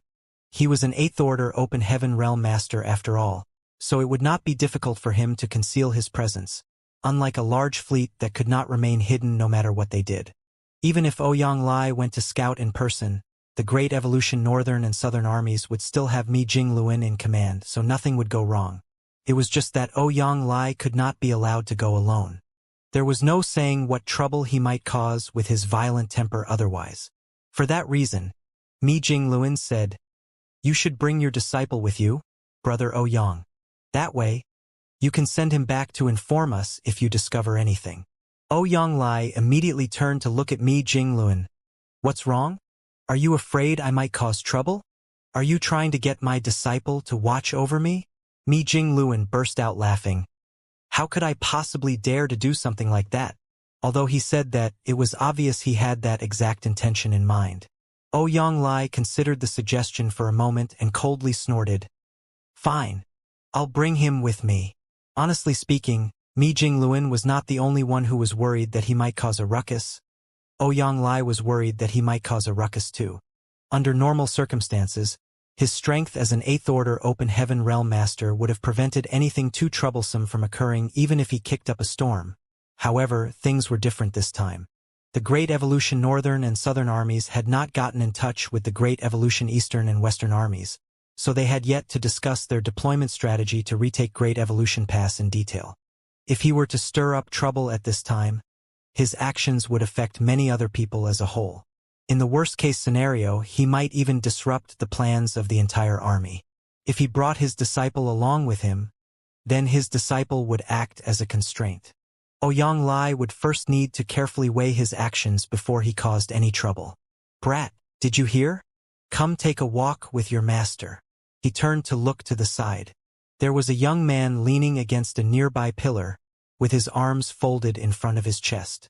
The 2 army commanders and several 8th Order Open Heaven Realm Division commanders in charge of deciding the movements of the army were currently in deep discussion with each other. In contrast, this young man looked extremely bored and almost seemed as though he was about to fall asleep while listening to their discussion. He would yawn widely from time to time until his eyes were watery. This young man was in the 7th Order Open Heaven Realm, so logically speaking, his cultivation should have allowed him to break free from the constraints of ordinary mortals. It should be impossible for him to feel sleepy or yawn. Be that as it may, he not only yawned but also yawned without stopping. He looked so drowsy that he might fall asleep at any moment. Everybody else in the hall was in the 8th Order Open Heaven Realm, and he was the only 7th Order junior present. Mi Jingluan and the other Eighth Order masters were not surprised by this youth's behavior though. Rather, it could be said that they had long gotten accustomed to it. Speaking of which, Ouyang Lai and his disciple were definitely a pair of weirdos. The master had a fiery personality, and his general behavior was rather impulsive even though he was an Eighth Order Open Heaven Realm master. Therefore, it was rather surprising for him to take in such a lazy disciple who seemed so laid back and apathetic to almost everything. Their personalities could be said to be complete opposites of each other. But Ouyang Lai had very high expectations of this disciple of his and usually spoiled him rotten. It was for these reasons that he always brought his disciple along with him whenever he felt that he might act recklessly and get into trouble. That was because he would constantly remind himself to act extremely carefully so as not to cause any trouble when his disciple was by his side. After all, his disciple might also get dragged into the mess if he caused a ruckus. The young man stared blankly ahead and yawned as usual. Meanwhile, Ouyang Lai did not receive a reply to his question. Mi Jingluan smiled bitterly. The bad habit of Brother Ouyang's disciple, who cultivates the divine wandering, is another problem in itself. Is it really okay for the two of them to act together? Martial Nephew Gong, your master is speaking to you. One of the Eighth Order Open Heaven Realm Division commanders reminded helplessly. Disciple is awake. Gong Lian hurriedly straightened up and lowered his head. Honored master, what orders do you have for me? Bullshit. What orders? Ouyang Lai became impatient and walked out in large strides. When he walked by Gong Lian, he simply grabbed him by the scruff of his neck and dragged him along. Come with me. Afterward, he left the purifying black ink battleship in quick steps. Ouyang Lai's voice drifted over from a distance. Brother Mi, please just act according to plan. If this old master obtains any information, I will send my disciple back to inform you. Mi Jingluan and the other Eighth Order Open Heaven Realm Division commanders exchanged a glance with each other and shook their heads helplessly. After a while, the huge fleet retreated slowly as previously discussed. They moved back by another 2 days' distance in order to prevent any unexpected incidents. In the void, Ouyang Lai used various secret techniques to conceal his and Gong Lian's auras. Be that as it may, his speed was not slow in the slightest as he headed in the direction of Great Evolution Pass. Meanwhile, Gong Lian neither resisted nor struggled. He simply allowed himself to be carried in that manner and did not look disgruntled at all. In fact, judging by his expression, he seemed accustomed to such behavior. For him, it was great that he didn't need to use his own strength to travel. What did it matter even if he was in an unsightly posture? Fortunately, he did at least ask a single question. Honored master, where are we going? We are going to spy on the Black Ink clan, Ouyang Lai replied. Gong Lian grunted in response and said nothing else. While Ouyang Li and his disciple were traveling through the void and quickly approaching Great Evolution Pass, Yang Kai was also charging through the void from the opposite side. Yang Kai's journey required him to cross Great Evolution Pass and head towards its opposite side to search for the whereabouts of the northern and southern armies and report Xianxia's intentions to them. There were 2 possible routes in order to cross Great Evolution Pass. One was to go around from the front, and the other was to go around the back. According to the map of the entire Black Ink battlefield that Ding Yao had shown him back at Blue Sky Pass previously, the boundary between the Black Ink battlefield and the 3000 worlds was connected by a single path. This path was none other than the No-Return Pass guarded by the Dragon and Phoenix clans. With the No-Return Pass as the center, the human race had established more than 100 Great Passes to form an outer defense perimeter. The distribution of these Great Passes in the Black Ink battlefield resembled an inverted semicircle that encompassed the No-Return Pass at its center. In other words, the No-Return Pass was located behind all the Great Passes. If one were to set off from any of the Great Passes and traveled in the direction of the 3000 worlds, they would eventually arrive at the No-Return Pass. More than 30,000 years ago, the area covered by the semicircle was regarded as an absolutely safe area for the human race. That was because this area was located at the rear of every Great Pass. As long as the Great Passes stood strong, it was impossible for the Black Ink clan to set foot in the area within the semicircle. After Great Evolution Pass was captured by the Black Ink clan, though, the Black Ink clan finally had the opportunity to experience the noble bearing of the no-return pass. However, the Black Ink clan at Great Evolution Pass no longer dared to target the no-return pass again after suffering heavy losses from multiple attempts. Even though they remained active around Great Evolution Pass, in the direction of the no-return pass, their numbers were few and they generally did not venture too far away from the pass. Needless to say, Xianxia chose the easier option to get around Great Evolution Pass. The area within the semicircle was relatively safer as there was a much lower chance of encountering the Black Ink clan there. If he went around the front of Great Evolution Pass instead, he might run into various troubles as a result. At a sudden moment, Xianxia abruptly came to a halt and turned his head to look in a certain direction. There seemed to be a mysterious force coming from that direction that called to him and made him burn with excitement. Even the dragon vein in his body seemed to boil, and his blood began to flow at a faster rate than usual.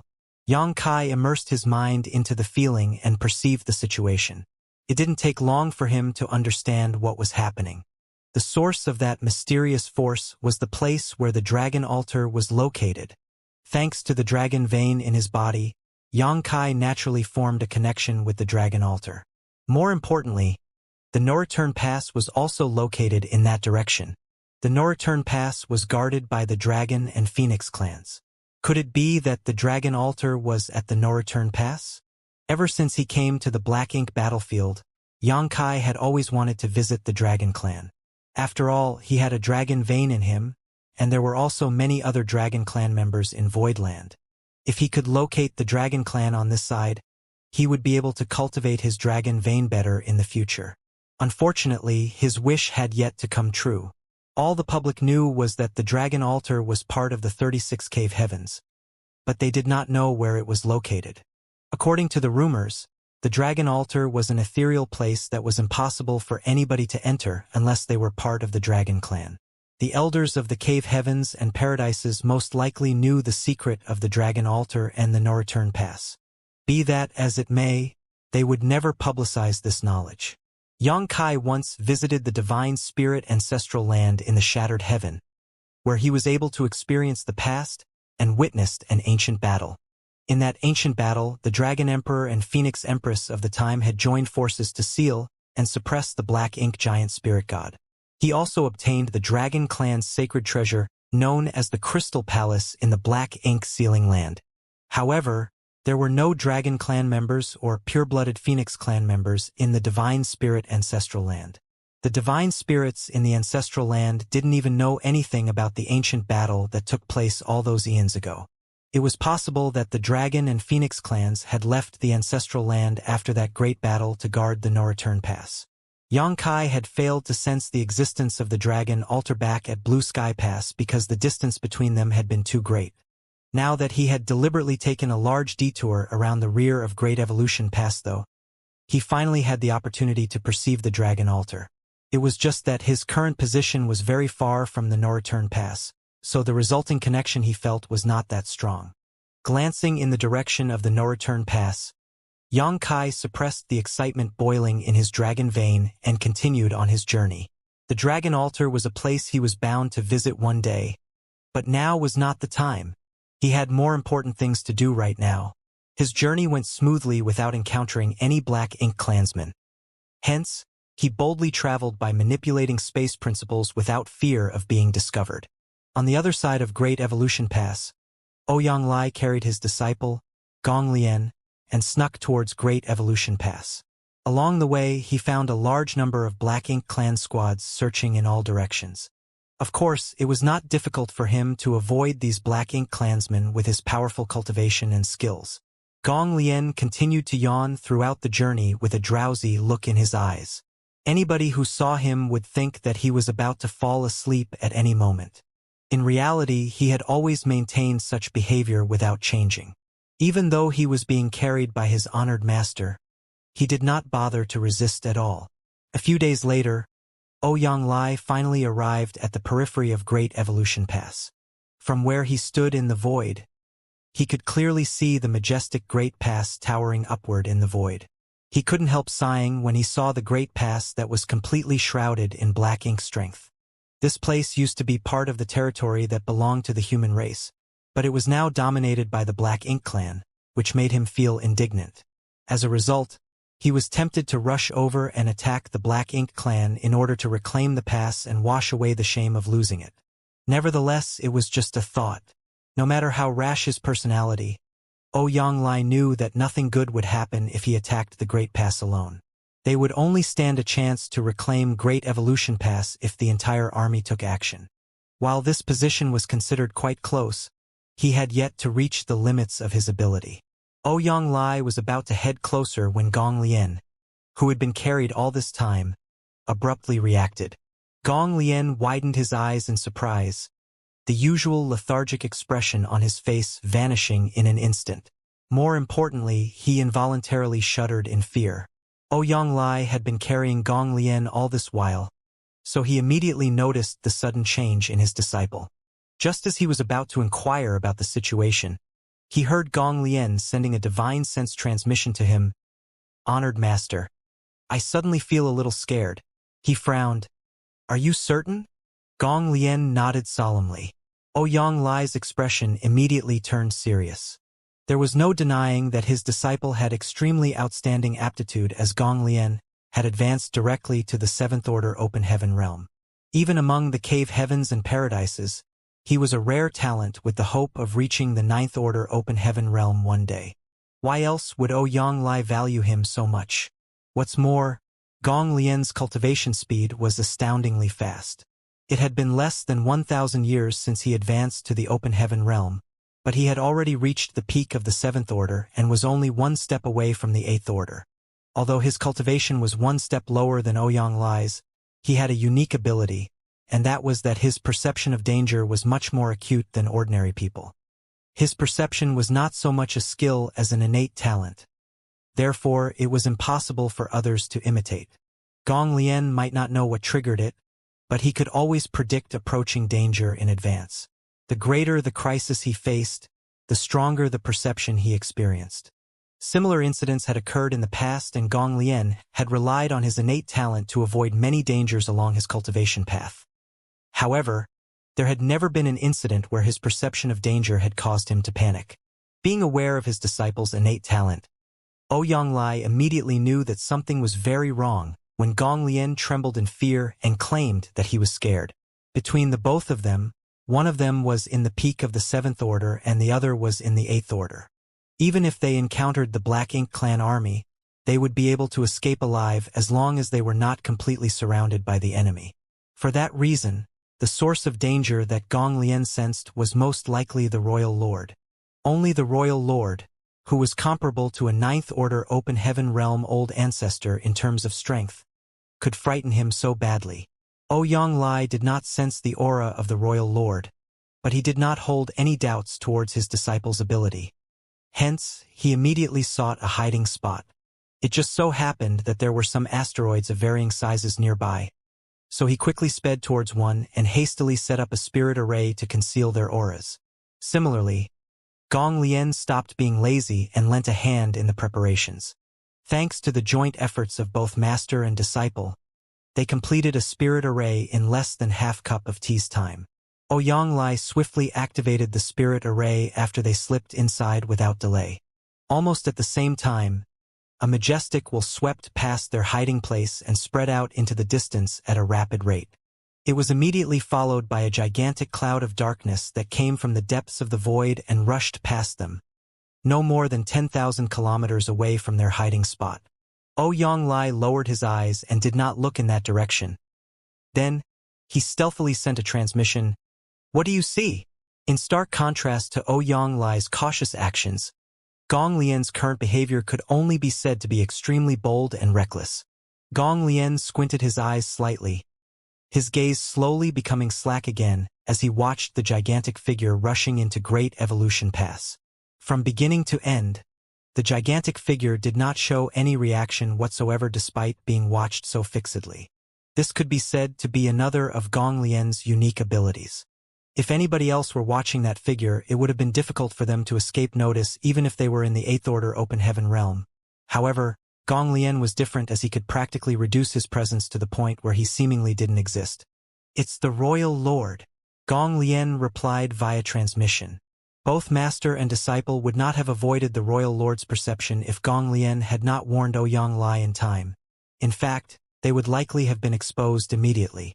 There was no doubt that they would be killed on the spot if they were seen. Tisk! Even though he had already formed a guess in his heart, Ouyang Lai couldn't help clicking his tongue in frustration when he heard Gong Lian's reply, and he scolded irritably. Xianxia's blunder has caused us to miss a great opportunity to win this battle. The royal lord had come from deep within the Black Ink clan's territory. In other words, there was no royal lord guarding Great Evolution Pass previously. If the Great Evolution Eastern and Western armies under Xianxia's command had arrived just a little sooner and joined forces with the Northern and Southern armies, they would have been able to retake Great Evolution Pass easily with the additional support of a Ninth Order Open Heaven Realm Old Ancestor. Now that the Royal Lord had arrived to guard Great Evolution Pass personally, it would not be easy to retake Great Evolution Pass anymore. Moreover, the Black Ink clan army would not be far behind since the Royal Lord had already arrived at Great Evolution Pass. Sure enough, Black Ink clan troops were not far from Great Evolution Pass. Just half a day after the Royal Lords arrived at Great Evolution Pass, a Black Ink clan army of 20,000 to 30,000 rushed over under the leadership of a territory lord. It didn't take long for many other territory lords to arrive in quick succession with their respective troops. Over the course of 3 days, Ouyang Lai watched as dozens of Black Ink clan territory lords arrived with their private armies. At this point, there were as many as 300,000 to 400,000 enemies gathered. Ouyang Lai's expression became solemn as the more prepared the Black Ink clan was, the harder it would be for the human race army to retake Great Evolution Pass. However, there was still no news about the whereabouts of the Great Evolution Eastern and Western armies led by Xianxia. Several days passed, and during that time, more and more Black Ink clansmen had gathered in Great Evolution Pass. The busy figures of random Black Ink clansmen could be seen flitting around Great Evolution Pass at all times. They were setting up various deployments inside the walls in preparation to confront the human race army. 10 days later, Ouyang Lai and Gong Lian counted almost 800,000 to 900,000 Black Ink clansmen at Great Evolution Pass. In addition, there were dozens of territory lords and even a royal lord assuming command. It could be said that the Black Ink clan's deployment at Great Evolution Pass practically left it impenetrable to attack. Honored Master, the situation is not looking good for us. Even Gong Lian, who often spent his time cultivating the divine wandering, could see that the current situation was not good for the human race. Ouyang Lai remained silent with a sullen expression. The communication device he carried with him to contact the Great Evolution Eastern and Western armies could be used as long as both parties were within a certain distance of each other. However, there had been no contact even up until now. Just what is going on with the Eastern and Western armies? Why haven't they contacted me? Could it be that something has happened to them? But they have the protection of an old ancestor. What can possibly happen to them? Ouyang Lai simply could not understand the situation. At Great Evolution Pass, many territory lords had gathered together inside the spacious Grand Hall. There was a throne at the highest position, a hideously shaped one made entirely from bones. Even after countless years, the bones continued to exude monstrous ferocity. After conquering Great Evolution Pass, the Black Ink clan had collected the corpses of countless human masters and used their bones to create this throne. Only the corpses of those in the Seventh Order Open Heaven realm and above were qualified to be used in its construction. The throne was immeasurably huge, so it was conceivable just how many bones from the human masters had been used to build it at the time. At the same time, it was also a glimpse into how many human masters had perished in that battle at Great Evolution Pass. This was the Black Ink clan's spoils of war. Despite being placed here all this time, even Hong Di, who was in charge of overseeing Great Evolution Pass, did not have the qualifications to sit on this throne. It was an exclusive throne specifically for the use of the Royal Lord. At this moment, the Royal Lord was sitting on this throne. Judging from his appearance alone, he was not very different from the humans. It was just that his body was several times larger, and he had a pair of jet-black wings on his back. He propped his face up on one hand and narrowed his eyes slightly, listening to the reports from the territory lords. It was mainly Hong Di's report, Great Evolution Pass was his home territory after all, so he had previously dispatched many Black Ink clansmen to investigate the surroundings, so he was now reporting the information he obtained in quick succession. Several of our squads have gone missing in the direction of Azure Void Pass. Although I've sent more people to investigate their disappearance, the investigation did not reveal any clues. We are fairly certain that those clansmen encountered humans and were eliminated. The human race army is most likely hiding somewhere there, but I don't know their exact location. On the other hand, nothing strange has been detected from the direction of Wind and Cloud Pass. All the scouts we dispatched have returned alive. There have been no losses and they did not discover any traces of an army there. At the moment, over 30 territory lords have arrived at Great Evolution Pass with a force of more than 900,000 troops. The defenses of Great Evolution Pass deployed over so many years would surely be enough to stop the invasion of the human race army. It's no big deal if they don't come, but if they do, they will not leave this place alive. The rest of the territory lords cheered loudly in response. Most of them had participated in the battle to conquer Great Evolution Pass more than 30,000 years ago. Back when the humans still had control over Great Evolution Pass, the Black Ink clan had suffered greatly every time they attacked the Great Pass as it acted as a huge defensive fortress. As a result, the humans often won many battles despite their fewer numbers. The time had finally come for the humans to have a taste of the helpless feeling that the Black Ink clan experienced whenever they attacked the Great Passes. Thus, the territory lords could not wait to see that scene before their very eyes. Needless to say, 30 territory lords and an army of more than 900,000 troops were not everything that the Black Ink clan in the Great Evolution Theater could muster. In fact, that number was merely half of the troops that the Black Ink clan could immediately mobilize. It was not that the Black Ink clan could not muster more troops, it was just that Great Evolution Pass could not accommodate more people despite its enormous size. An army of 900,000 troops was more or less the limit. If they added any more troops to the mix, those troops would only become a burden instead of a boon. That was why the royal lord had only ordered 30 territory lords and the respective armies to assemble. As for the other territory lords, they were on standby and ready to support Great Evolution Pass at any time. In reality, there should have been close to 100 territory lords in the Great Evolution Theater. However, they had been tasked with providing reinforcements to Wind and Cloud Pass and the Azure Void Pass in recent years. Almost 10 territory lords had died in battle on each side, leading to the loss of nearly 20 territory lords. Consequently, there were only some 70 territory lords left in the Great Evolution Theater. This was not a large number. After all, there were reportedly 68th Order Open Heaven Realm Division commanders in the Great Evolution Eastern and Western armies alone, with more than 100 8th Order masters in the entire the Great Evolution Army.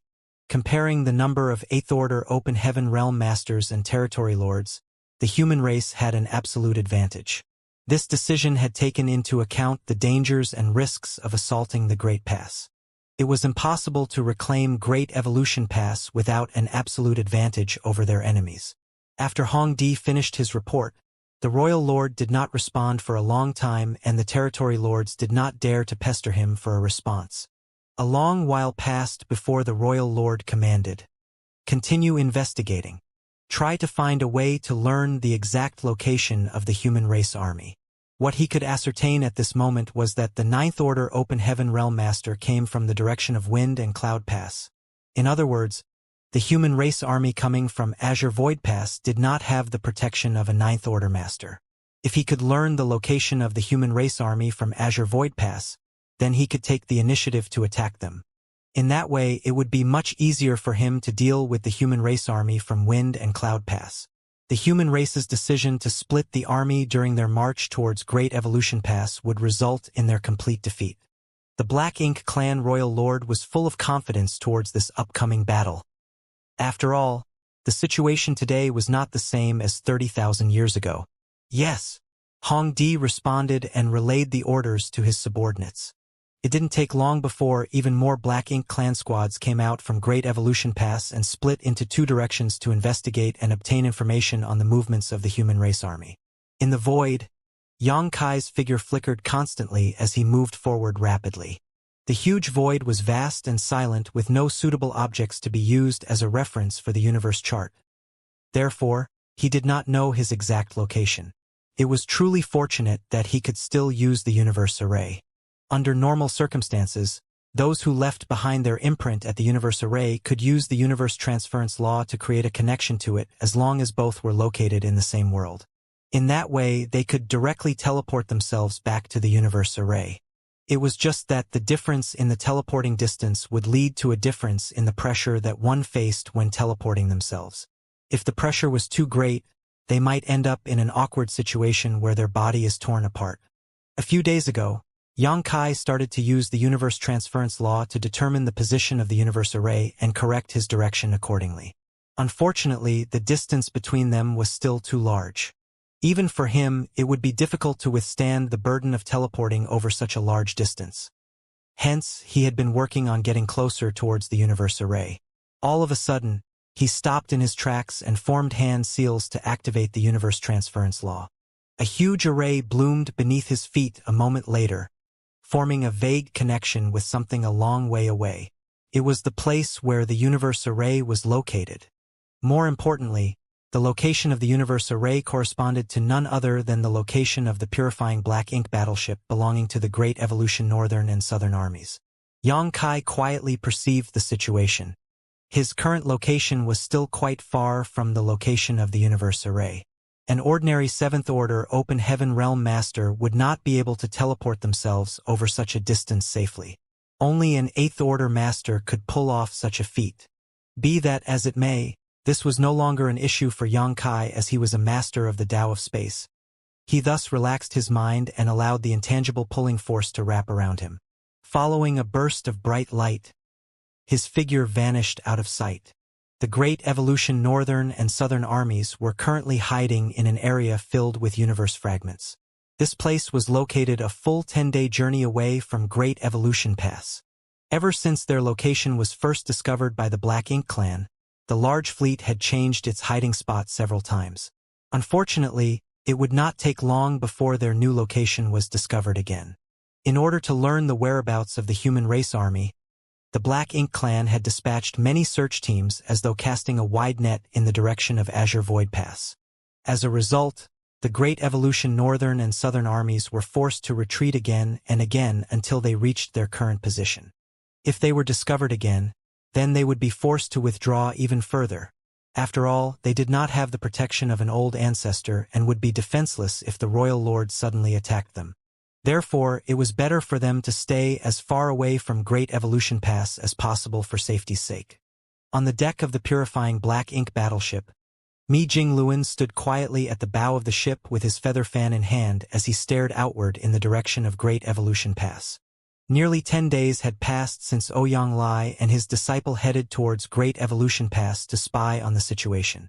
There had been no news from them since their departure, so Mi Jingluan did not know anything about the situation over there. What puzzled Mi Jingluan in particular, though, was the movements of the Great Evolution Eastern and Western armies. According to the original plan, the Eastern and Western armies should have arrived in the vicinity of Great Evolution Pass and made contact with the Northern and Southern armies by now. However, there had been no news from the other side so far. The communication device was in Ouyang Lai's possession, and he was currently located in the vicinity of Great Evolution Pass. If the Great Evolution Eastern and Western armies wanted to contact him, then they would be able to do so directly. Without the cooperation of the Great Evolution Eastern and Western armies, it would be difficult to achieve victory with the 30,000 troops of the Northern and Southern armies alone. It was a pity that there was nothing Mi Jingluan could do at the moment. He could only do his best to conceal the whereabouts of the Great Evolution Northern and Southern armies and wait patiently. At that moment, an unfamiliar aura suddenly appeared on the purifying black ink battleship and was immediately followed by an uncertain inquiry, "Who are you?" Mi Jingluan abruptly turned to look in that direction. That was where the space array was located. Moreover, this spirit array was linked to the secret room where the universe array was arranged on the purifying black ink battleship. If one of the soldiers returned to the black ink battleship with the help of the universe transference law, they would immediately be teleported into the secret room with the universe array. It was just that the purifying light was sealed inside the secret room, so there was another space array inside the secret room that allowed them to be teleported back to the deck of the ship without wasting any purifying light. For that reason, a special guard was tasked with monitoring the corresponding space array on the deck. The one who asked the question earlier was none other than the person guarding the space array.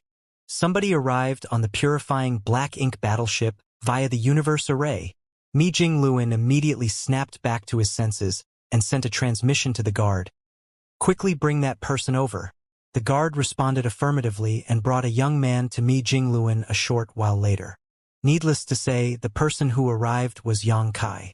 Looking at the person with a scholarly appearance in front of him, Yang Kai immediately recognized him and cupped his fist in greeting. Junior greets senior me. Mi Jingluan was slightly surprised. Do you know me? I don't believe we've met, have we? Yang Kai replied. No. But this junior is familiar with the names of the two army commanders of the Great Evolution Northern and Southern armies. Senior Ouyang's name sounds like it belongs to a hot-tempered person, so he would never dress like you. Since you are not Army Commander Ouyang, then you must be the other army commander. Mi Jingluan smiled. So that's how it is. You must be Yang Kai, right? This time around, it was Yang Kai's turn to look surprised. Do you know me, sir? Mi Jingluan explained. Since you appeared on the purifying black ink battleship, it's obvious that you've left your imprint on the universe array. Be that as it may, you are not a soldier from the northern or southern armies.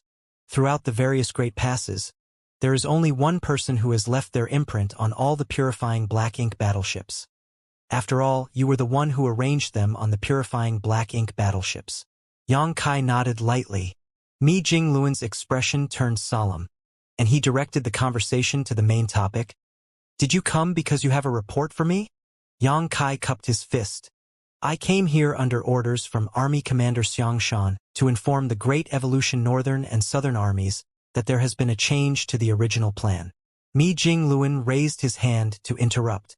Please wait a moment.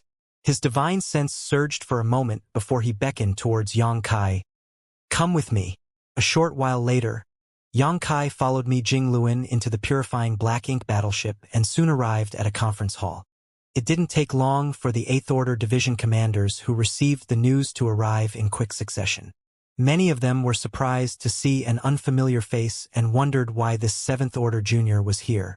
Most just assumed that Yang Kai was part of the Great Evolution Northern and Southern armies. After all, the Great Evolution Army was composed of people who came from various great passes. It was impossible for the division commanders to recognize every single soldier in the army. However, there were actually a few 8th Order Open Heaven Realm Masters who had met Yang Kai before and recognized him. Back when Blue Sky Pass first spread the refining method of the purifying black ink battleship, every Great Pass had constructed 4 purifying black ink battleships. Afterwards, the Great Passes dispatched an 8th Order Master to bring the purifying black ink battleships to Blue Sky Pass so that Yang Kai could install universe arrays and seal purifying light within them. Needless to say, the 8th Order Masters who met Yang Kai before were the ones who went to Blue Sky Pass back then. Upon seeing Yang Kai standing here, these 8th Order Masters were slightly surprised but soon became delighted. That was because they remembered that the troops from Blue Sky Pass had been dispatched to the Great Evolution Eastern and Western armies. In other words, Yang Kai's arrival indicated that he brought news from the Eastern and Western armies. The Great Evolution Northern and Southern armies had been waiting for this day for a long time. Hence, the 8th Order Open Heaven Realm Masters were filled with anticipation when the news secretly spread out among themselves. It didn't take long before all the 8th Order Division commanders arrived. Mi Jingluan then got straight to the point. Yang Kai came from the Great Evolution Eastern and Western armies. He has a report for us, so please give him your attention. Yang Kai cupped his fist and bowed in greeting. Yang Kai greets seniors. I have come under orders from Army Commander Xianxia to inform the Great Evolution Northern and Southern armies that there have been changes to the original battle plans. He did not know what the original plans discussed by the higher-ups of the Great Evolution Army were, but it must have been something along the lines of gathering the strength of the 4 armies to attack Great Evolution Pass. However, the Great Evolution Eastern and Western armies seemed to have new ideas after their encounter with the Black Ink Clan's reinforcement during their journey. What's going on? Why have there been changes? If there have been changes to the original plans, then what are we supposed to do now? The Eighth Order Masters went into an uproar. It was not that their hearts were not strong enough, but rather that such important military matters concerned both the recovery of Great Evolution Pass and the lives of tens of thousands of soldiers. Therefore, the Great Evolution Eastern and Western Armies' unilateral announcement about changes to the original plans had caught them by surprise. Mi Jingluan raised his hand to suppress the noise, and only then did the Eighth Order Open Heaven Realm Masters calm down. Turning to look at Yang Kai, Mi Jingluan inquired, "Did the Great Evolution Eastern and Western Armies encounter an unexpected incident?" Yang Kai replied succinctly, "There were no unexpected incidents, but we did encounter a Black Ink Clan reinforcement army heading towards Wind and Cloud Pass a few days after our departure. Although the enemy had 300,000 troops, it was an easy victory for our side under the leadership of the old ancestor." Mi Jingluan nodded lightly. A force of 300,000 troops might sound like a lot, but they were simply the reinforcements dispatched by Great Evolution Pass to Wind and Cloud Pass. It was obvious that they did not have many territory lords among them, so it was not difficult to defeat them with the strength of the Great Evolution Eastern and Western armies. What did senior brother Xiang say? He probed further. Yang Kai continued, "The army commander said that the Great Evolution Eastern and Western armies would figure out a way to attract the attention of the Black Ink Clan at Great Evolution Pass and use this opportunity to charge straight into the Black Ink Clan's territory. When the news reaches Great Evolution Pass, the Black Ink Clan at Great Evolution Pass will surely make a move. If they dispatch their army back to reinforce their territory, he hopes that the Northern and Southern armies will intercept them so that the Eastern and Western armies do not get attacked from the rear." As soon as those words left his mouth, the Eighth Order Masters who had fallen silent earlier showed signs of causing a commotion again. Although the orders that Yang Kai delivered were exact and accurate, there were many puzzling points too. Mi Jingluan frowned. The Great Evolution Eastern and Western armies planning to draw the attention of the Black Ink Clan at Great Evolution Pass? How will they achieve that? Yang Kai pondered for a moment before responding. During the march, the army commander summoned all the artifact refiners who came along with the Eastern and Western armies and gathered large amounts of materials to refine an extremely unique type of puppet. These puppets are humanoid in shape, and although they did not have great combat abilities, they can exude the aura of a Fifth Order Open Heaven Realm Master, and above once they were activated. It should be enough to confuse them for real people from a distance after dressing them up a bit with the spare clothing that was later collected. Puppets. Mi Jingluan was slightly taken aback.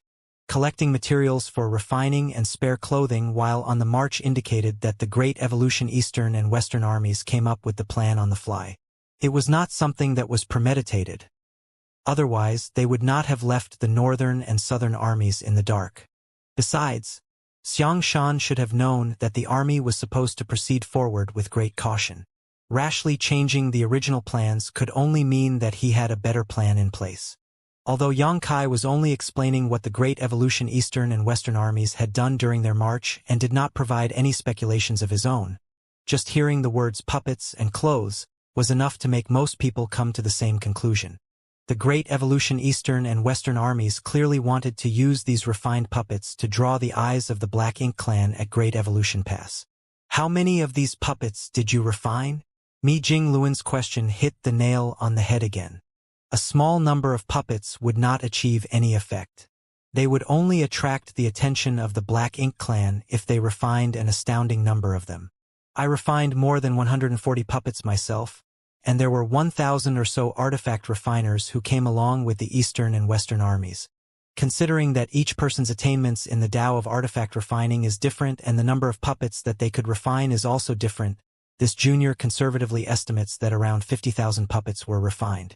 The number might be even higher than that. 50,000? One of the Eighth Order Division commanders immediately frowned in response. That was not a small number. If every single puppet could exert the aura of a Fifth Order Open Heaven Realm Master or above, then their might would indeed be very imposing if they were gathered together in one place. It was just that the resources required to refine so many puppets would also be equally staggering. Besides, they would surely need to prepare large amounts of energy sources inside the puppets in order to activate so many at once. Xianxia, you spendthrift. The Eighth Order Open Heaven Realm Masters were not the only people who were secretly feeling distressed. Not much time had passed since things began looking up for the human race on the Black Ink battlefield, but they were already starting to splurge on resources. It was one thing if these 50,000 puppets could play a decisive role in battle, but it would be a total waste if they could not bring out any real potential. An Eighth Order Open Heaven Realm Division commander asked, if the puppets can exert the aura of a Fifth Order Open Heaven Realm Master and above, what about their true strength? If these puppets could also exert the strength of a Fifth Order Open Heaven Realm Master and above, then the 50,000 puppets alone would be enough to teach the Black Ink clan a harsh lesson. Xianxia replied honestly, that's the peculiarity of these puppets. Although the aura they can exert is not weak, they are not very useful in reality. Moreover, their flaws are very obvious since they were refined in a rush. While there is no risk of these flaws being noticed from a distance, the Black Ink clan will be able to see the truth at a glance once they get close enough. The Eighth Order Open Heaven Realm Masters fell silent. It would seem that they could not place their hopes on the puppets. They could only be dispatched as bait for the Eastern and Western armies at most. But what was the use of such bait for Xianxia to refine so many of these puppets without regard for the cost? While the Eighth Order Open Heaven Realm Masters were pondering these questions, Mi Jingluan fanned himself with the feather fan in his hand. There was a pensive look on his face, and his eyes constantly flashed with an unusual light. Those were the signs that indicated he was thinking with all his might. The East-West Army refined these puppets on the march, which meant it was an impromptu decision. Otherwise, these puppets would have been prepared in advance before Wind and Cloud Pass even formed such a large army. What could have led the East-West Army to make such a choice? It was impossible for such a change to occur for no reason in this world, especially when it was related to a matter as significant as the recovery of Great Evolution Pass. Xianxia knew better than to be so irresponsible. What's more, there was an old ancestor overseeing the East-West Army. If Xianxia failed to convince the old ancestor, then it would have been impossible to make changes to the original plans. Mi Jingluan suddenly raised his head to look at Xianxia. Did he order the refinement of the puppets before or after they encountered the reinforcements from the Black Ink clan? After, Xianxia replied. Right after defeating the reinforcements from the Black Ink clan, Army Commander Xianxia began to gather materials to refine the puppets. To this end, the army even took several days to rest and recover before proceeding. The Eighth Order Open Heaven Realm Masters were speechless when they heard that the East-West Army even took several days to recover and reorganize. It had to be said that the North-South Army had departed from Azure Void Pass with all haste, for fear of missing the opportunity to strike while the element of surprise was on their side. In comparison, the East-West Army's actions were simply unimaginable. The Black Ink clan reinforcements only consisted of 300,000 troops, so with an old ancestor and 68th Order Masters, the East-West Army could have wiped out the enemy without much effort. Why would they need to rest and reorganize? Mi Jingluan suddenly nodded. So that's how it is. One of the Eighth Order Open Heaven Realm Masters, who was fairly close to Mi Jingluan, asked, Brother Mi, what have you realized? Listening to Xianxia talking about the East-West Army's behavior during the march had left these Eighth Order Open Heaven Realm Masters scratching their heads over the reason why Xianxia had made changes to the original plans. However, Mi Jingluan now claimed that he understood everything. Leaving aside these Eighth Order Open Heaven Realm Masters, even Xianxia, who came from the East-West Army, could not understand what Xianxia was planning. He only knew that the puppets must play a special role in the grand scheme of things. Mi Jingluan smiled slightly. Brother Xiang is planning to lure the tiger out of the mountain. What do you mean? One of the Eighth Order Open Heaven Realm Masters asked humbly. Mi Jingluan did not explain immediately. On the contrary, he glanced at Xianxia and inquired, if my guess is correct, did the East-West Army deliberately allow one of the territory lords to escape when they wiped out the 300,000 Black Ink clan army? Xianxia shook his head. This junior does not know. When the war began, both he and Dawn had focused on killing their enemies. There was no time for them to pay attention to other things. Then, how many territory lords did the East-West army kill in that battle? He replied, 11. This disciple detected the aura of 11 territory lords vanishing during the battle. Exactly. In general, a territory lord will command between 20,000 and 30,000 troops in battle. For an army of 300,000, there should have been 10 to 12 territory lords in total. Since only 11 territory lords lost their lives, then one of them must have escaped. Yang Kai frowned in confusion. There was an old ancestor overseeing that particular battle, so even if one of the territory lords had escaped, she would not have failed to notice him escaping. Putting it that way, it was just as Mi Jingluan said. The old ancestor must have deliberately allowed that territory lord to escape. Thinking back now, the East-West army had set up an ambush in a hurry, and before the entire Black Ink clan army had entered the ambush zone, they had been exposed, so the battle began in haste. It was true that some of the Black Ink clan had escaped the encirclement and survived as a result. In addition, a large ship under one of the territory lords seemed to have been left behind. At the time, Yang Kai had assumed that the territory lord on that ship had been killed, but it would now seem that there was a high possibility that the enemy had escaped instead. Nevertheless, it was an undeniable fact that the auras of 11 territory lords had disappeared during the battle. Mi Jingluan continued, Azure Void Pass and Wind and Cloud Pass both underwent great changes, with a second old ancestor even appearing outside Wind and Cloud Pass. Such news would not remain a secret for long, and would surely spread throughout the entire Black Ink battlefield very quickly.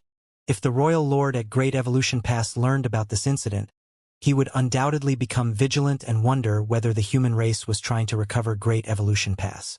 However, such thoughts are nothing more than conjectures without evidence. There would be no way to prove his suspicions until the humans actually launched an attack. Be that as it may, the East-West army deliberately allowed a territory lord to escape. If this territory lord returned to Great Evolution Pass and reported his experience to the higher-ups, then the Royal Lord will be at least 80% certain his conjectures are correct.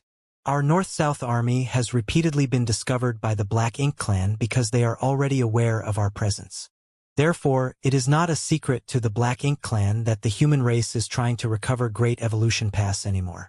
The Eighth Order masters listened quietly. Likewise, Yang Kai was also listening. He felt as though he had received the answers to the various questions in his heart thanks to Mi Jingluan's explanation. If my guess is correct, then the Black Ink clan at Great Evolution Pass are not only searching for the location of the North-South army, but also trying to figure out where the East-West army is. The area around Great Evolution Pass is most likely filled with scouts of the Black Ink clan.